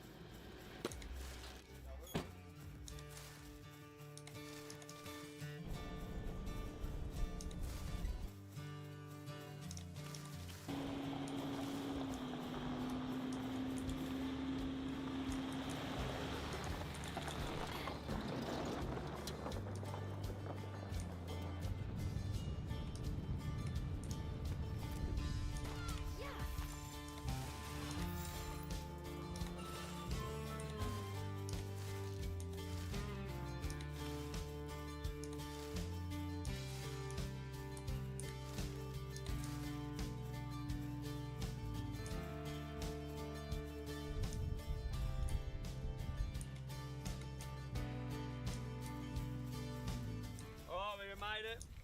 Should have brought a kite because it's blowing its absolute ass out. It's freezing cold. I'm gonna go and have a look. I haven't even seen it yet. This guy's just literally on the camera in my face. We're gonna go and check out the room.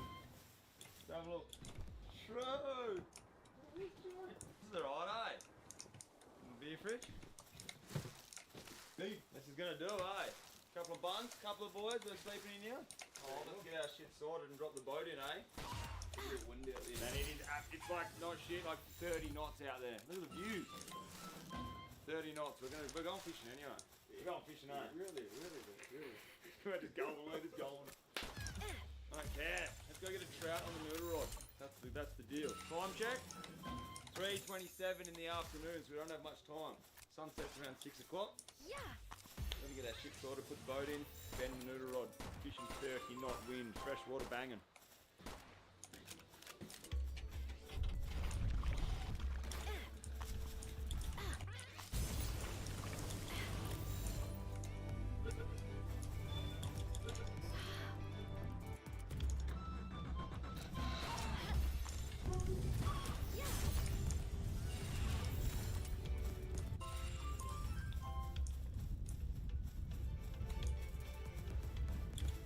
Blowing our tits off out here, but we're on.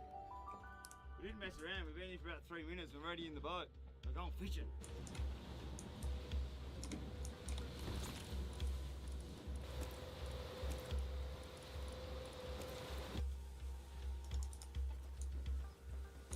Here we go. The legendary noodle rod has made its way to New Zealand. We're gonna see if we can bang a big trout on it. It's gonna be throwing this little soft plastic for now. We're going to be working the edge of this big river bank, just bouncing a plastic around. It's pretty windy, but we're going to get it done. And it's freezing. Right. Let's go. Couple of steinies for the boys. There you go, Chief. There you go, bro. Alright. This is what's been given us a headache here in New Zealand.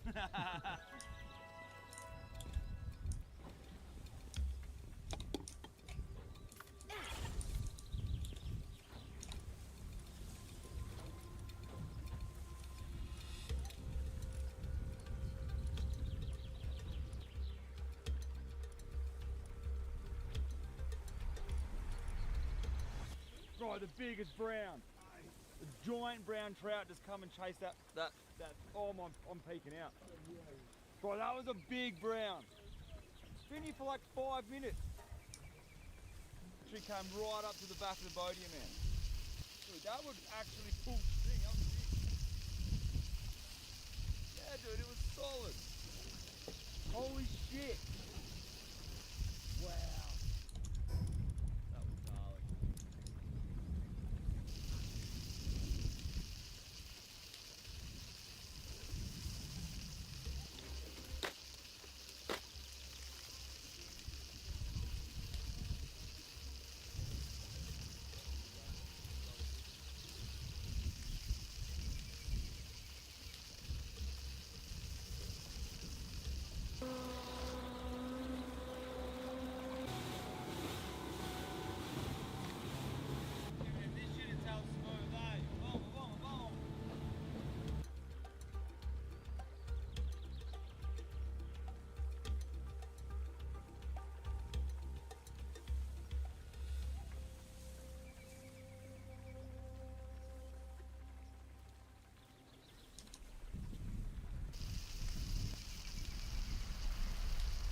Cast, mate. Cast around the noodles. Look at it. Yeah, doggy! You're kidding me! Oh, bro. Are you kidding, dude? That's sick!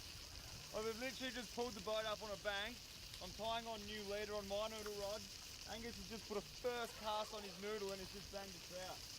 Look at this thing, dude! It's a nice fish. Like the OG, too. Yeah, bro. Oh, he's a nice fish, bro. And I'm halfway through trying to FD. I'm gonna bloody... Oh, that's hectic! We might have dinner, bro. We're in paradise. Yeah, look at him. Look at him. Grab that net, bro. Oh my God. That's making me moister! Big rainbow, eh? Is it? Yeah, dude, that's a hell rainbow.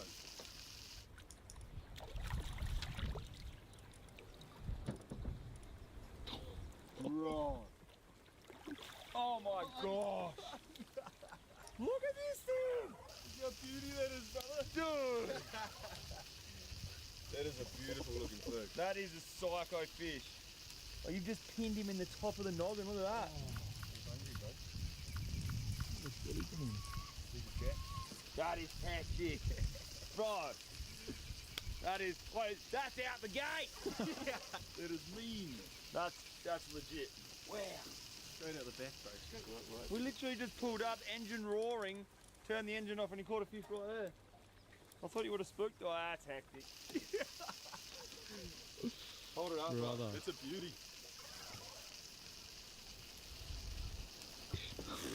That's incredible, dude. Look at that thing. Yeah. Mouth on him, bro.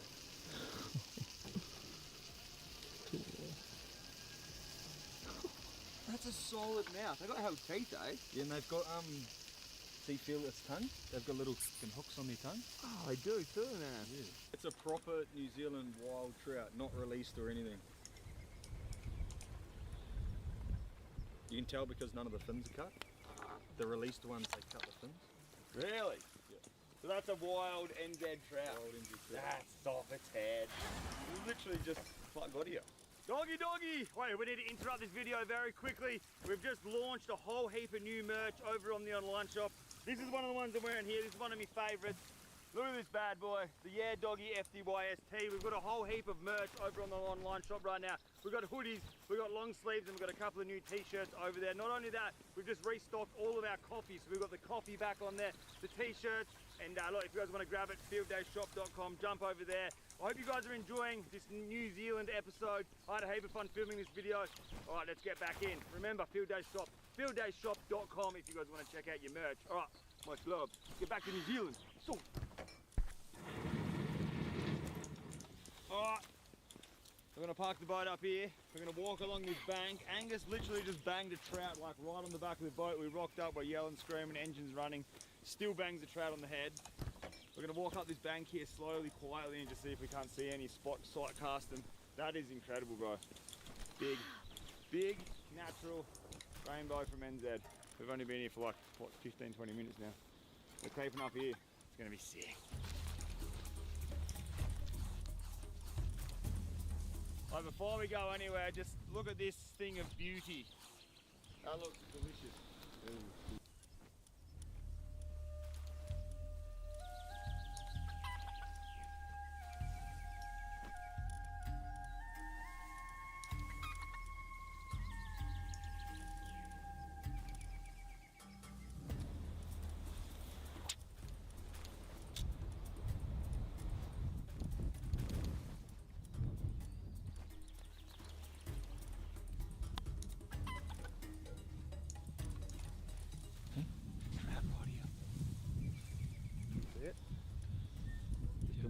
Just on the side of the bank. Okay.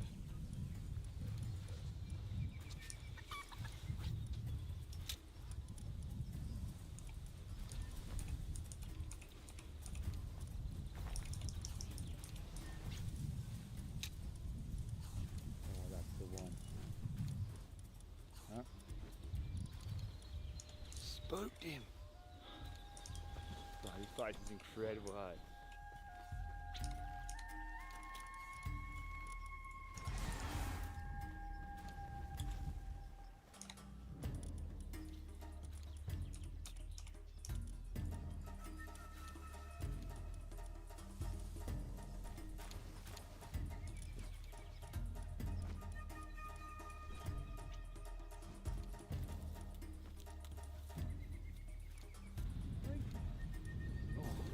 Can you see me?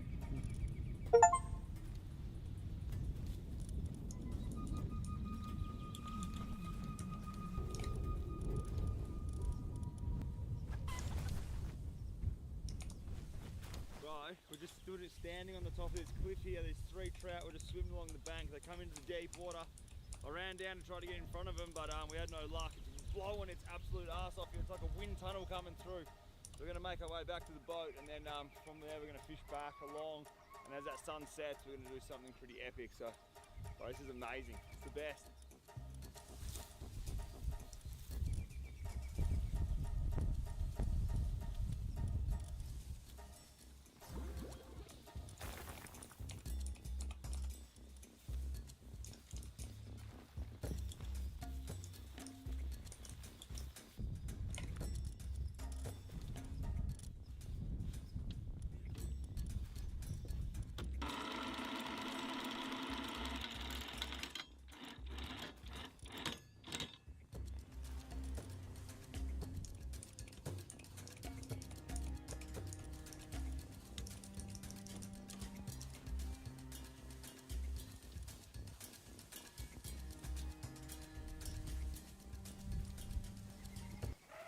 What's with all the hands? I'm getting a hand from LegalZoom. Why? There's so many smart influencers who give advice. You need an LLC. A C Corp. LegalZoom help.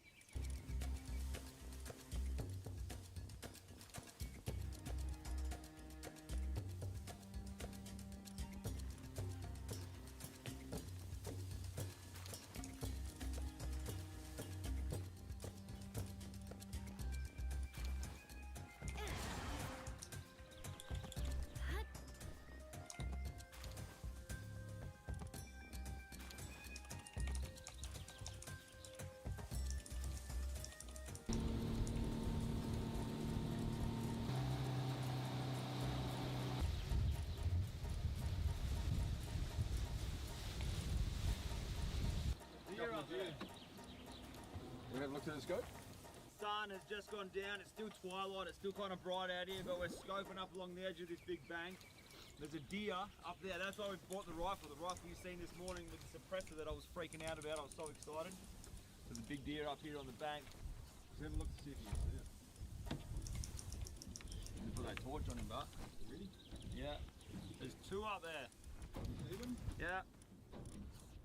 Too hard to take a shot, eh? So you'd have to be a marksman with the boat rocking, but there's three. Yeah. There's no way you take the shot with the boat rocking. You want to get off the shot anyway, just a shot? Yeah. Just to scare him.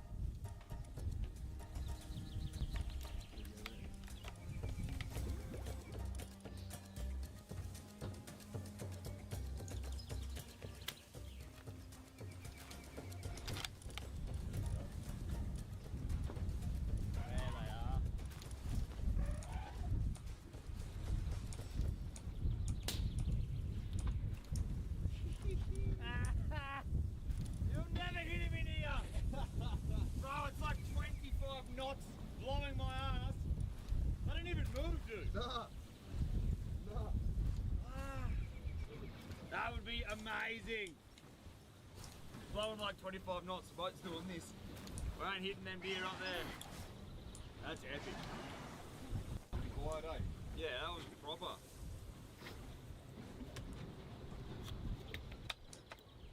Ready, bro? Oi.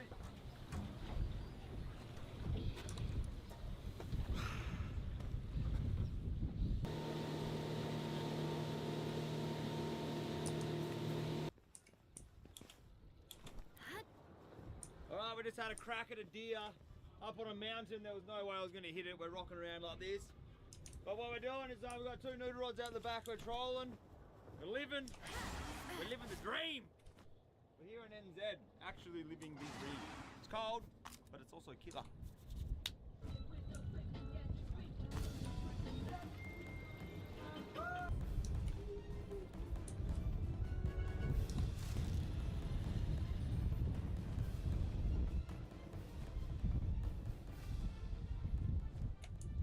Yeah, doggy, doggy, doggy!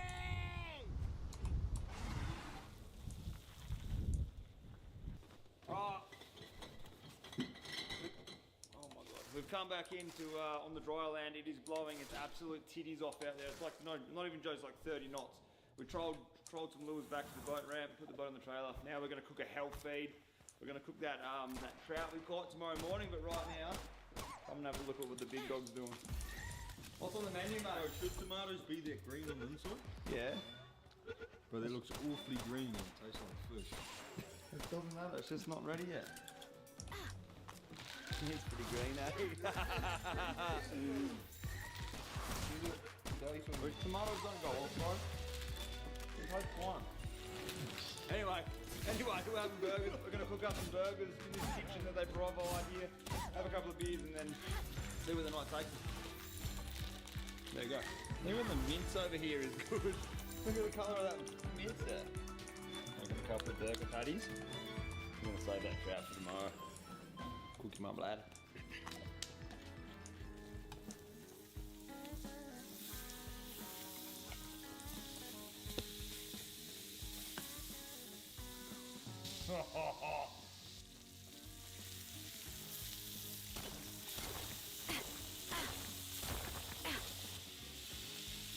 This is gonna be mad.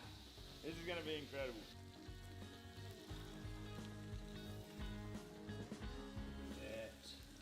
Look at that. Green tomatoes. Green as they come, those ones.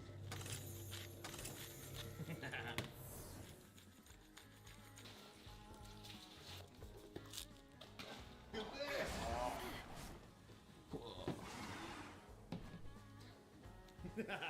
at this.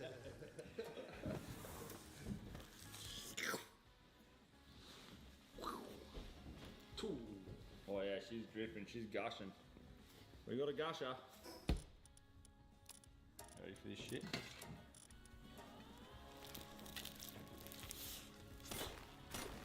Holy shit. Look at that then. Wow, bro. Alright, put the camera down, bro. Let's have a mad feed. That's off the Richter.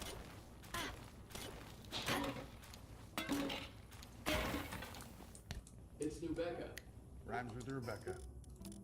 It's New Becca. Better sleep is simple. Just track your activity. Avoid blue light, exercise regularly, exposure to natural light, your diet, drink caffeine after 4 p.m. Routine.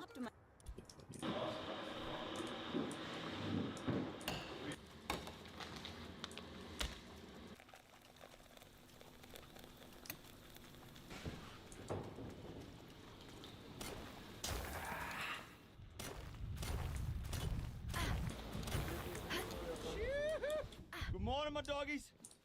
Oi, we're caught up. What have I got? Well, that's not the last thing I'm gonna catch today. I'll tell you that much. Oh, we're out early. The sun just come up. Sun's not even up yet. And we're into it. It's windy, it's cold. We've already slayed a couple of coffees. There's the lure at. Here we go. We're going fishing. Same as yesterday, windy, cold, cloudy. It's actually raining today. We're gonna get into it. We're gonna rip a couple.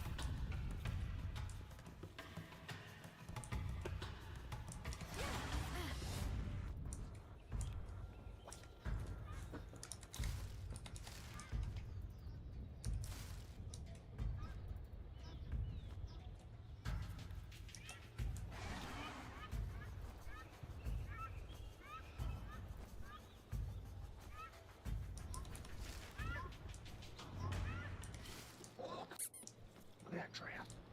Did you see that one? The biggest brown dude. Biggest brown trout to come chase me lure.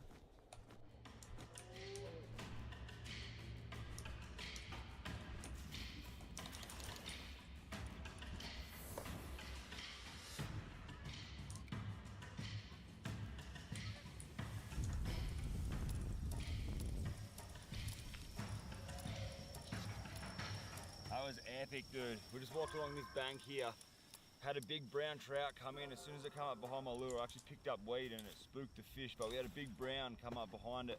We're heading back to the boat now. If you look at the ground, it is just covered in deer prints. There must be a heap of deer around here. There's hundreds of deer prints here. There's a little wallow here where they must be playing up in the mud. This is amazing, bro. That was a big brown that come and turned on that lure. We're gonna jump back in the boat. We're gonna start pitching along a deep water edge. See how we go, but dude, there's one way to start a day.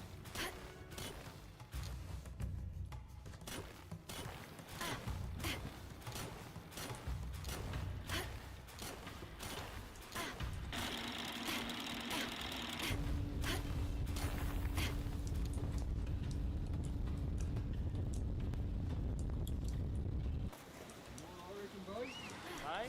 You know what I reckon? Fly rod streamers around in here. It just looks too good. Off the front of the boat.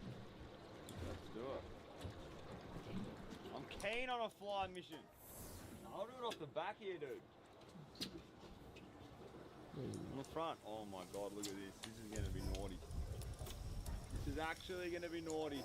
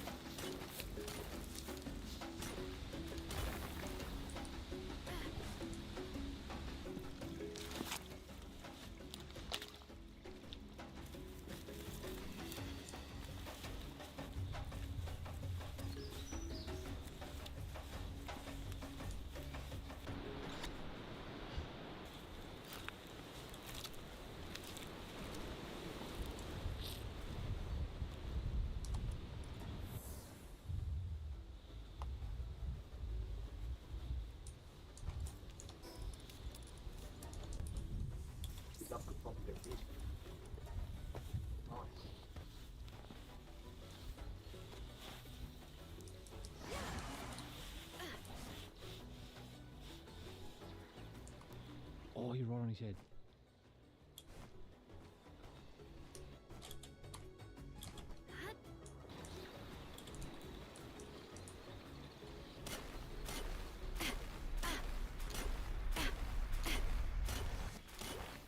Oh, he's big.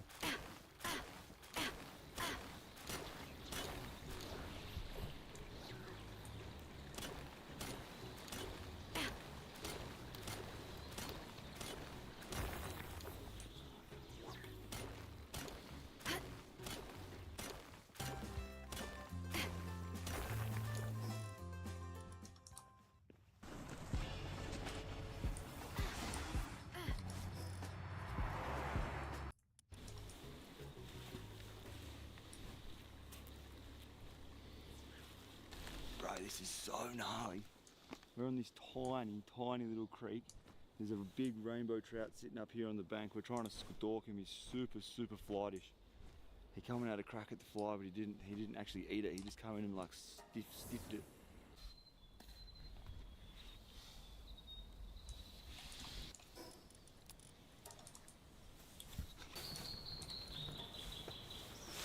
To make a good potential be a go next time too. Yeah. On the next train. Well, let's go see if we can put a fly in front of one of these fish. This is so sick, dude. It's a good trout too, eh? That one that come and bumped that fly was like a pig, man. He come in full noise and just turned off. Boom.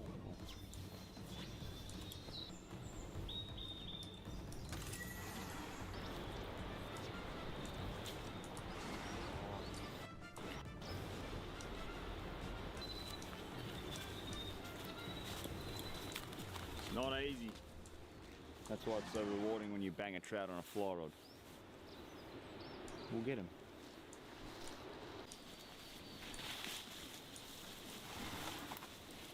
Fucking tripping over like a fucking old man in the bush. Let's get the fuck out of here.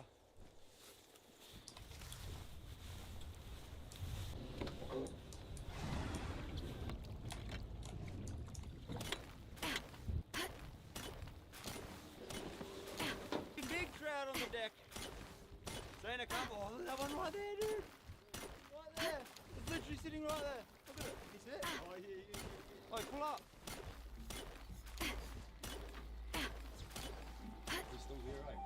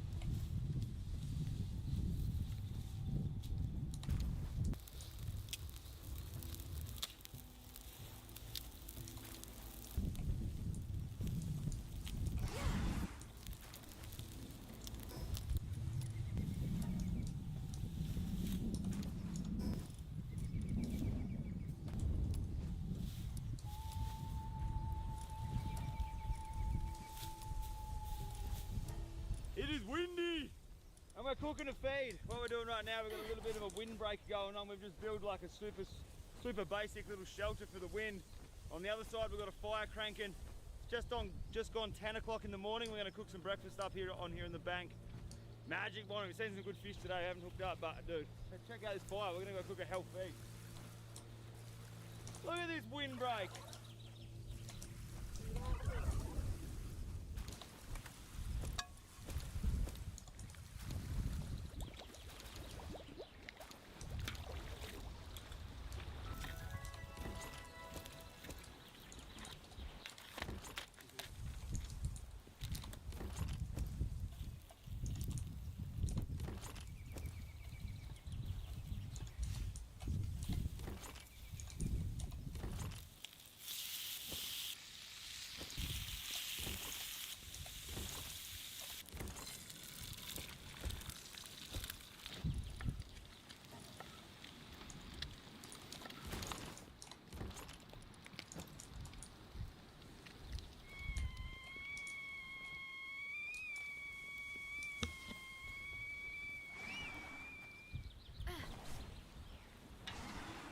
Have a go at this for breakfast. Sausages, bacon, coffees, eggs, tomatoes, cheese, sauces. Oh, we've got it all going on down here in the bush. This is actually epic. This little shelter we built is like saving us from the wind because it has not stopped blowing its ass off since we got to this lake. But dude, we're eating proper good. We've got a trout hanging up there. Dig in, boys, dig in. It's good, bro. Dig in, bro. Make one.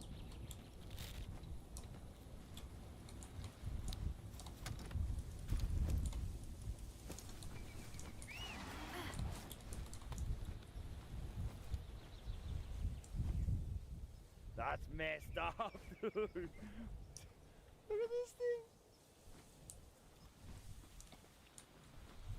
Oh my God.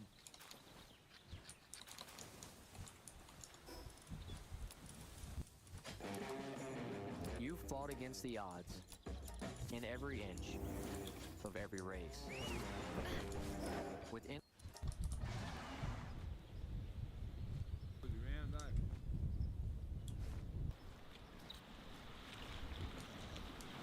Alright, we've just done the starters. We've had a couple of delicious breakfast burgers out here in Paradise. Big fella's down here, he's sorting this trout out. This is going to be the main course. Look at this thing. I'm actually hanging out to eat that.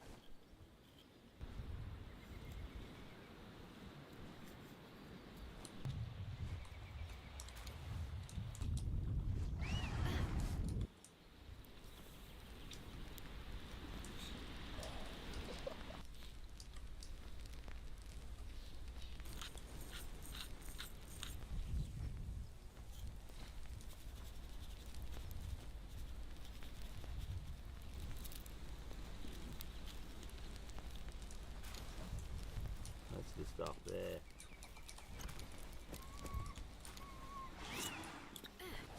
It's actually how good. That's meat, bro. You have the other side? Nah, bro. Double good. Alright, the grub's up. We've got a big dirty fish head here. We've already eaten the eye out of that one. But look at this. Oh, bro. That is as good as it gets. Looks pretty good, eh?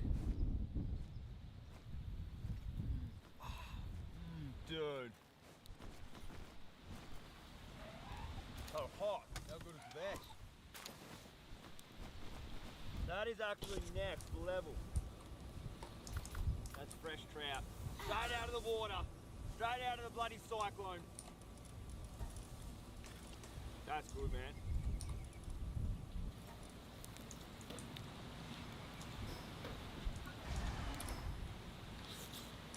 Wow.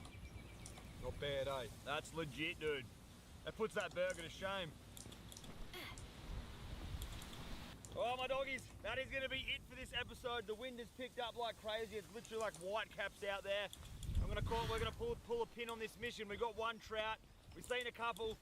We nearly hooked one up on the fly rod, but dude, this has been an epic adventure. Thank you so much to Angus. That was a hell of a trip, brother. And we're on the boat. We've got a couple more adventures in New Zealand coming, so stick around for them. Subscribe if you haven't yet. But I'll see you guys soon. I'll see you in the next video. Much love and thanks for watching. See you next week.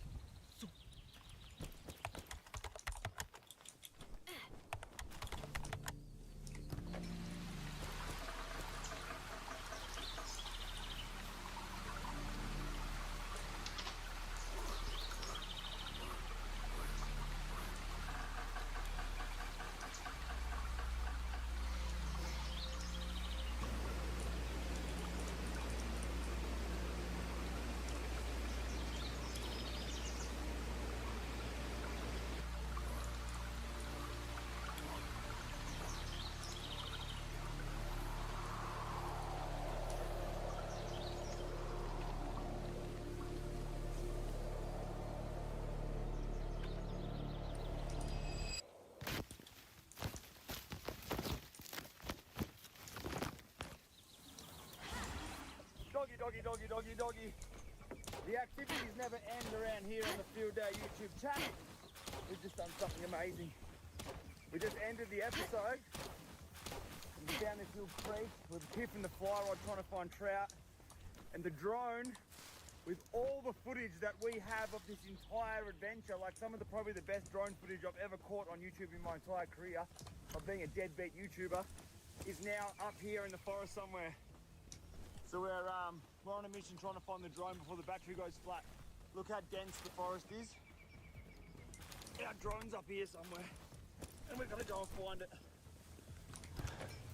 Holy shit. There's some of the most incredible footage probably I've ever seen on that drone.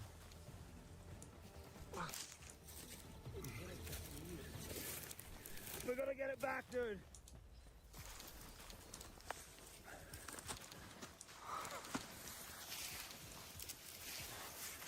This is legitimately going to be like finding a needle in a haystack. We're climbing up the side of this mountain. Look at this shit. There's the boat down there. We're going to find this drone. It's in here somewhere. This is like a proper like pitched hill like this. We're just sliding up it. We're gonna find the drone, man.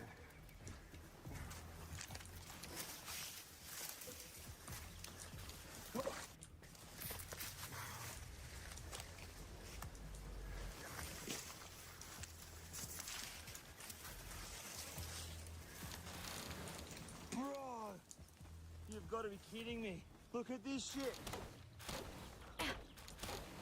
No way, dude! You're kidding! Oh, you just saved my life, man.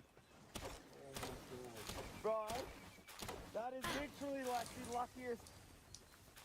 That is the Kiwi feeling, eh? You had it. Me and Blake went up this way, and Angus just peeled off in his own direction. He's like, "I'll get it, boys," and he just pissed off that way with no drone control or nothing. You found it. That's off its head! Holy shit. You just saved the video, dude. Holy shit! That's unbelievable. Can't believe you found that thing, man.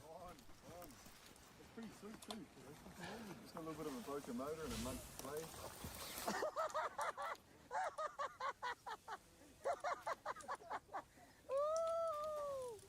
Yeah, life in the mountains is f***ing good.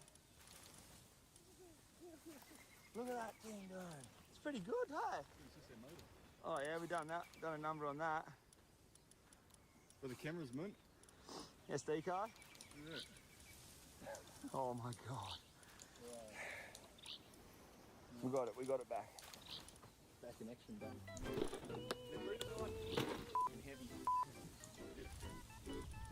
Get here, you f***ing tasty little f***. Oh, if I could run, I would. I got a banged up knee. I got run over by a 40-kilo ball the other night here in New Zealand. I'll get your f***ing camera out of my face. Put your little bit of man meat in there, boy. You, just you, building your app on base 44. Describe it. And it's real. One thought leads to more thoughts. Layer by layer, taking shape. When you need your tools, bring them in. They just click. Okay, kick it up a notch. Create something smarter, something powerful. Style counts, so give it your touch. Big or small. Next idea hits at 2 a.m. Of course it does. Keep building. Ask yourself, wait, I built this? Damn right. Base 44. Build it your way.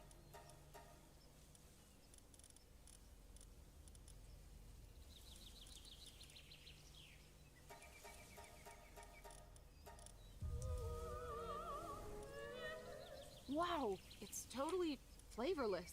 Welcome to For All Nutrition, the world's first mixable, shakeable, blendable, bakeable whey protein that tastes like nothing. Nailed it. So you can add 25 grams of protein to just about anything without ruining your vibe or your recipe. Visit forallnutrition.com and discover the world's first truly pure protein with For All. Because sometimes nothing is everything. You deserve nothing.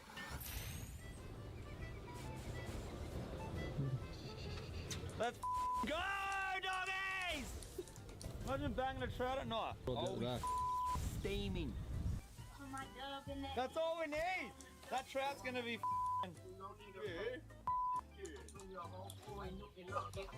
We did some fish. We didn't fish that hard, to be honest. But yeah, we actually start again, you idiot dickhead. Can't speak, bro. What am I even saying? Look at that toaster. Now that is a toaster, right? That is a toaster, man. So you can use the top of this as a grill. Just lay your trout along the top. Yeah. The burger patties. Oh, those are mean.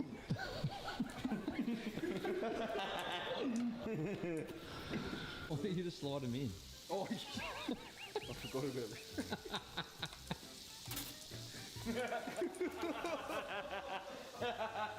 We're definitely hanging around some of the smartest kids on the block around here, bud. Cheers for the help, bro. Good thing. Hey, there's some, bro, that's like rotten bluefin how f***ed it looks. It is fucking yuck as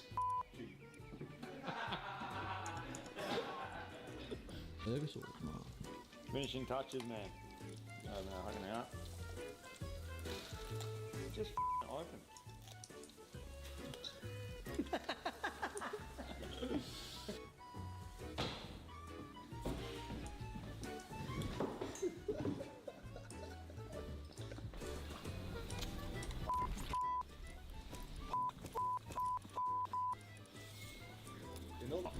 Oh, yeah.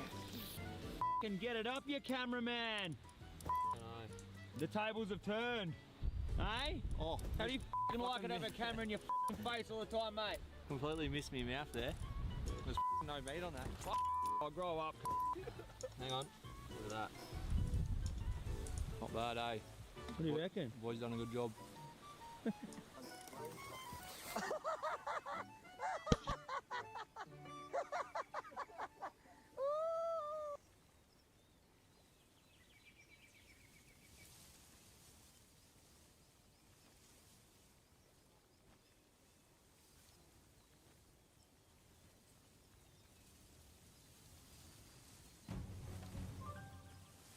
I want to tell you the story of Pompeii.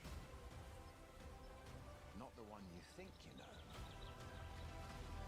A story of survival.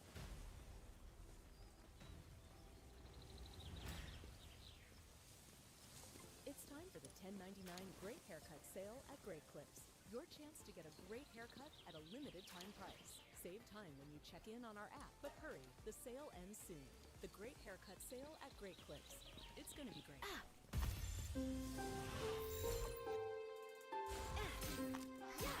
The Odyssey.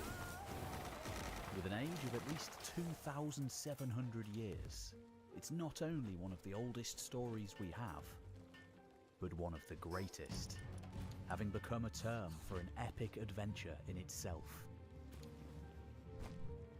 Few in the world today are not familiar with at least the basic concept of the tale. Recreated in literature, film, video games, translated into countless languages, it remains one of the most popular stories ever told.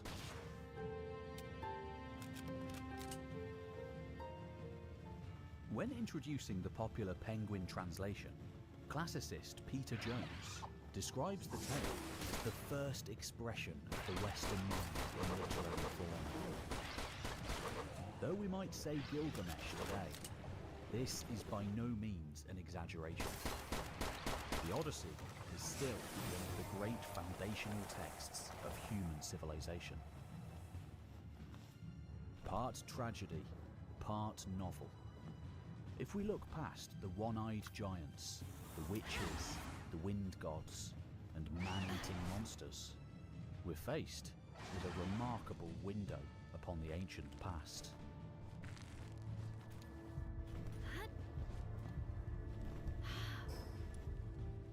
In the classical world, the Odyssey was hailed as the work of an individual poet by the name of Homer, writing a few centuries before in around the 7th or 8th centuries BC, in the time of archaic era Greece.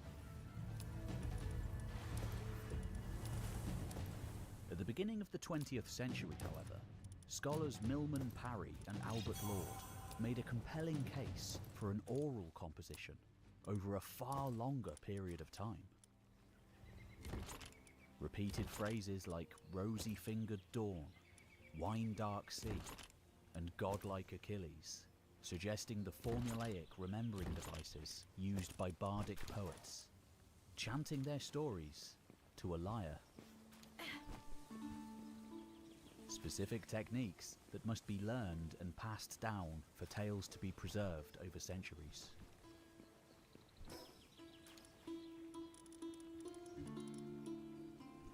The possibility then was floated in the early 20th century. Real historical memories of the Dark Age, when threads from the past had just barely clung on in scattered settlements. And even before, into the glittering Bronze Age world. A time of astoundingly wealthy palace economies, individual heroism of chariot-riding lords as opposed to masses of infantry, who they cut through like butter.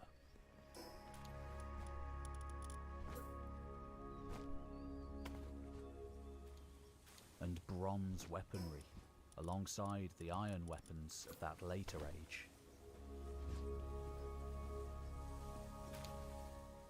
For centuries after the collapse of this palatial Greek world, with literacy itself having disappeared, Greece became ever more decentralized, its once globe-spanning world transformed.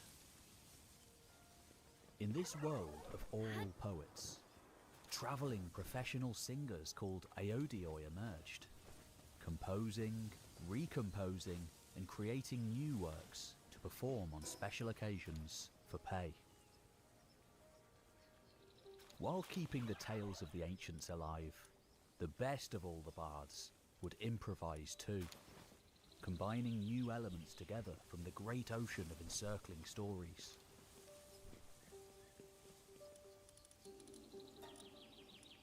In this way, there may well have been a real Homer, or many Homers, who brought previously disparate, half-remembered real historical elements together to create a better story, honing it over the years to best capture the attention of listeners. It's the same in oral traditions all over the world. This is the only way for a story to survive.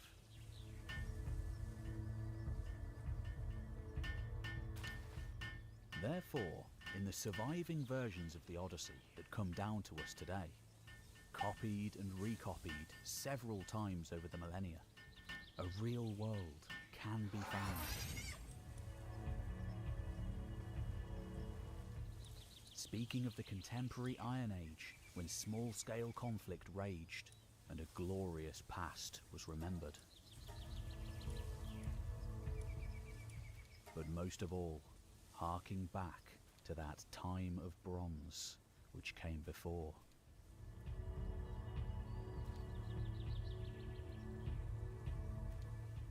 As the 20th century progressed, more and more evidence continued to mount. And today, more than ever, we're in a position to be able to speak to a real Homer's Odyssey, veiled beneath the surface.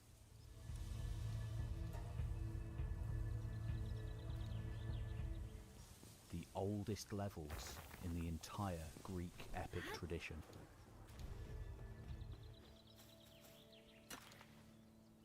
Now in 2026, the Odyssey is being remade yet again. Let's investigate what the story is, and what real elements, if any, survive within. My name's Pete Kelly, you're watching History Time, and let's go to the Bronze Age. If you're over 40, here's the weird part. Going harder can make you feel worse. It's not a lack of willpower, it's simple biology. If you want to see some genuine Bronze Age archaeology in real life, then you can come with me in September on a tour of Anatolia. It's me, History with Kaylee, Dakota of Earth, on hours of home. Like most of the locations of Homer's Odyssey, we don't know where the island of Skiri is supposed to be. But when a battered shipwreck survivor washed up there, it was fated to become entwined in that greatest of all stories. For with nothing to his name, all of his crewmen long since dead, keenly hoarded wealth and mementos of home lost to the waves, the collapsed man on the beach was famous. Despised by the sea god, who had just destroyed his ship once again in a spate of rage. Those who found him on that beach didn't know it, but he was Odysseus, great hero of the Trojan War, veteran of 100 battles, the king of Ithaca. And above all else, he yearned to return home. years have passed since the end of that famous conflict between the Greeks and the Trojans. And by this point, most of the warriors of the conflict have either returned home, died in the attempt, or been murdered by other means. Already, the war has taken on a legendary quality.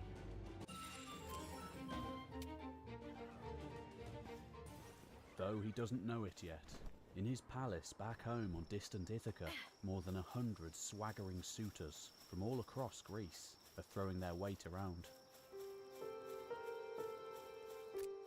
Seeking to replace the king they all assume to have died long ago, and claim his wife as their own, in a gross perversion of the guest right of Xenia.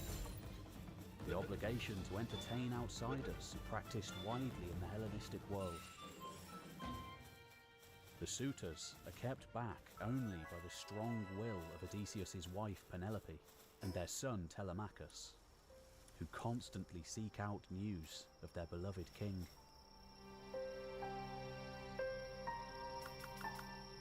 Taken up to the magnificent palace of the island by a princess named Nausicaa, Odysseus still has one trick up his sleeve.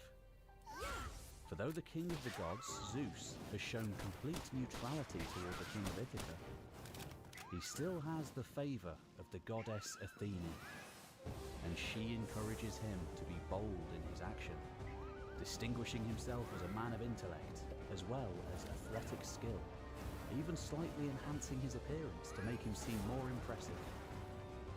King Alcinoüs of the Phaeacians seems placed as a polar opposite reflection to the goings-on in Ithaca. Here we see the proper way of doing things, and the shipwrecked wanderer is treated well. Impressed by the polite manner and charismatic orations of their guest, athletic contests are held, with Odysseus impressing his hosts yet further with his physical abilities. Finally, when Demodocus, the blind bard, begins singing songs of the war of Troy, fought 10 years past, Odysseus' hard demeanour begins to break down. Overcome with emotion at the deaths of his friends and his long toil in the years since, when the bard sings of the quarrel between the famous Odysseus and Achilles, he finally reveals himself, beginning to tell his own tale of just what he's been up to for all those years. Always wily and clever with his words, Odysseus fought like a demon too in that most famous of wars.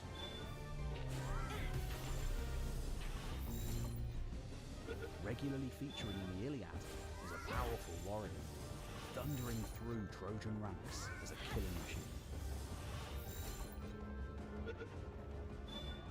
In one notable incident in Book 10, taking place in the build-up to Achilles' famous duel with Hector, Odysseus and the great Diomedes, greatest of all the Greeks besides Achilles, and much more reliable, go on an epic rampage behind Trojan lines at night, killing scores of Thracians, their king Rhesus, and making off with his legendary horses. This is not a noble fight. Tit-for-tat feuds of ever-increasing severity and little quarter given. The Thracians beg for their lives, but the Achaeans are not feeling merciful.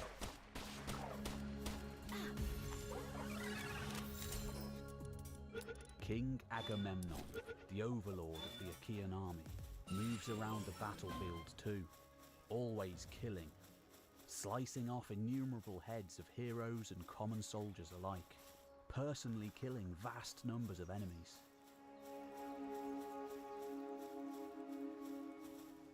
The Trojan prince Hector goes on his own rampage, killing swathes of Danaans, renowned leaders, and then preying on the rank and file. When emergency strikes, first responders need their critical technology to move as fast as they do. That's why T-Mobile created T-Priority. So in times of congestion, first responders get more capacity, faster speeds, and extended coverage, even in remote areas. backed by the world's largest satellite-to-cell network. T-Priority, built for tomorrow's emergencies, ready today on America's best network.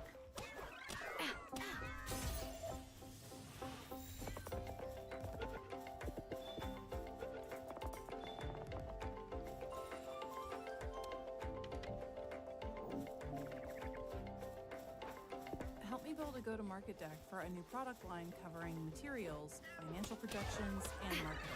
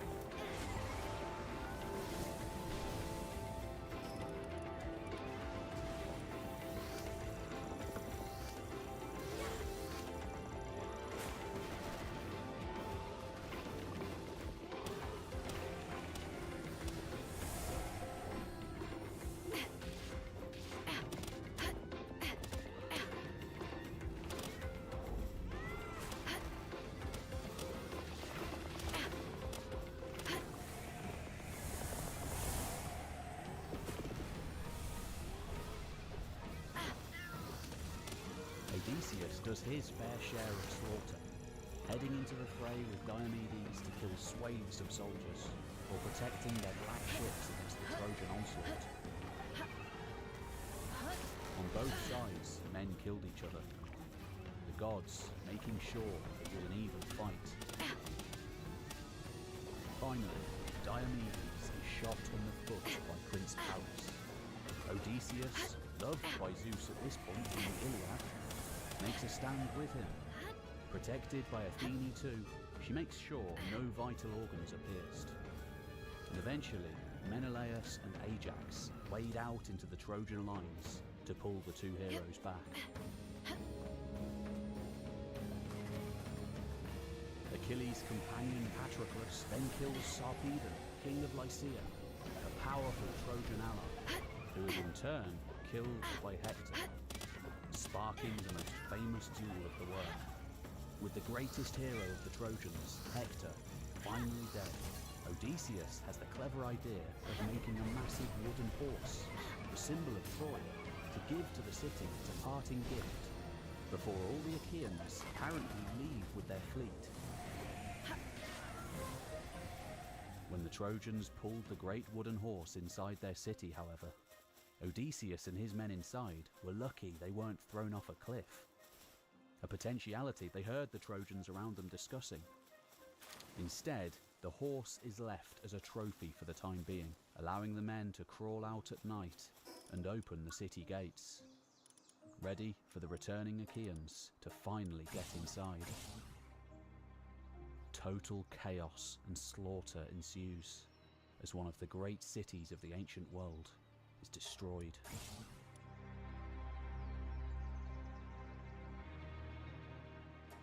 Their oaths finally complete after 10 long years in service to Agamemnon.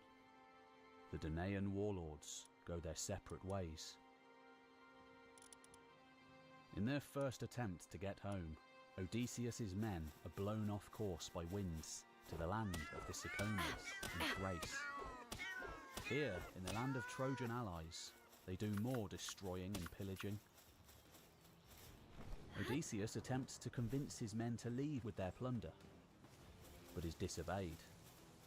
Soon enough, more well-trained warriors of the interior arrive, and a desperate fight of the ships ensues, leaving behind much of their spoils and 6 dead men from each of their 12 ships. The Ithacans eventually manage to escape.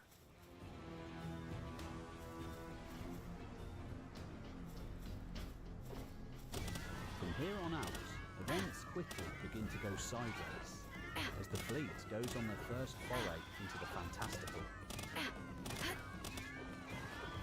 Reaching an island known as the Land of the Lotus Eaters. The inhabitants of this curious land spend much of their time consuming a local herb, which causes them to lounge around lethargically, losing all desire to act impulsively and with passion. Some of Odysseus's men partake, and soon lose all desire or memories of home, wishing to stay on the island instead forever. Odysseus has to act drastically, restraining and dragging his men back to their ships, forcing them to sail away before anyone else can eat the lotus plant. Get free delivery during online deal days and $30 off your first online order. Prize, fresh for everyone. My moderate to severe Crohn's symptoms kept me out of the picture. With Skyrizi, feel significant symptom relief at 4 weeks. Many people were in remission at 12 weeks, at 1 year, and even at 4 years. Don't use if allergic. Serious allergic reactions, increased infections, or lower ability to fight them may occur. Before treatment, get checked for infections and TB.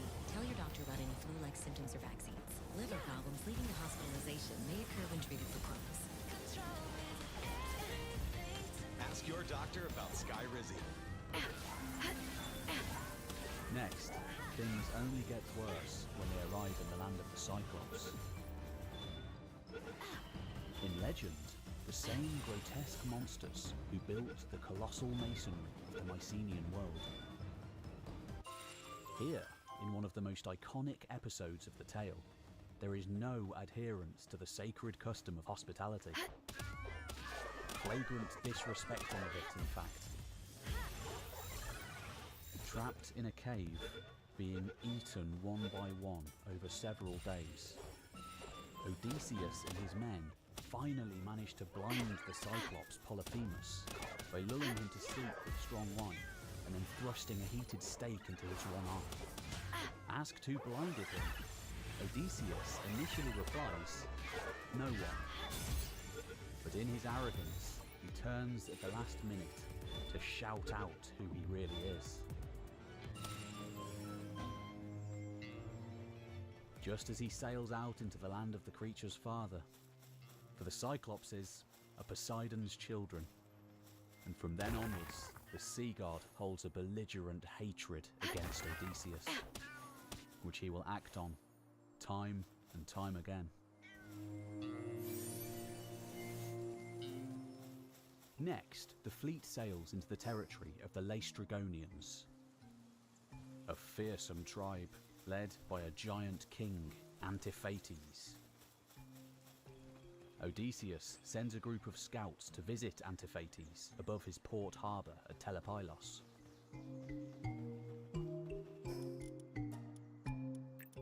When one of the group is immediately plucked out and devoured on the spot, they realise this is not going to go well. Even worse than the Cyclopses, the Laestrygonians are monstrous giants and cannibals. Before the fleet can react, Antiphates summons hundreds of his kin to the cliffs overlooking the harbour, where they begin hurling down rocks en masse. All 11 ships are smashed to pieces. The survivors plucked out of the water with spears to be eaten.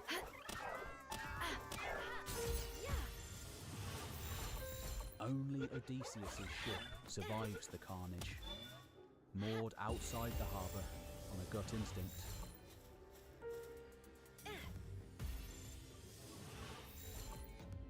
Sailing on alone, the last surviving Ithacan ship stops off on the floating island of Aeolia, where they are treated generously and feasted for a month by the wind god Aeolus, who also agrees to help them get home. Confining all the rough winds of the world into a small oxhide bag, only the gentle west wind is left, which pushes the ship forward. For 9 days they sail toward home, until, just as the shores of Ithaca lurch into sight, Odysseus slips into a contented slumber.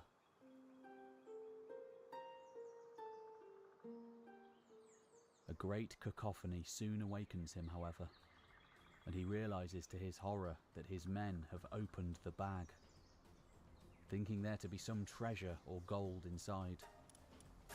The violent winds escape, and the agonizingly close ship is blown all the way back to where they started.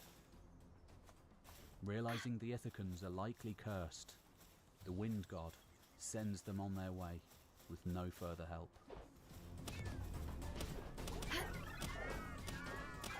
Instead of getting home then, for their ignorance in not following the explicit orders of their king, lured into a palace on the island of Aia with a feast laced with magic potions, the Ithacans are instead turned into pigs by the goddess Circe, daughter of the sun.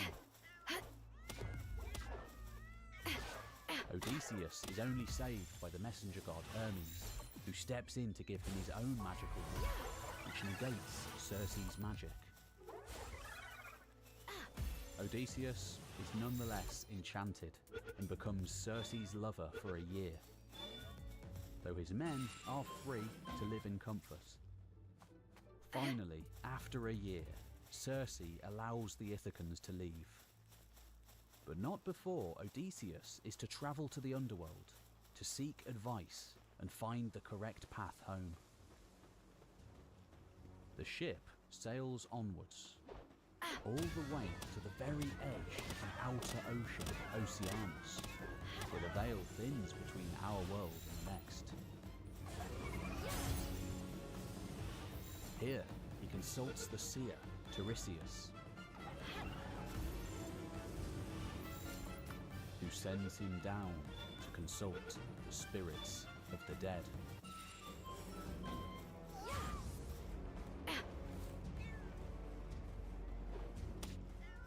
Heading down into the underworld, Odysseus is saddened to realise one of the shades moving to and fro around him is his own mother, who has died of grief during his absence. His father, meanwhile, also crazed with grief, has retired to the countryside to live in isolation.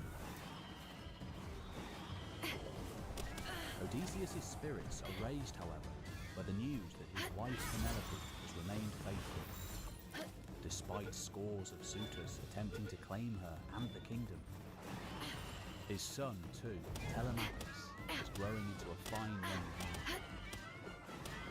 3 times Odysseus attempts to embrace his mother, but he cannot, and soon she fades away. Are you one of the many people who thinks their bad cholesterol is low enough? It may be too high. If your bad cholesterol remains high, it may lead to an increased risk of heart attack or stroke. Ask your doctor if your bad cholesterol is low enough. Visit badcholesterol.com to learn more. Oh, stop! It's totally time. I can't wait for a rewind. Rewind and freeze. Girl, when a time warp, say what? This is where something good happens. Well, we have to see that. It's all your favorite throwbacks from Disney Plus and Hulu. Now totally streaming. Next, Odysseus is confronted by his liege lord, Agamemnon, once the greatest king in all Hellas, overlord of 1,000 ships. Now, he is reduced to a miserable shade, with no relief from death. Murdered by his own wife, Clytemnestra, and her lover, Aegisthus, upon his return from the war. He explains his tragic tale, and how his son, Orestes, will eventually seek revenge, succeeding in avenging his father, but sealing his own fate, beginning a blood feud that will lead to the downfall of Mycenae. Agamemnon warns Odysseus against suffering the same fate, before he too fades back into the crowd of spirits.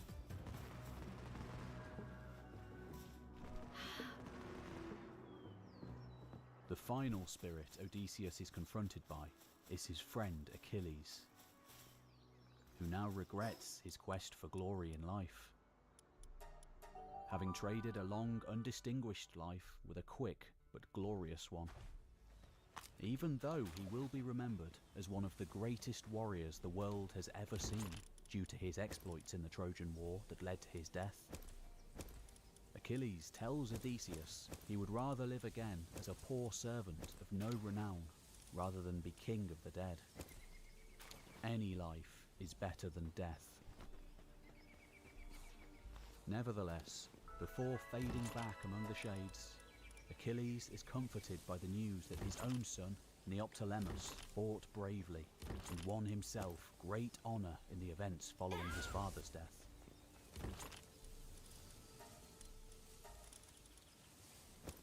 In one of the most famous passages of the work, Odysseus and his crew then sail past the monstrous and seductive sirens. Tied down onto the ship with wax in their ears to avoid temptation, any who go to the song are killed. Out of the frying pan and into the fire, they next have to navigate the Strait of Scylla and Charybdis. Taking Circe's advice, Odysseus has to make the impossible decision of steering towards colossal cliffs where the six-headed sea monster Scylla lies in wait to reach down and consume a crewman for each of its heads. Rather than the violent whirlpool of Charybdis, which will sink the entire ship, killing them all. Finally, in another terrible mistake that angers yet another god, an ancient elemental one, even older than the Olympians. On the island of Thrinacia, stricken by near starvation due to their toils, the crew kill and eat the sacred cattle of the sun god Helios, without offering the proper sacrifices. In response, Helios threatens Zeus with removing the sun from the world, forcing him to punish them, which he promptly does. As soon as they sail away from Thrinacia, Zeus destroys the last Ithacan ship with a thunderbolt, killing all aboard, save the king. Not permitted to die due to his favoured status by Athene and Hermes. All alone now, Odysseus washes up as sole survivor on the island of Ægina. Here, another witch, the nymph Calypso, takes him as a lover.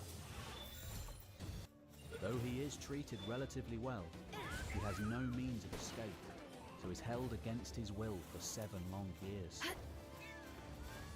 He spends his days weeping on the beach, yearning to return home. His nights with the nymph. When Odysseus is offered immortality, in his bewitched state, he very nearly never escapes. Only being able to do so by the intervention of Athena, who beseeches her father to send the messenger god Hermes to the rescue. A heart inured to suffering, ever longing to return to his mortal wife. With divine aid, Odysseus is finally able to make his own boat.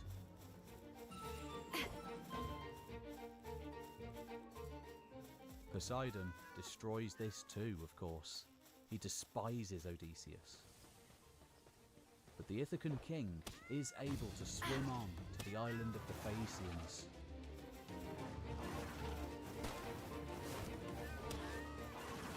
Washing up on the shore there to be met by Princess Nausicaa and taken up to the city of Brava. Old enemies of the Cyclops, who used to raid and pillage their island of Scheria. The Phaeacians, while demonstrating exemplary gift friendship with hearty feasting, a place to sleep, and the giving of gifts, all the things a proper host should do, agree to finally escort Odysseus home. Chameleon-like, hero of 1,000 disguises, Athena disguises Odysseus as a wandering beggar, who then sets about on a clever scheme to reclaim his home. Reuniting with his son Telemachus, to whom he proves his identity when Athena briefly removes his new appearance.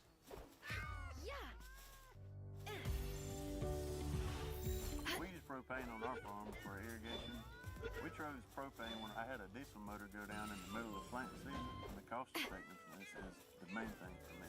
The savings this year were roughly around 80 cents a gallon cheaper. That was a no-brainer. We've got an energy source that's great, it's clean, and we're proud to talk about. People love it. It's energy for everybody.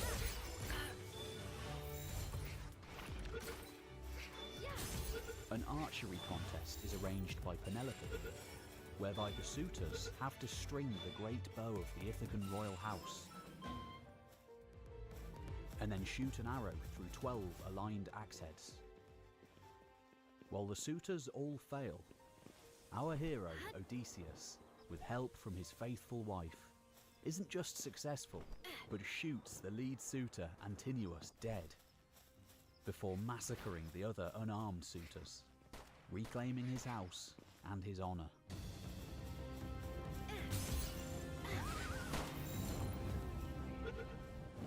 The goddess Athene steps in to halt a burgeoning civil war,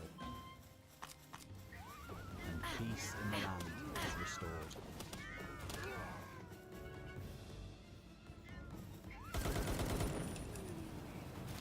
So now we know the basic arc of the tale.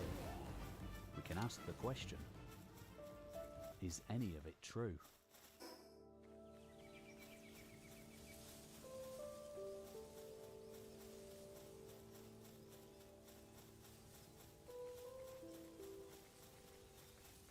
In 1985, British explorer and travel writer Tim Severin completed an extraordinary journey aboard an authentic Bronze Age sailing vessel.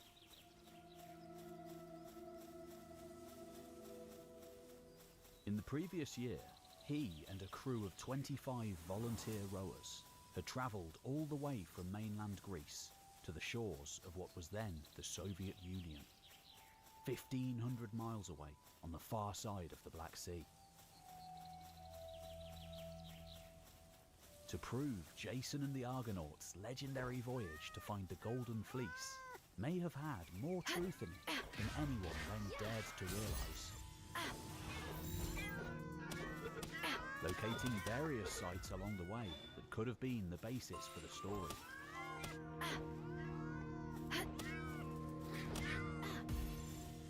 He'd already completed a number of similar journeys by that point, and would go on to undertake many more.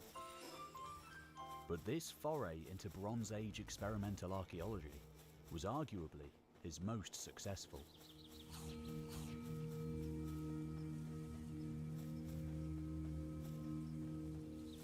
The Argo was so seaworthy, in fact, that she would complete a second voyage. Beginning near the modern-day Troad, they would make the journey all the way back to modern-day Ithaca off western Greece.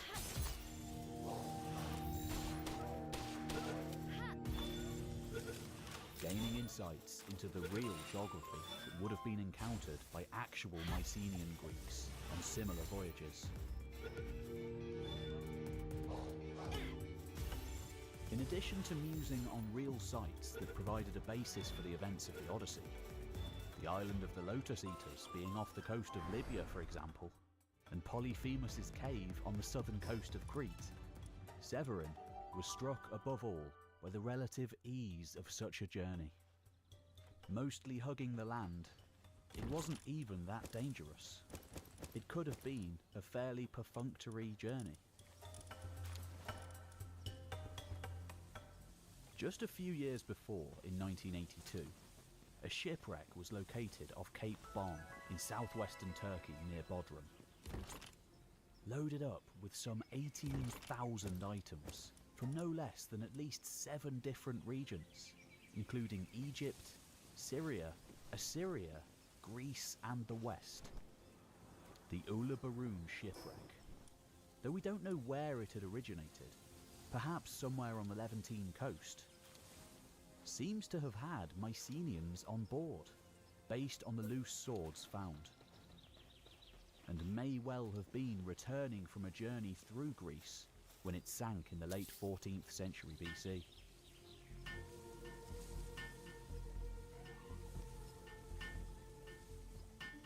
Though the most famous due to the sheer amount of goods and wealth on board, enough bronze to equip an entire army, the Uluburun shipwreck joins a whole swathe of other Bronze Age wrecks, hinting at a whole wide-reaching trade system during this time. The evidence is overwhelmingly apparent. The long-distance journeys described by Homer and other authors in the Late Bronze Age were feasible after all.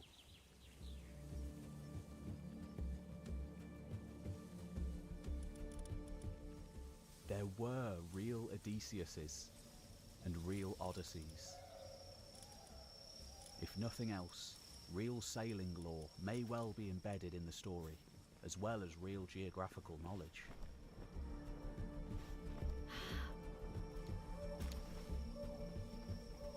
Severin's expedition was just the latest, albeit most complicated attempt at deciphering the Odyssey, in a long line dating all the way back to antiquity, and even before. Such as in the 6th century BC, when the Athenian tyrant Pisistratus is said to have formally commissioned a standardized version of the tale, traditionally regarded as making all versions after him the same. In the 5th century BC, the so-called father of history, Herodotus, and no doubt many others, had tried to find the real locations of the tale. Traditions which culminated in the 2nd century AD with the work of the famous travel writer Pausanias, who travelled all across the Greek world of his day, connecting Homeric myth with real locations. It is from that great geographical writer that we get much of our information on what people generally thought at the time.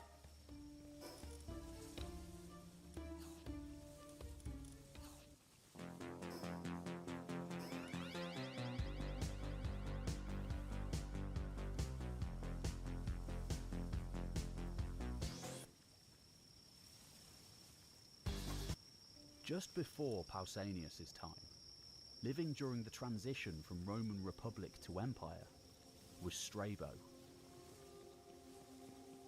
That famous Greek geographer, historian, and prolific traveller also very much saw the Odyssey as reflecting real locations in the Mediterranean.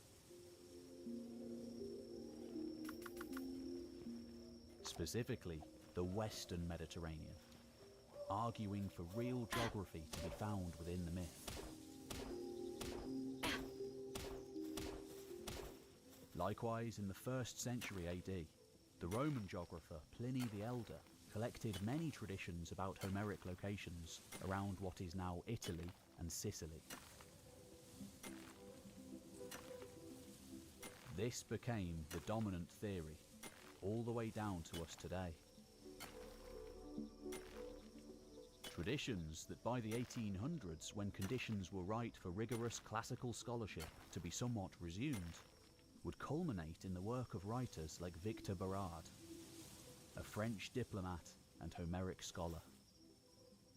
For him, talk of exotic goods like fine textiles and metals, long-distance voyaging, and encounters with strange lands beyond the horizon reflected real maritime trading knowledge derived in part from the Hellenes coming into contact with the new world of the Phoenicians in the early Iron Age. Burgeoning maritime networks the Greeks would now have contacts with and ultimately utilize to spread their colonies from Spain to the Crimea.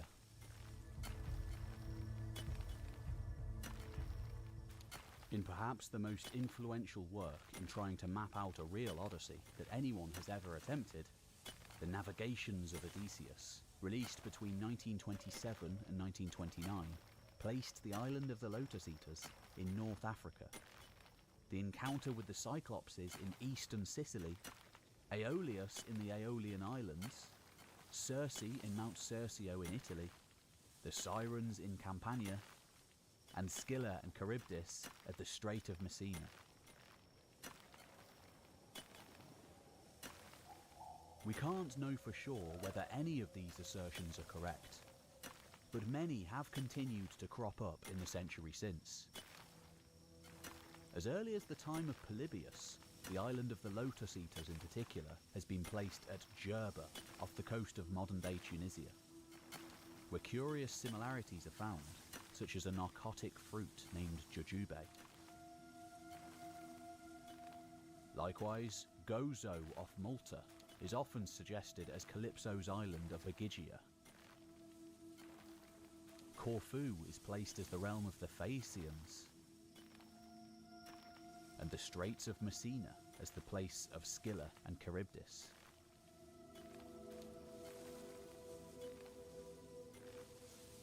In the century since Barad's day, of course, there have been hundreds of attempts to map out the real geography of the tale. It is one of the most written about epochs of ancient history, with wild speculations ranging from Scandinavia to Britain and beyond. Felice Vinci argued for a Baltic Odyssey, whereas Henriette Mertz had some of the journey taking place in the Atlantic, going up to Britain.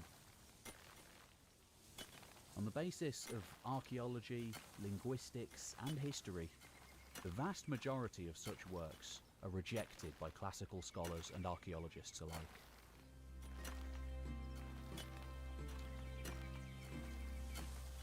One of the only regions that doesn't seem so far-fetched is the Western Mediterranean, very much inside the world of the Greeks. Argued as early as 1897 by Samuel Butler to be central to the tale. In his controversial book, The Authoress of the Odyssey, that Victorian scholar had argued for the land of the Phaeacians to have reflected real geography in what is now Sicily.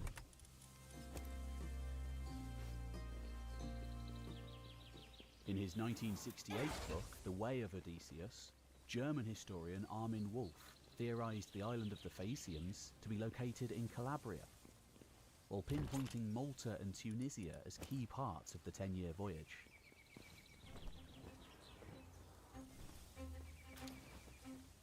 Before we embark on seeking out the next phase of Homeric geography, and like Odysseus himself, attempt to find Ithaca, it's worth noting that, like the cooler heads of today, one famously reserved and brilliant scholar was unequivocal in his opinion. In the 3rd century BC, chief librarian of the great library of Alexandria, Eratosthenes, was not only able to prove that the world was round, but calculated its circumference by sending a colleague south to record the lengths of shadows at different locations. This brilliant scholar was famously skeptical about seeking out the real wanderings of Odysseus, regarding many identifications in contemporary geography as futile. He once joked that finding Odysseus' route could only be done when the cobbler was found who had stitched the bag of winds that nearly took them home.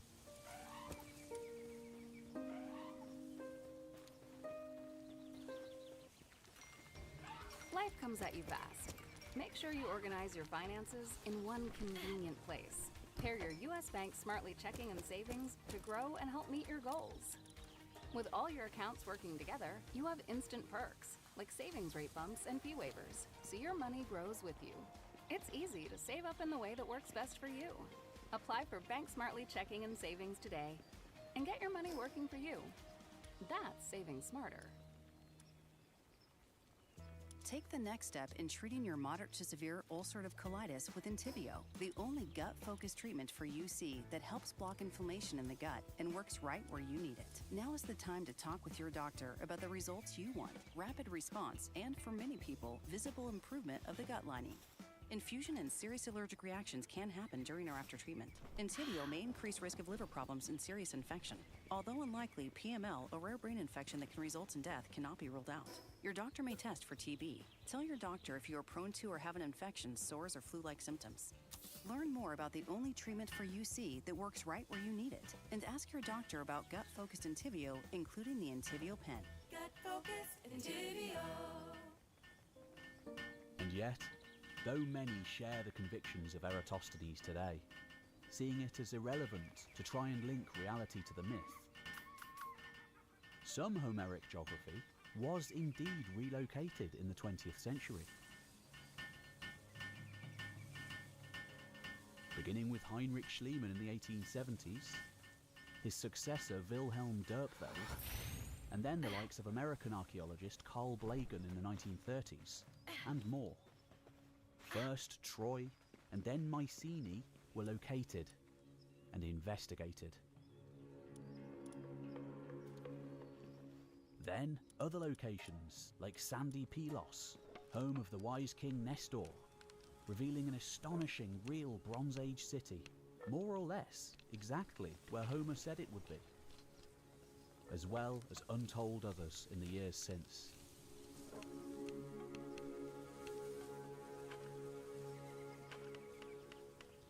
Here at Pylos, in the southwestern Peloponnese, Odysseus' son Telemachus had come to seek news of his father at the court of Nestor. And a brilliantly massive cache of Linear B tablets has been located, helping to flesh out the real story. Next on Telemachus' itinerary was the land of Menelaus in Lacedaemon, where another Mycenaean administrative complex was found at the Menelaon, and many others having been suggested as the real palace of Helen of Troy in the years since.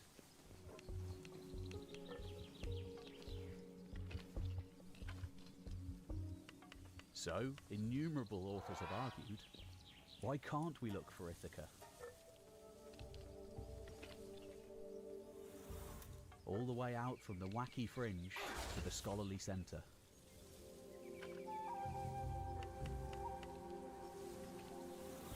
Scarcely a year goes by without someone attempting to find the location once and for all.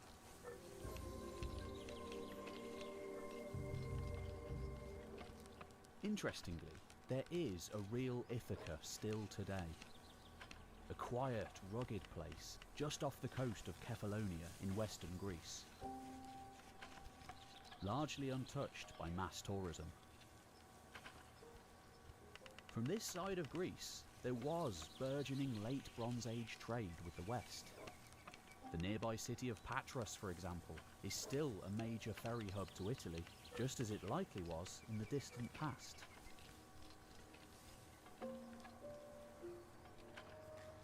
And yet, things are different out here to, say, the Argolid, Boeotia or Attica, Mycenaean heartlands.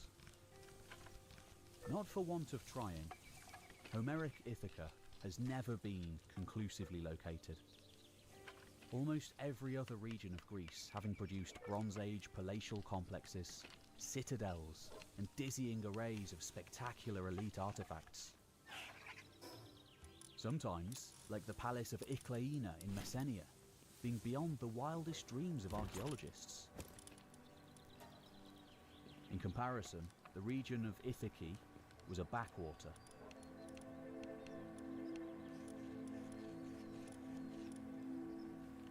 There are tombs and evidence of habitation, but no vast elite strongholds yet. While scholars continue to vigorously debate whether Ithaca is the original Homeric location, there are many other candidates too. The dominant view in academia today is that although some locations are real, being loosely based on sailors' stories, others are entirely mythological, promoting intense skepticism across the board. As early as 1927, Wilhelm Dörpfeld argued Ithaca to not be the real location for Odysseus' palace, proposing instead the island of Lefkada to the north. His work set off 100 years of fervent arguing and investigating. Boeing backs America. Hi, this is Maya, and a little thing I love about the hash brown scrambled burrito is that it's packed with protein. Having Chick-fil-A chicken in a breakfast burrito is just phenomenal to me. You have the chicken, you have the eggs, and then you add these hash browns. It's just complete, honestly. Real guests paid for their testimonial. In recent years, a third candidate for Ithaca has emerged, In his 2005 book Odysseus Unbound, author Robert Brittleston argues not for Ithaca, but the Peliki Peninsula on nearby Kefalonia to be a better candidate. With help from philologist James Diggle and geologist John Underhill, a new model of the Bronze Age shoreline here shows it to have been very different indeed in the past. Connected now, but originally a separate island. Earthquakes have been wildly powerful here over the years. Poseidon's rage having the power to alter the very earth on a whim.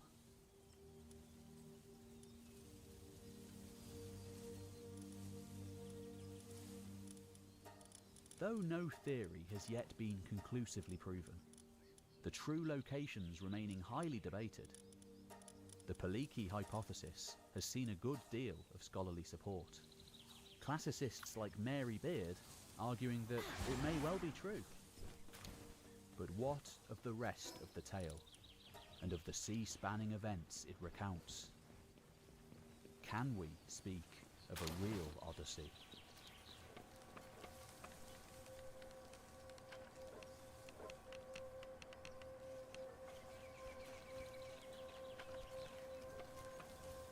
Embedded within the Odyssey are plenty of retrospective looks at the war. A little like the Iliad beginning a full 10 years into the conflict at the most exciting culmination of events, so too does the Odyssey begin near the finale of 10 years of homeward journeying. In this way, the ultimate fates of all the major Greek heroes of the war are described. Of Achilles, Ajax, Menelaus, Nestor, and perhaps, most shocking of all, the great king Agamemnon, who is murdered by his own wife and her lover upon his return home, in direct opposition to Odysseus's ultimate end. Their relationships with their wives being positioned as the major difference between them. Agamemnon having completely alienated Clytemnestra by sacrificing their daughter Iphigenia at the start of the war. Unlike the Iliad, where the ever-present gods direct all the major action, either in disguise or openly as themselves. Here, now apparently concerned about the justice of human behaviour, they remain largely on the sidelines. For example, when Odysseus's men bring death on themselves time and time again through their hasty or ill-thought-out actions, it is implicitly implied to be their own fault. But how much, if anything, of this is real? Well, the general consensus today is that aside from being a great story, there is some reality interwoven, not just from the purported time of Homer in the Iron Age, nor the preceding Bronze Age, but a dizzying mixture of time periods. As described by Homeric scholars like Moses Finley, who sees it not as a simple reflection of Mycenaean society alone. Others, like Martin Nielsen, however, and to a certain extent Joaquin Latas and Oliver Dickinson, make the argument that the tales really do contain memories of genuine Mycenaean rulers.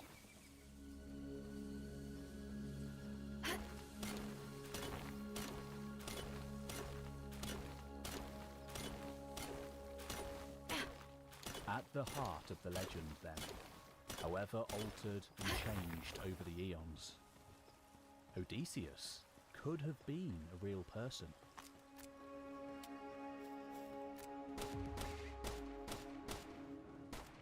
One interesting insight into the world in which the poem was born comes in the brief image we have of Achilles singing in his tent with the deeds of heroes on a lyre. Just as the bardic storytellers would do in later ages. Perhaps he is beginning to put together his own account of events. Most scholars today would argue that while the deepest levels of the Odyssey do date back to the late Bronze Age, in the form of such stories about mighty warriors, epic expeditions, and heroic returns, they were not singular vast compositions yet, like the works of Homer, but short praise songs and heroic stories, only compiled together much later.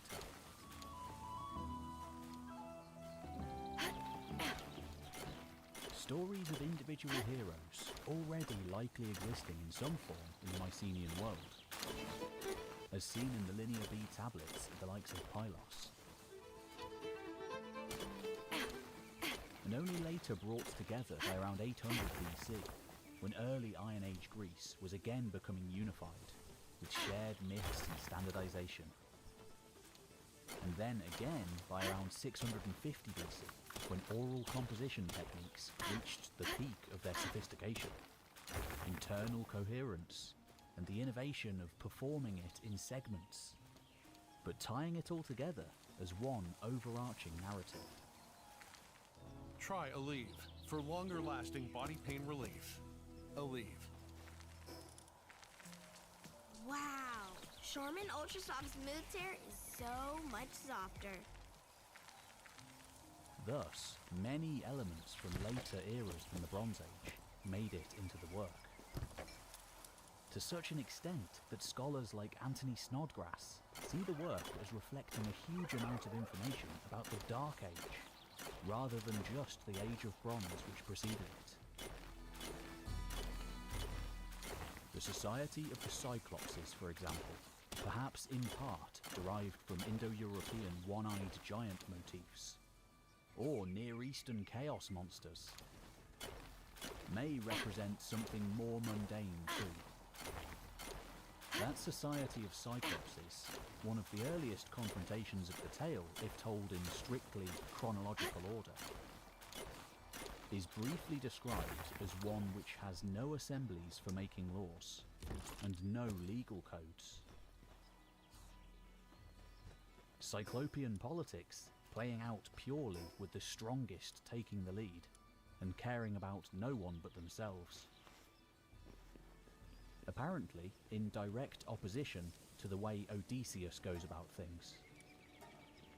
In a possible direct reference to new Dark Age norms, as opposed to the much lauded Mycenaean age before, as well as the archaic world of Homer's time, where law, freedom to travel, and political systems not just based on military might were starting up again. The Cyclopses, by comparison, have no ships, nor shipwrights, so cannot visit foreign places as other nations do. Much like in the Dark Age, when society became far more localized and small-scale again for centuries. One interesting exception to the norm, where we can see evidence of continuity from the palatial system all the way through to the ensuing sub-Mycenaean period, and so-called Dark Age, is found on the island of Evia. Here, not far outside the bustling modern city of Halkis, is the fascinating site of Lefkandi.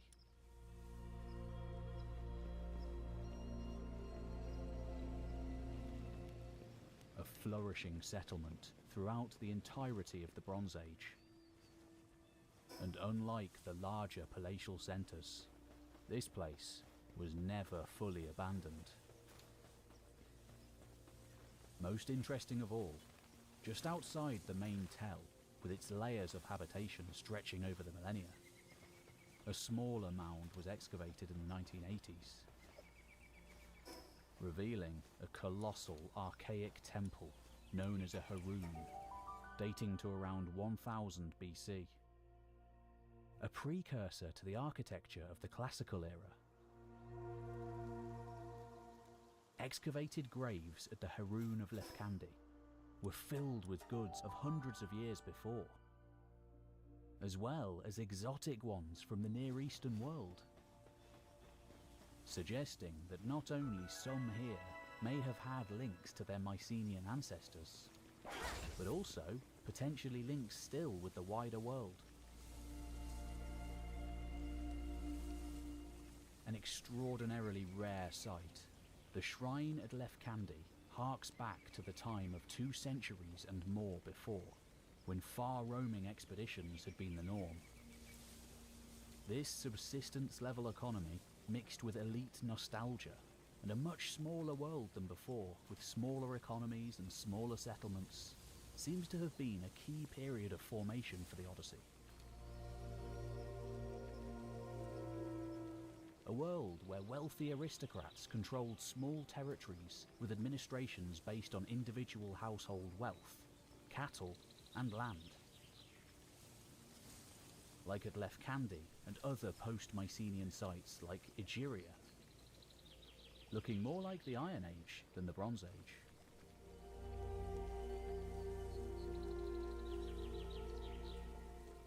But there are, of course, earlier elements within the work too. One, arguably, being the memories of a collapsed world.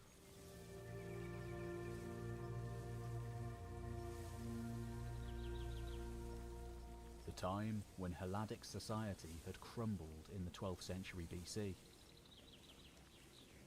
After all, the Odyssey places much emphasis on ideas of displacement, exile, and perennial wanderings, as much as it does the need to return home. Potentially, what we may be seeing is the psychological aftermath of the Bronze Age collapse. A time when we know that huge numbers of people across the Aegean were displaced, their lives uprooted and completely changed in a relatively short window of time. It's time for the $10.99 Great Haircut Sale at Great Clips. Your chance to get a great haircut at a limited time price. Living within a broken social order when compared to the ones which came before and after. All of the suitors on Ithaca, for example, are described as basileus, a term familiar in Homer's day as one meaning king. Individuals able to exert extraordinary levels of power, with heredity not seeming to mean much at all. Perhaps reflecting a seen reality in the archaic.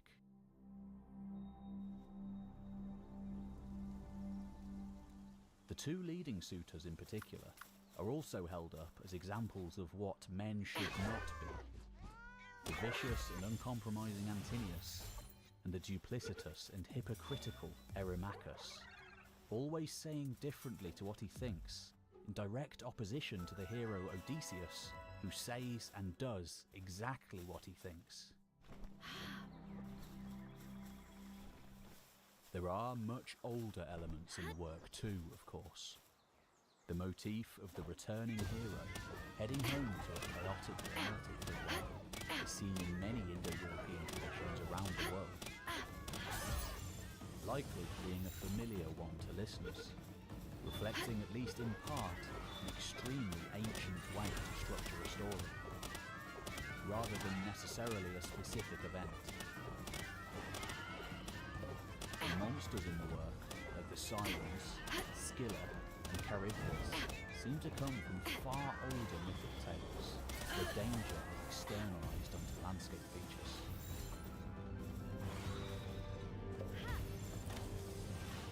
Perhaps the oldest segment of the work, and another which may have been familiar to those absorbing it, is the descent into the underworld. Paralleling similar stories from across the Indo-European world, like the Hittites, as well as wider works in Mesopotamian and European storytelling traditions.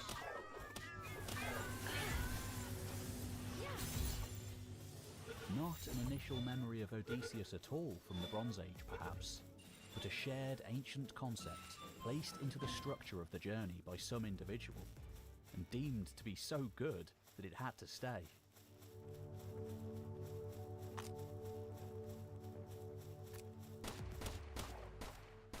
And far from portraying Odysseus as a peaceful wanderer at the whim of the gods, Odysseus himself and how he is treated by those around him may well be a remnant of the High King system of the Mycenaean Age.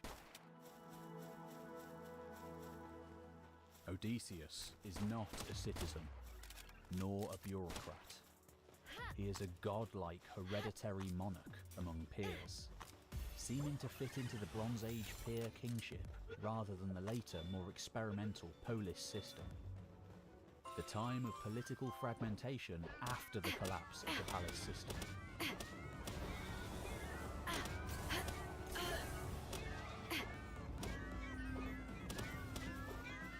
To anyone familiar with Mycenaean archaeology, it is surprising that even after the destruction of Troy, when Telemachus goes to visit wise old Nestor in Pylos, and then Menelaus back in Sparta to seek word of his father, both still live in magnificent palatial centres with adjacent cities. Here, the poem makes a point of demonstrating the right way to treat visitors. Telemachus being given food, hospitality, and all the tenets of guest friendship before it is even established who he is. The violation of such a right leading to endless problems for those who don't do it, mostly in terms of divine punishment. In sandy Pylos, Nestor asks Telemachus whether he is a trader or perhaps a pirate seeking to ruin worlds. A situation that must have been relatively common as the late Bronze Age came to an end.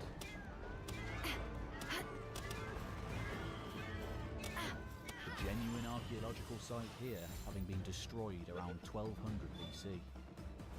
Same as all the major Mycenaean centres.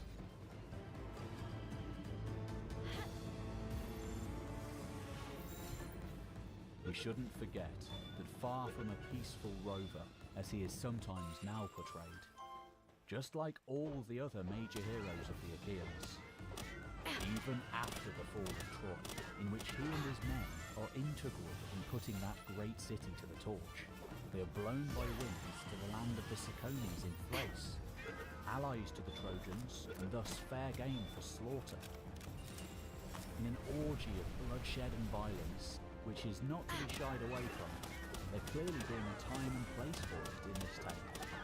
Odysseus and his men mete out terrible destruction on the city of Ismaros. All the men are killed, and the women prepared to be taken back to Greece as captives.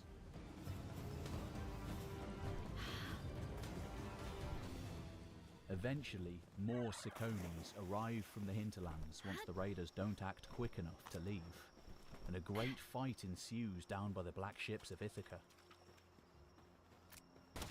Their enemies trained in both chariot warfare and on foot, the Achaeans lose 6 men from each of their 12 ships after their ranks are broken, only barely managing to escape.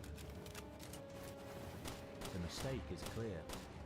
Odysseus' men were not wrong in pillaging and killing per se, but they should have heeded their leader's words and got out faster. One instance of many, of punishment when the word of the king is not obeyed. In the Linear B tablets of Pylos, we can see the real fate of such women claimed by the victors, with many women of Asia being recorded as manual labourers working toward the palace economy.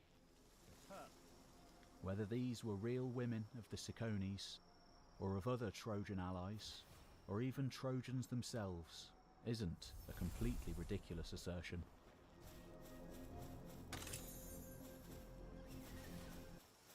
Weight loss starts with a game plan. Meet Wegovy Pill, the #1 prescribed GLP-1.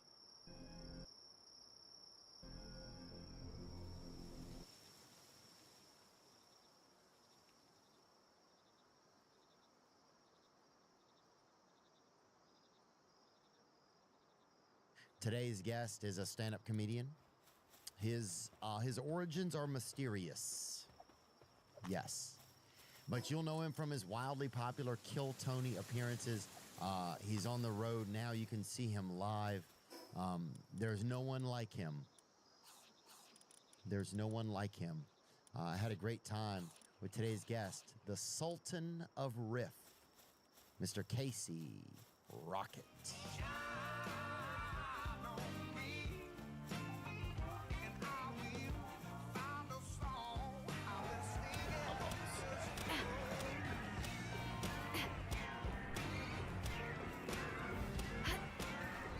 Sometimes I can't tell if I'm having like male hot flashes or whatever. Sure. Men of a certain age. Every age. Every age, maybe. Men of a certain age being the spectrum of all ages. Dude, I think these days, things have gotten crazy. You'll see a little kid having a hot flash or whatever. He'll be like, you know, you'll see a little kid just like just looking for a faucet. People are trying to do anything they can to cool these kids off. Yeah, yeah, to help themselves. Sure. Yeah, a spigot.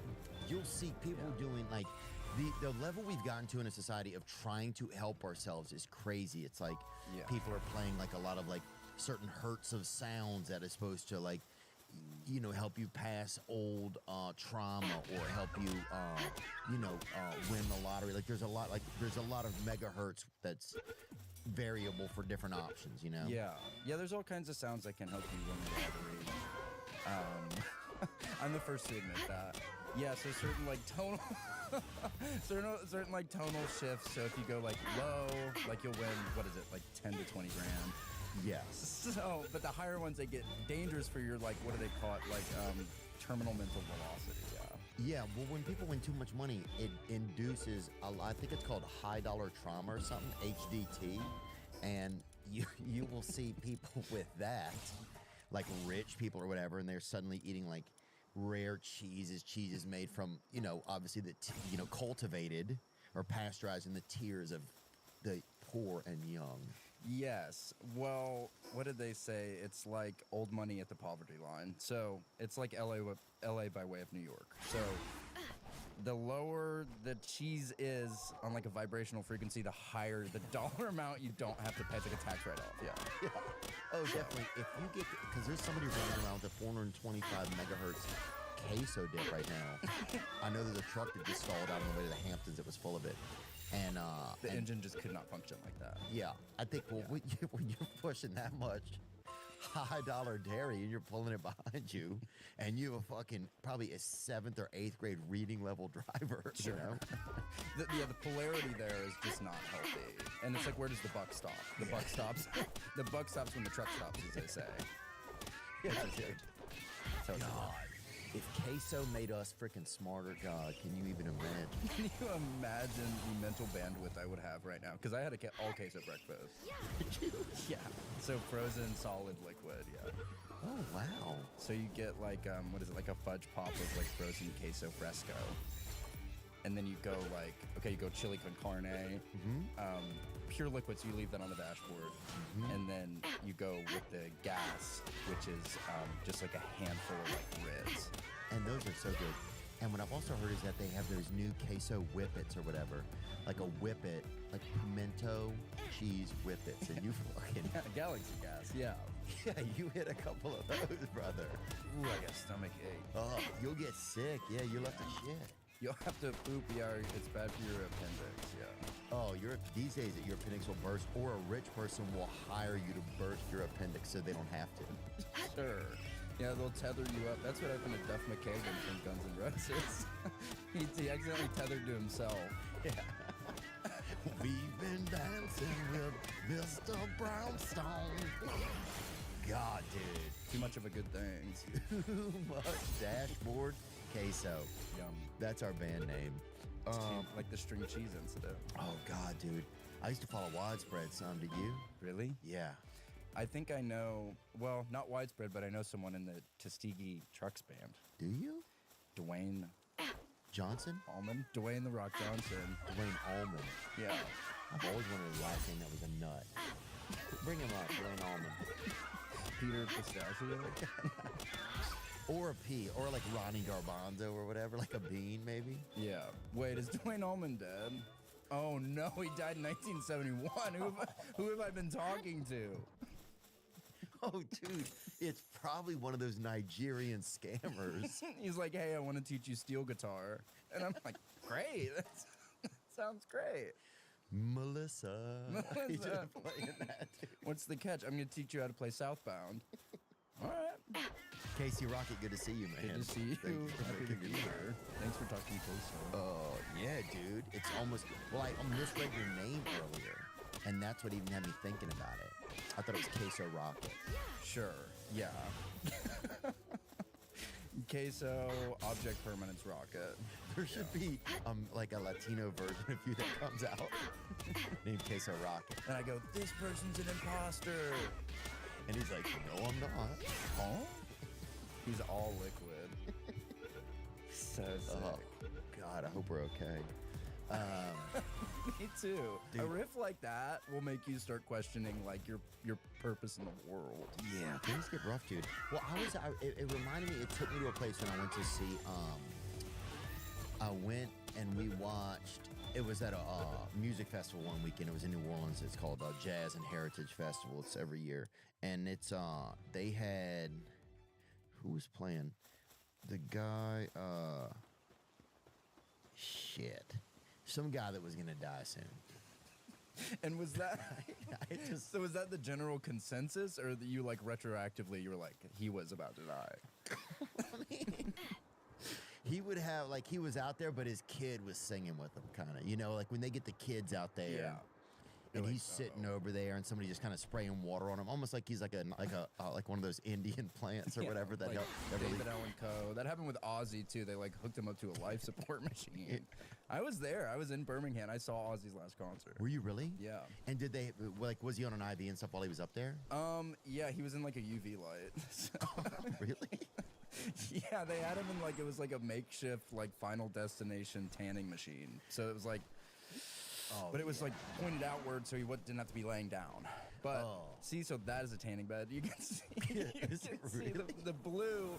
Yeah, it helped him like he had like photosynthesis. It made him like effervescent.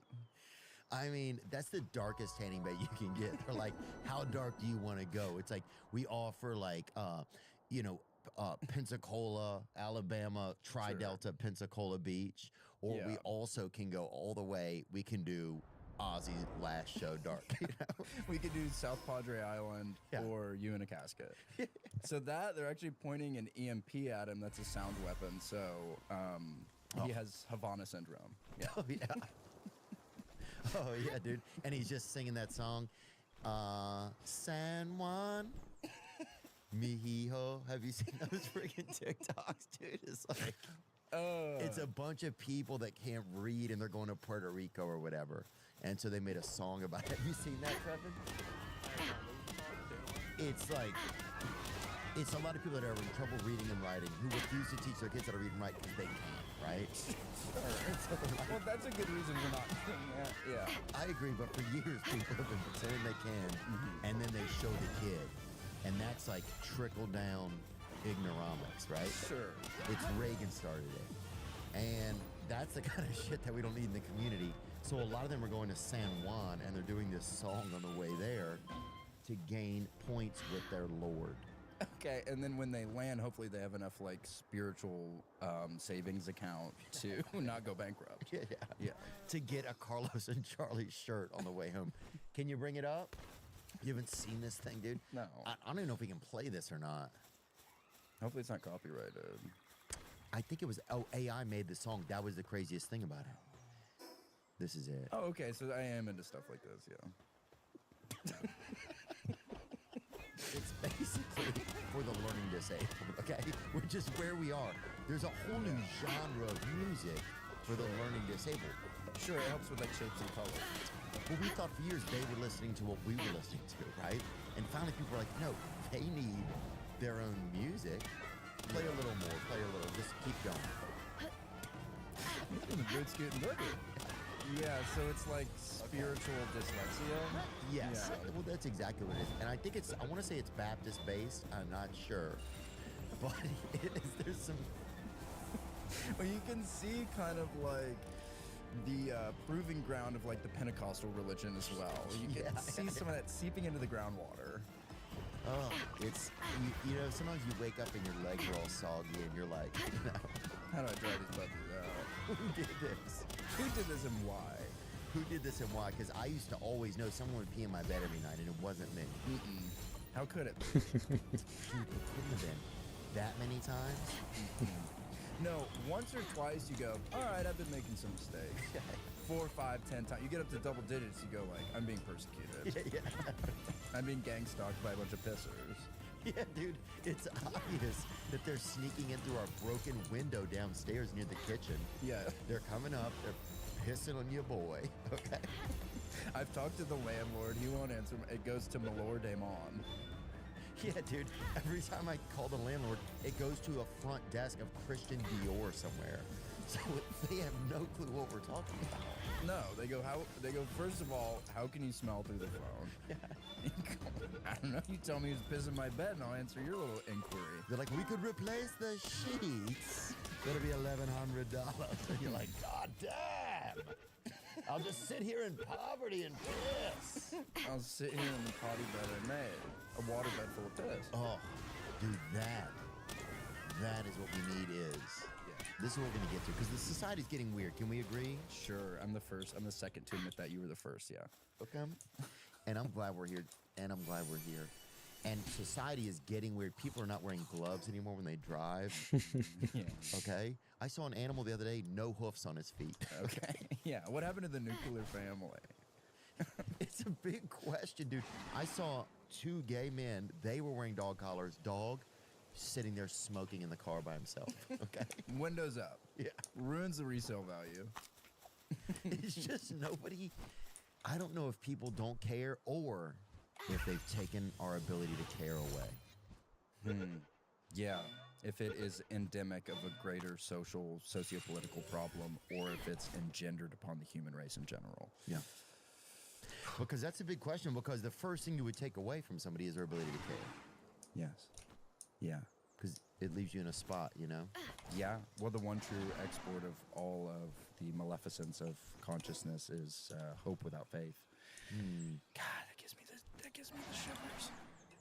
That's so scary. So people are now dogs without nails. God. And they still think they're scratching each other's backs. No, they were born on third base and they thought they hit a triple. Yeah. It's a different time, man. The zygotes are different. Yeah. I'll say that. Sure. Have you seen a CAT scan of a woman's belly recently? Isn't it like a recent, like an up-to-date CAT scan? I've been looking at like old ones to see how the technology has progressed. One woman had a frisbee and an 8-ball in there. That was it. Yeah. So whatever is living in there, or part-time, or whatever is keeping its luggage there. Sure. Okay, obviously. Likes to party at the park, you know. That was a great WCW pay-per-view, the Party at the Park. Was that one? I know they did the Bash at the Beach, so I could only hope that they did the Party at the Park. Oh, I hope they did too. And it was like it was a beautiful day. It was by a river, right? Yeah. They hung like a briefcase full of the world's like the finest charcuterie board in the world, right? They hung the finest charcuterie board in the world up, and you had to climb up a ladder, right? Yeah. And then you had to get 3 strong kids, and you had to climb up one of their backs, right? And you didn't know which one, and the winner got You didn't it. know which one had the best back. Yeah, because they kept their shirts on. Yeah. So it's purely intuition. And also, if you're standing there intuitioning which kid has a nice back, dude, if you do it too strongly, you go to jail, right? So it would take you longer to get to the charcuterie. Yeah. And if you do it too long, also Booker T is going to hit you with a chair. So that was like a good thought experiment. That was like the Stanford prison experiment in action. Oh, it's where we are. Casey Rocket, dude, good to see you, man. Good to see you. Happy to be here. It's awesome, dude. You're such a talent, and it's great to just see you like in the wild. You were in Huntington last night, I saw? Yeah, I was in Huntsville. Yeah. They keep changing the fucking name. I know. Because they're trying to avoid the IRS or whatever. Yeah. It's funny, before I came here, I took a shower, a Gregorian, Greco-Roman shower, and which is, of course, a cheese Danish that I put in a bunch of socks, and I kind of strain it out over my head. But I wrote on my hand, last night, I don't know why, but I wrote Santa Cruz or Santa Fe, one of the Santas. So That doesn't really answer your question, but I did just look at my hand. but if the question was, did you just look at your hand, the answer is yes. Okay. Yeah, I was in Huntsville at Levity Live. That was great. Oh yeah, the stage, the location from the stage to the audience, it has a unique ratio there. Do you feel that there? I do. Like the height of the stage and the ratio to the audience is very rare there. It is quite unusual, actually. The heliums aren't set up like that. Even, Zany's Nashville, Zany's Chicago, Zany's Rosemont's kind of like that. Is it? It's lower to the ground. Haven't spent time out there. I would love to get out there. Or I'm not allowed to go. I shouldn't be there, I don't think. But one day I will go when my mom passes. Sure. I'm gonna get out there because she would want me to see it. That's why. She'd want you, to see how they make the spaceships. They do the spaceships there. She would want me to see it, man. Lockheed Martin. Oh, is that where they're based? Yeah, Lockheed Martin there. That's where they reverse engineered the anti-gravity technology. So. Apparently, that's where some of the scientists are going missing. Those scientists. Oh, is that where that's happening? Really? In Rosemont? One of them went the way of the dodo. Not Rosemont, at Huntsville. Oh, that's where those scientists have gone missing, down in Huntsville? So one of them in particular, she did go the way of the dodo. She did take an early exit. But yeah, they're being missing all over the damn place. It's crazy, dude. From MIT to MIA, bro. That's the craziest. At least 10 individuals connected to sensitive U.S. aerospace, nuclear, and defense research have died or disappeared recently. That's two different things, though. Disappearing. Yeah. That gives me more pause that we're a part of some greater neo-noir detective thing. Yeah. Them just dying. I mean, people die every day. People die every day. Yeah, William Neil McCaslin, a retired U.S. Air Force Major General, he vanished from his New Mexico home in February 2026, leaving his phone and identification behind. Well, Santa Claus or Santa Fe, dude, that takes you back to that question, man. That's a tough one. Sure. Yeah, well, somebody let the door open and the wrong dogs came home. You know what I mean? Yeah, dude. Oh, I know who it was. It was some of those piss warriors from frickin' Christian Dior probably pulled up and wet that dude down a little. You create enough of a stream in the kitchen. A senior's gonna fuck. Yeah. Flash flood. Oh, a senior does not stand a chance against a flash flood, and I'll say that out loud, brother. I'll run into a damn vineyard vines and scream that. Sure, and I'll be receptive to it the whole time. Yeah. I'll be sitting there back there with a good book, just going, God dang. He's right. He's right. You'll poke your head out of a changing room and be like, all right. Never had a chance. Yeah. That motherfucking never had a chance, bro. Yeah, if you slick somebody up, and I've said this for months. I was there when you said it. Yeah, if you slick somebody up good enough, anything can be a slip and slide. So a staircase, most homes have a staircase, so if they're slick enough, bye. Grandpa! And he's gone. You can barely even, or you try to use his real name, then Henry, that's the craziest thing. Now, a black grandpa, they'll mill around a little, but even the stream's even going to get them, you would think. Sure. Well, yeah, they're probably more worldly, and they'll see this, they'll see the stream maybe before the white grandpa, but either way, when the flood comes, come on, man. You don't stand a chance, baby. That's the Bible working. Yeah, that's Noah. Yeah. Piss flood. That's it, brother. Drip, drip. It's scary to think about. It's scary to think about, dude.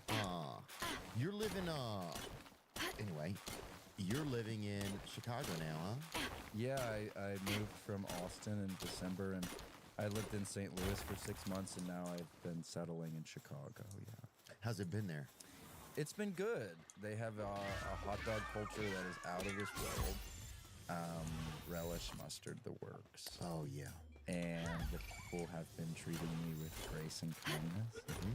And I, in turn, have been passing on to them a smile. That's very fair. Yeah. Did you miss Austin when you left? What was the reason of leaving Austin? Because things were going good there, right? Sure, yeah.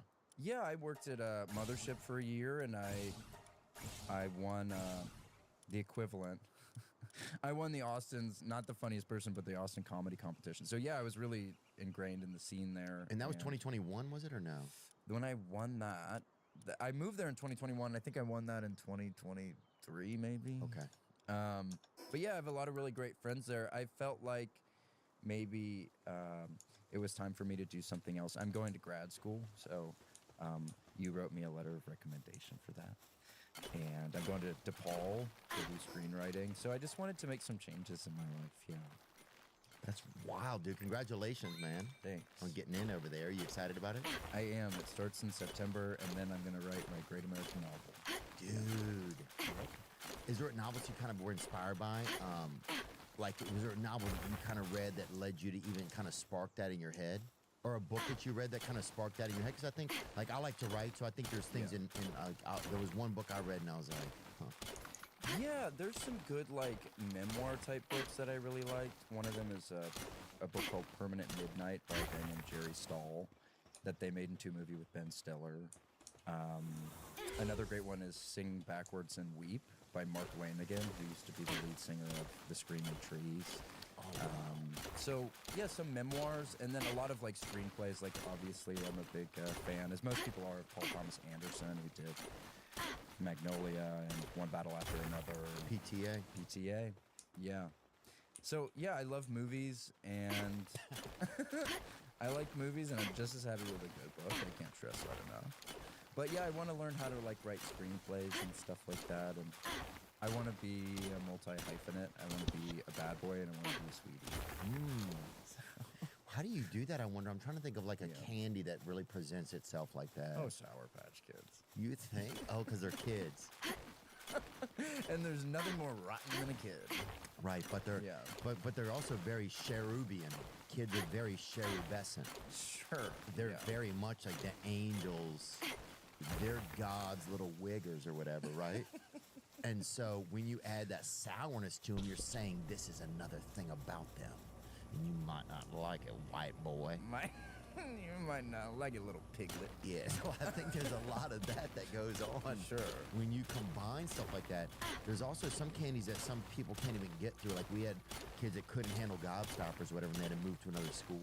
We have, and people were like, you know what I'm saying? Like, they just couldn't figure it out. Sure. Well, it's a lesson in patience. For me, when I think of gobstoppers, I think that the line of demarcation is only visible to those outside the cultural means of production. And so it really is Leninism at its most Stalingradian, but it's beautiful. So you can see that's actually a model of the universe. Oh, they call them the Berlin Ball. You know, that's why, because there's so much to go through. Which you have to be willing to do it. You have to be, if you want to get to that center, which is just plutonium. It is yellow cake uranium. So it'll make you sick as a dog, but it'll make you grow in ways you should not. Oh, dude, I saw a kid who had to take his shoes off in the middle of one because his feet were popping right out of him. This is Forever Chemicals. And a lot of rumors is that Wonka was working early with Forever Chemicals. That's rumor. Yeah. But there's a lot of PFAs in there. I saw a video the other day that people's grandparents now have PFAs in them, so they're suggesting, like, shutting down hugs, shutting down... Yeah, well, the original recipe was Zyklon B, so it does make people, like, it'll make you happy in the moment, but sad for a lifetime, so... Yeah, so it's your choice, bucko. Yeah, pick your battles. You're a mean one, Mr. Grinch, That's what's going on. Short answer, yes, several popular candies formerly marketed under the Wonka brand, like Nerds and Laffy Taffy, have recently tested positive for very high levels of arsenic. Thank you, Perplexity, which is a persistent, forever contaminant in the environment and can accumulate in the body over time. It's not good. It's not. Is it worth it, though? Sure. Yeah. They make the candies good. When you're a kid and you get the Nerds, or what was it for you? Was there a candy that you were like, yeah? Maybe like a Charleston Chew. Oh. Inside the freezer in a fridge that's unplugged. So it's planting this seed of, like, this is getting... so my body's telling me this is getting colder, but my heart of hearts is like, brother, you know this is really tough.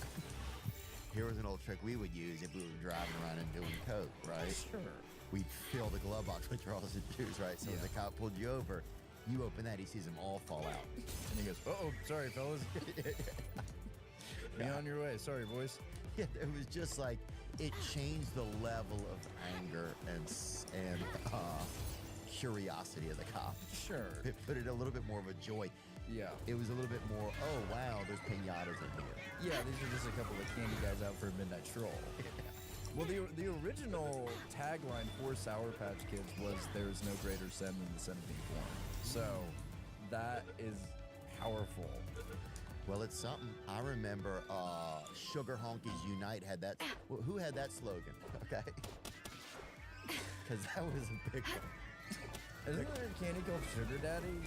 Oh, there was. And then a website bought it out. But there was also Sugar Ain't Got Nothing on This Clan. Who had that? Who had that? The Sugar Union? Yeah. Oh, no, they're like the Pinkertons. Sugar Daddies, that was it, man. Oh, they were a thing. And then you eat a couple of them and you go, "I shouldn't be eating those." Yeah. You have one Sugar Daddy, you go, "I shouldn't be eating that." You're right. Yeah. And then they gave the babies away. Here's the craziest part. And this is you going back to the nuclear family breaking down. There's never a mother involved, you know? No.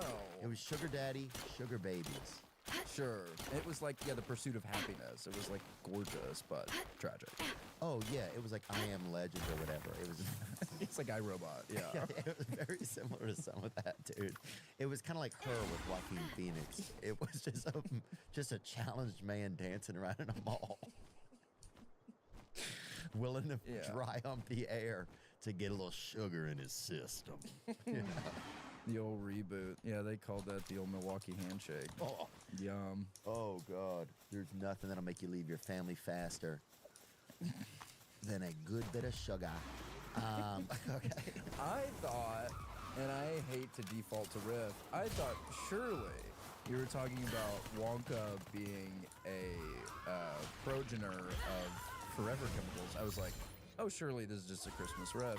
And then you pulled up the paper trail, which engendered this idea that was very much factual, where it is bad. It's giving people bone stuff. That's not good. Yeah, and the saddest part is the injuries. Our grandfathers had real injuries, like missing a limb from he was, got drunk and he was petting a landmine or something in Iwo Jima, right? Sure. Missing his wife. Maybe put some of his wife's clothes on a landmine, got a little crazy, whatever. Lost a limb, lost half, lost something important that had semen hiding in it.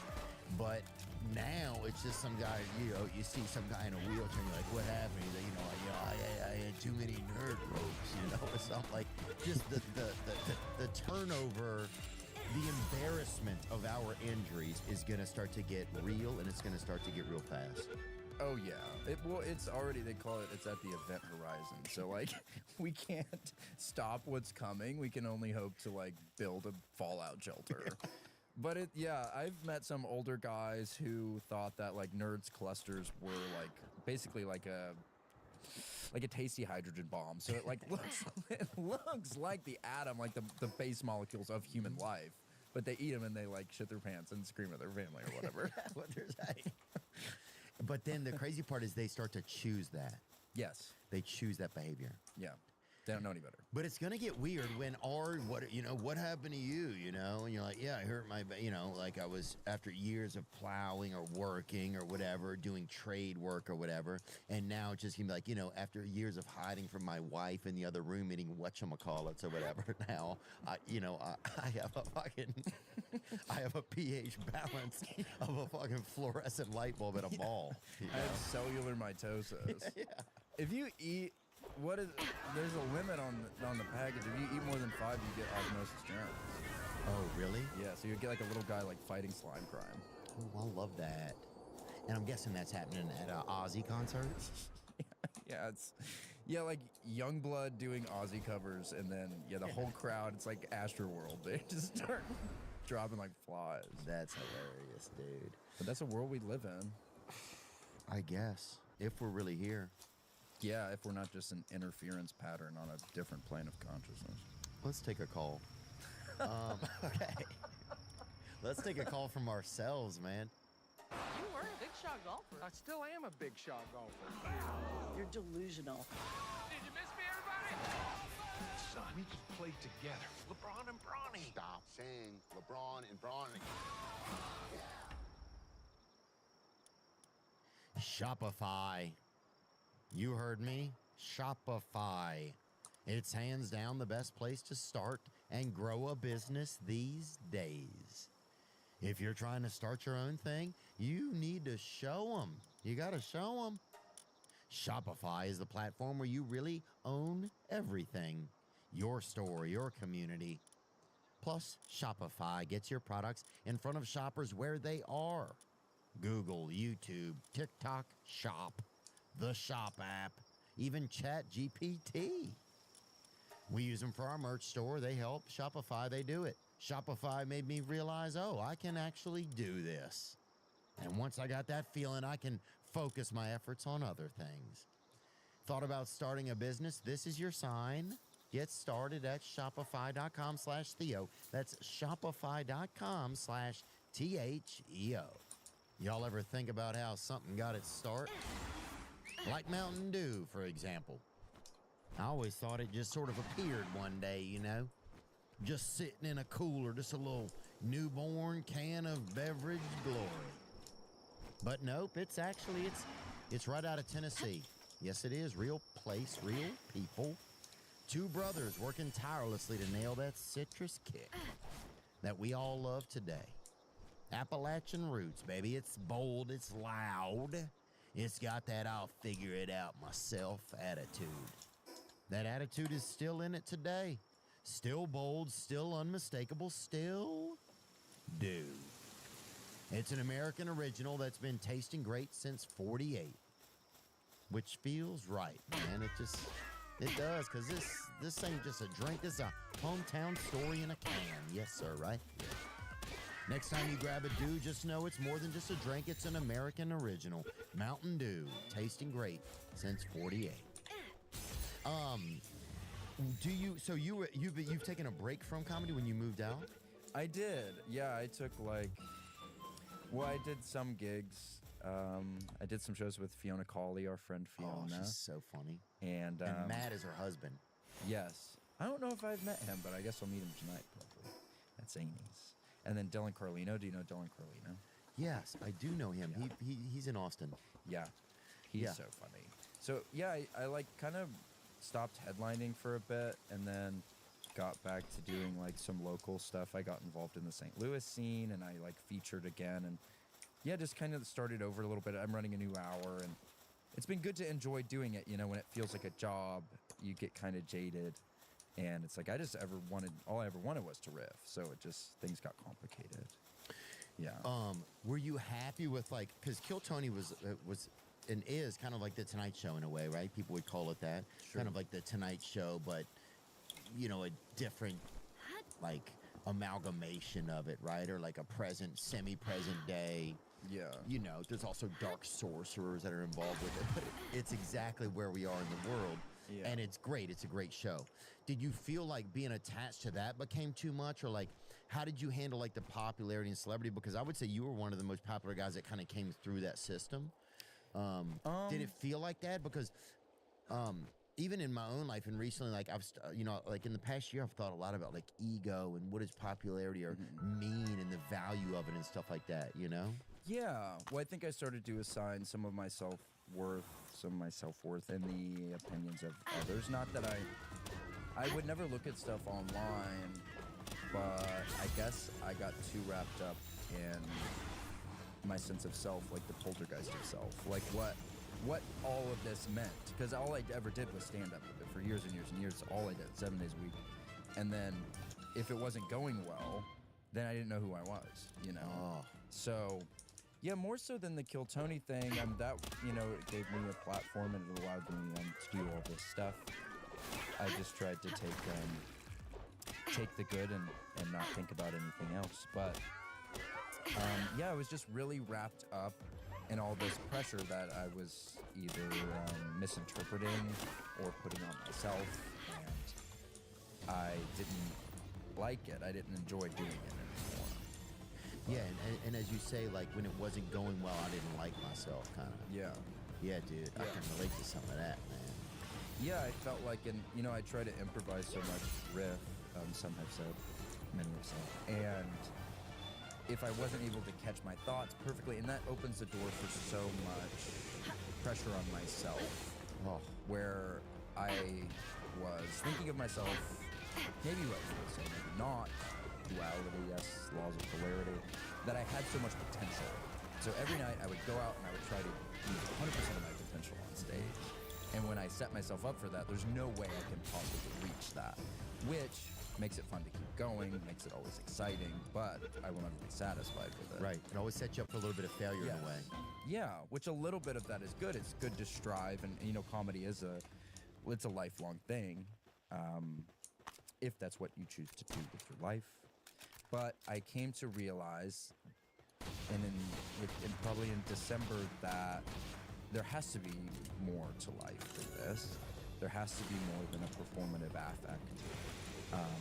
I have to be worth more than what I think I'm worth to my friends, just as a performer. And if my whole world is wrapped up in the business of show business, then I am doomed to go spiritually bankrupt. There's nothing that will ever be enough.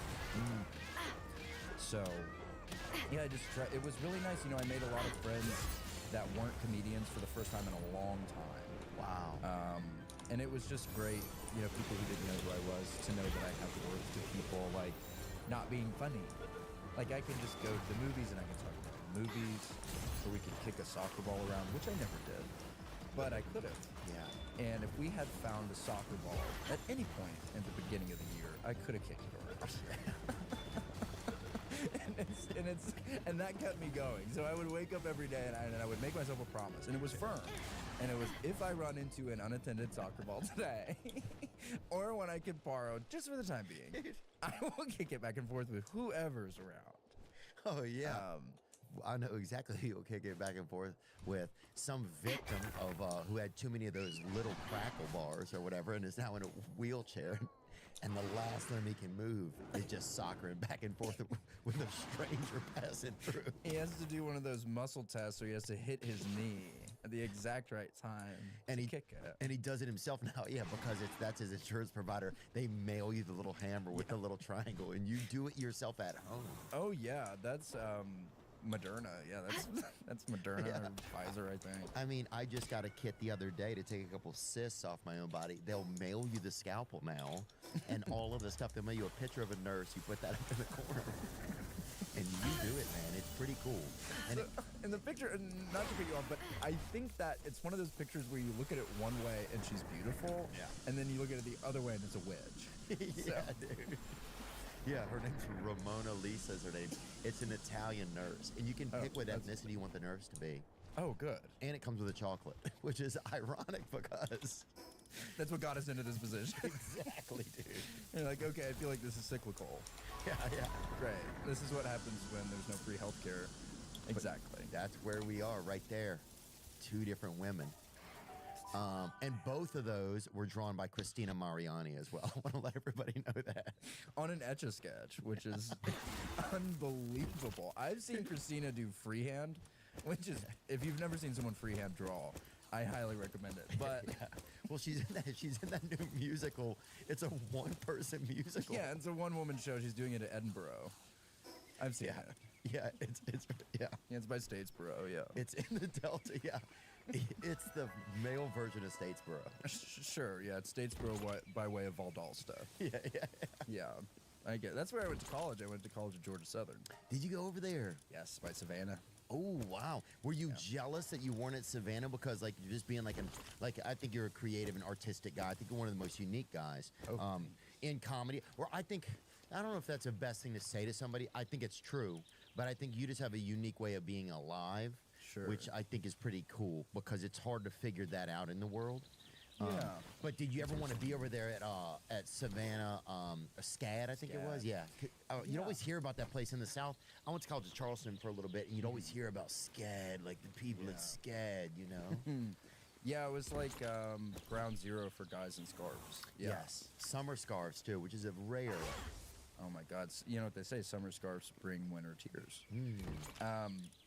And that's George Orwell as well. Yes, that's 1984. That's so Orwellian, truly a demiurge of existential pessimism. But I didn't.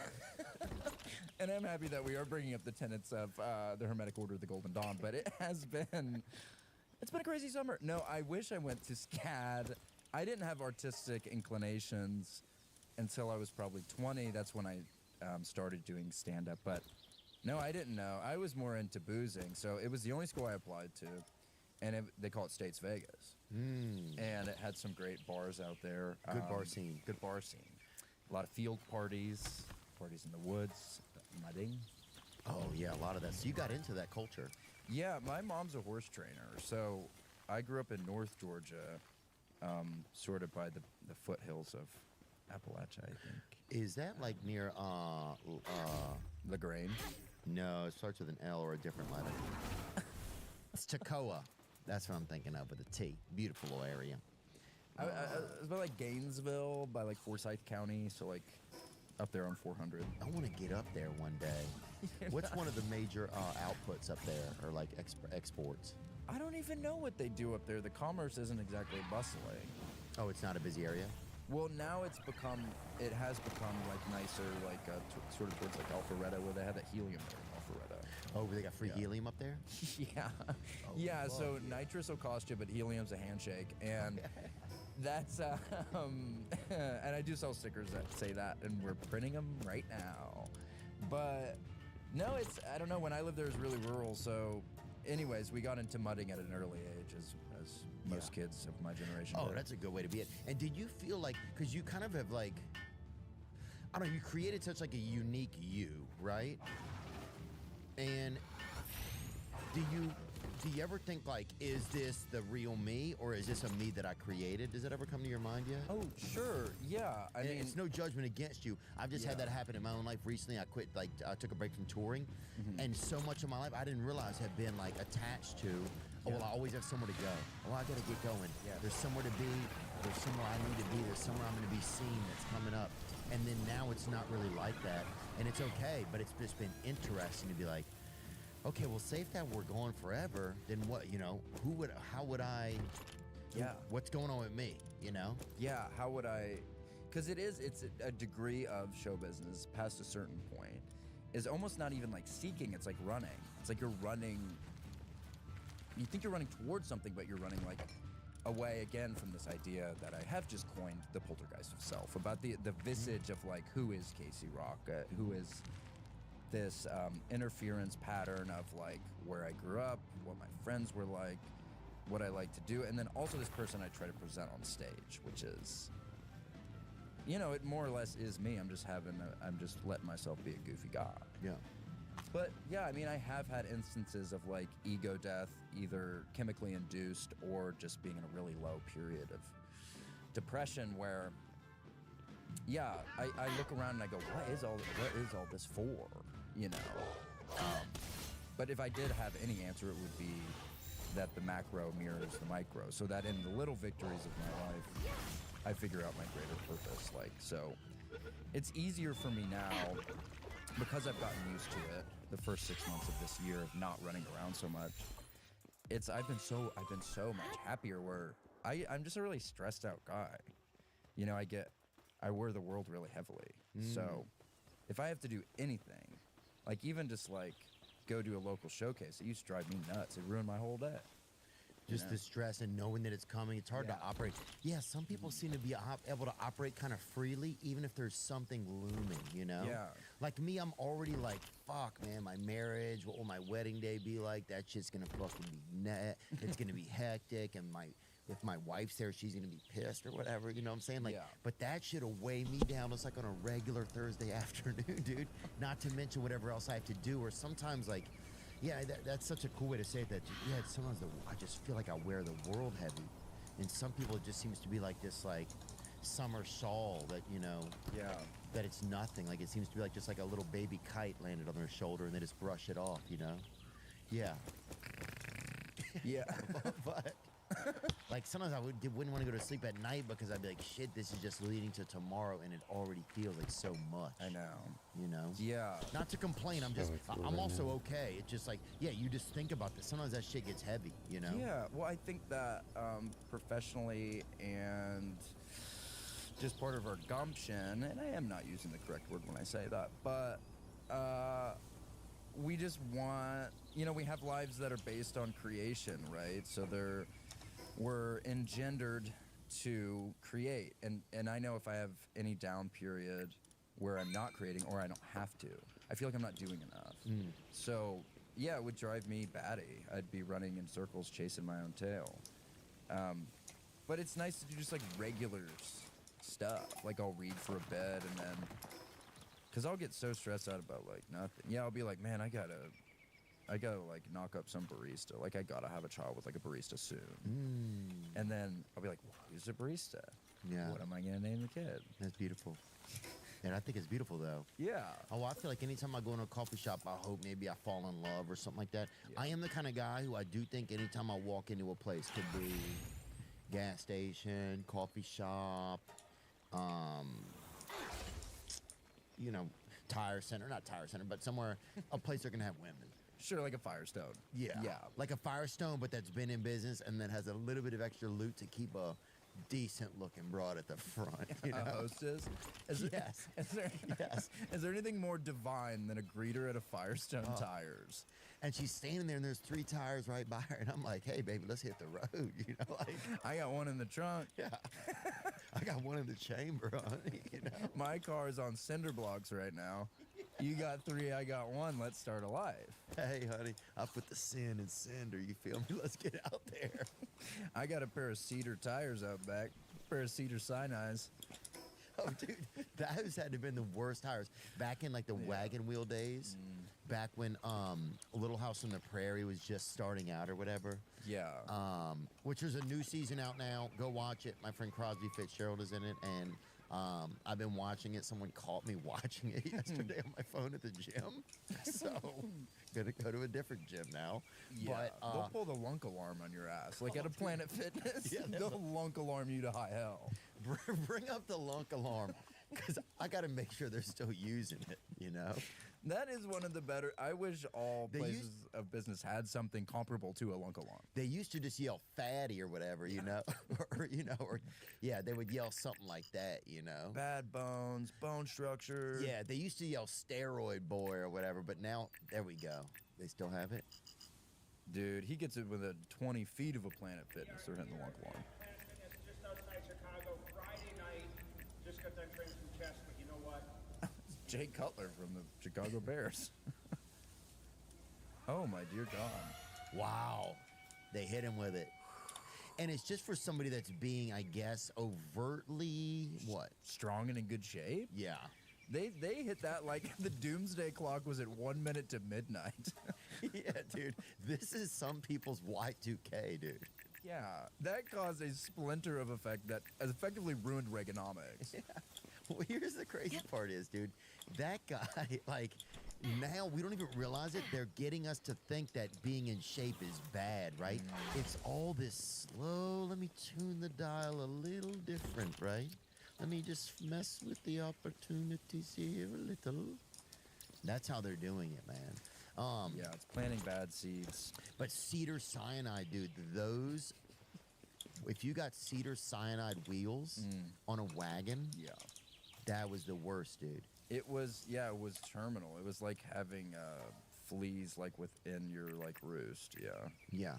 That's so brutal. It's a fox in a chicken coop situation. So they just go wild. But it's built in. Imagine you get fresh cedar wagon wheels and they have cyanide in them. And they're like, people are like, these are cedar cyanide. You're like, yeah, it's the best we have right now. It's all we have if you want to go take the route through the Sierra Nevadas. You're going to have to get this before the fall comes, like the Donner Party. Yeah. But you just had to do what you had to do for your family back then. Families were tougher. Well, things have just changed, man. I mean, now you would have a Jeffrey Dahmer would have a footwear, He would have a shoe. Yeah, well, Charles Bukowski should be sold to a rich family as a midwife.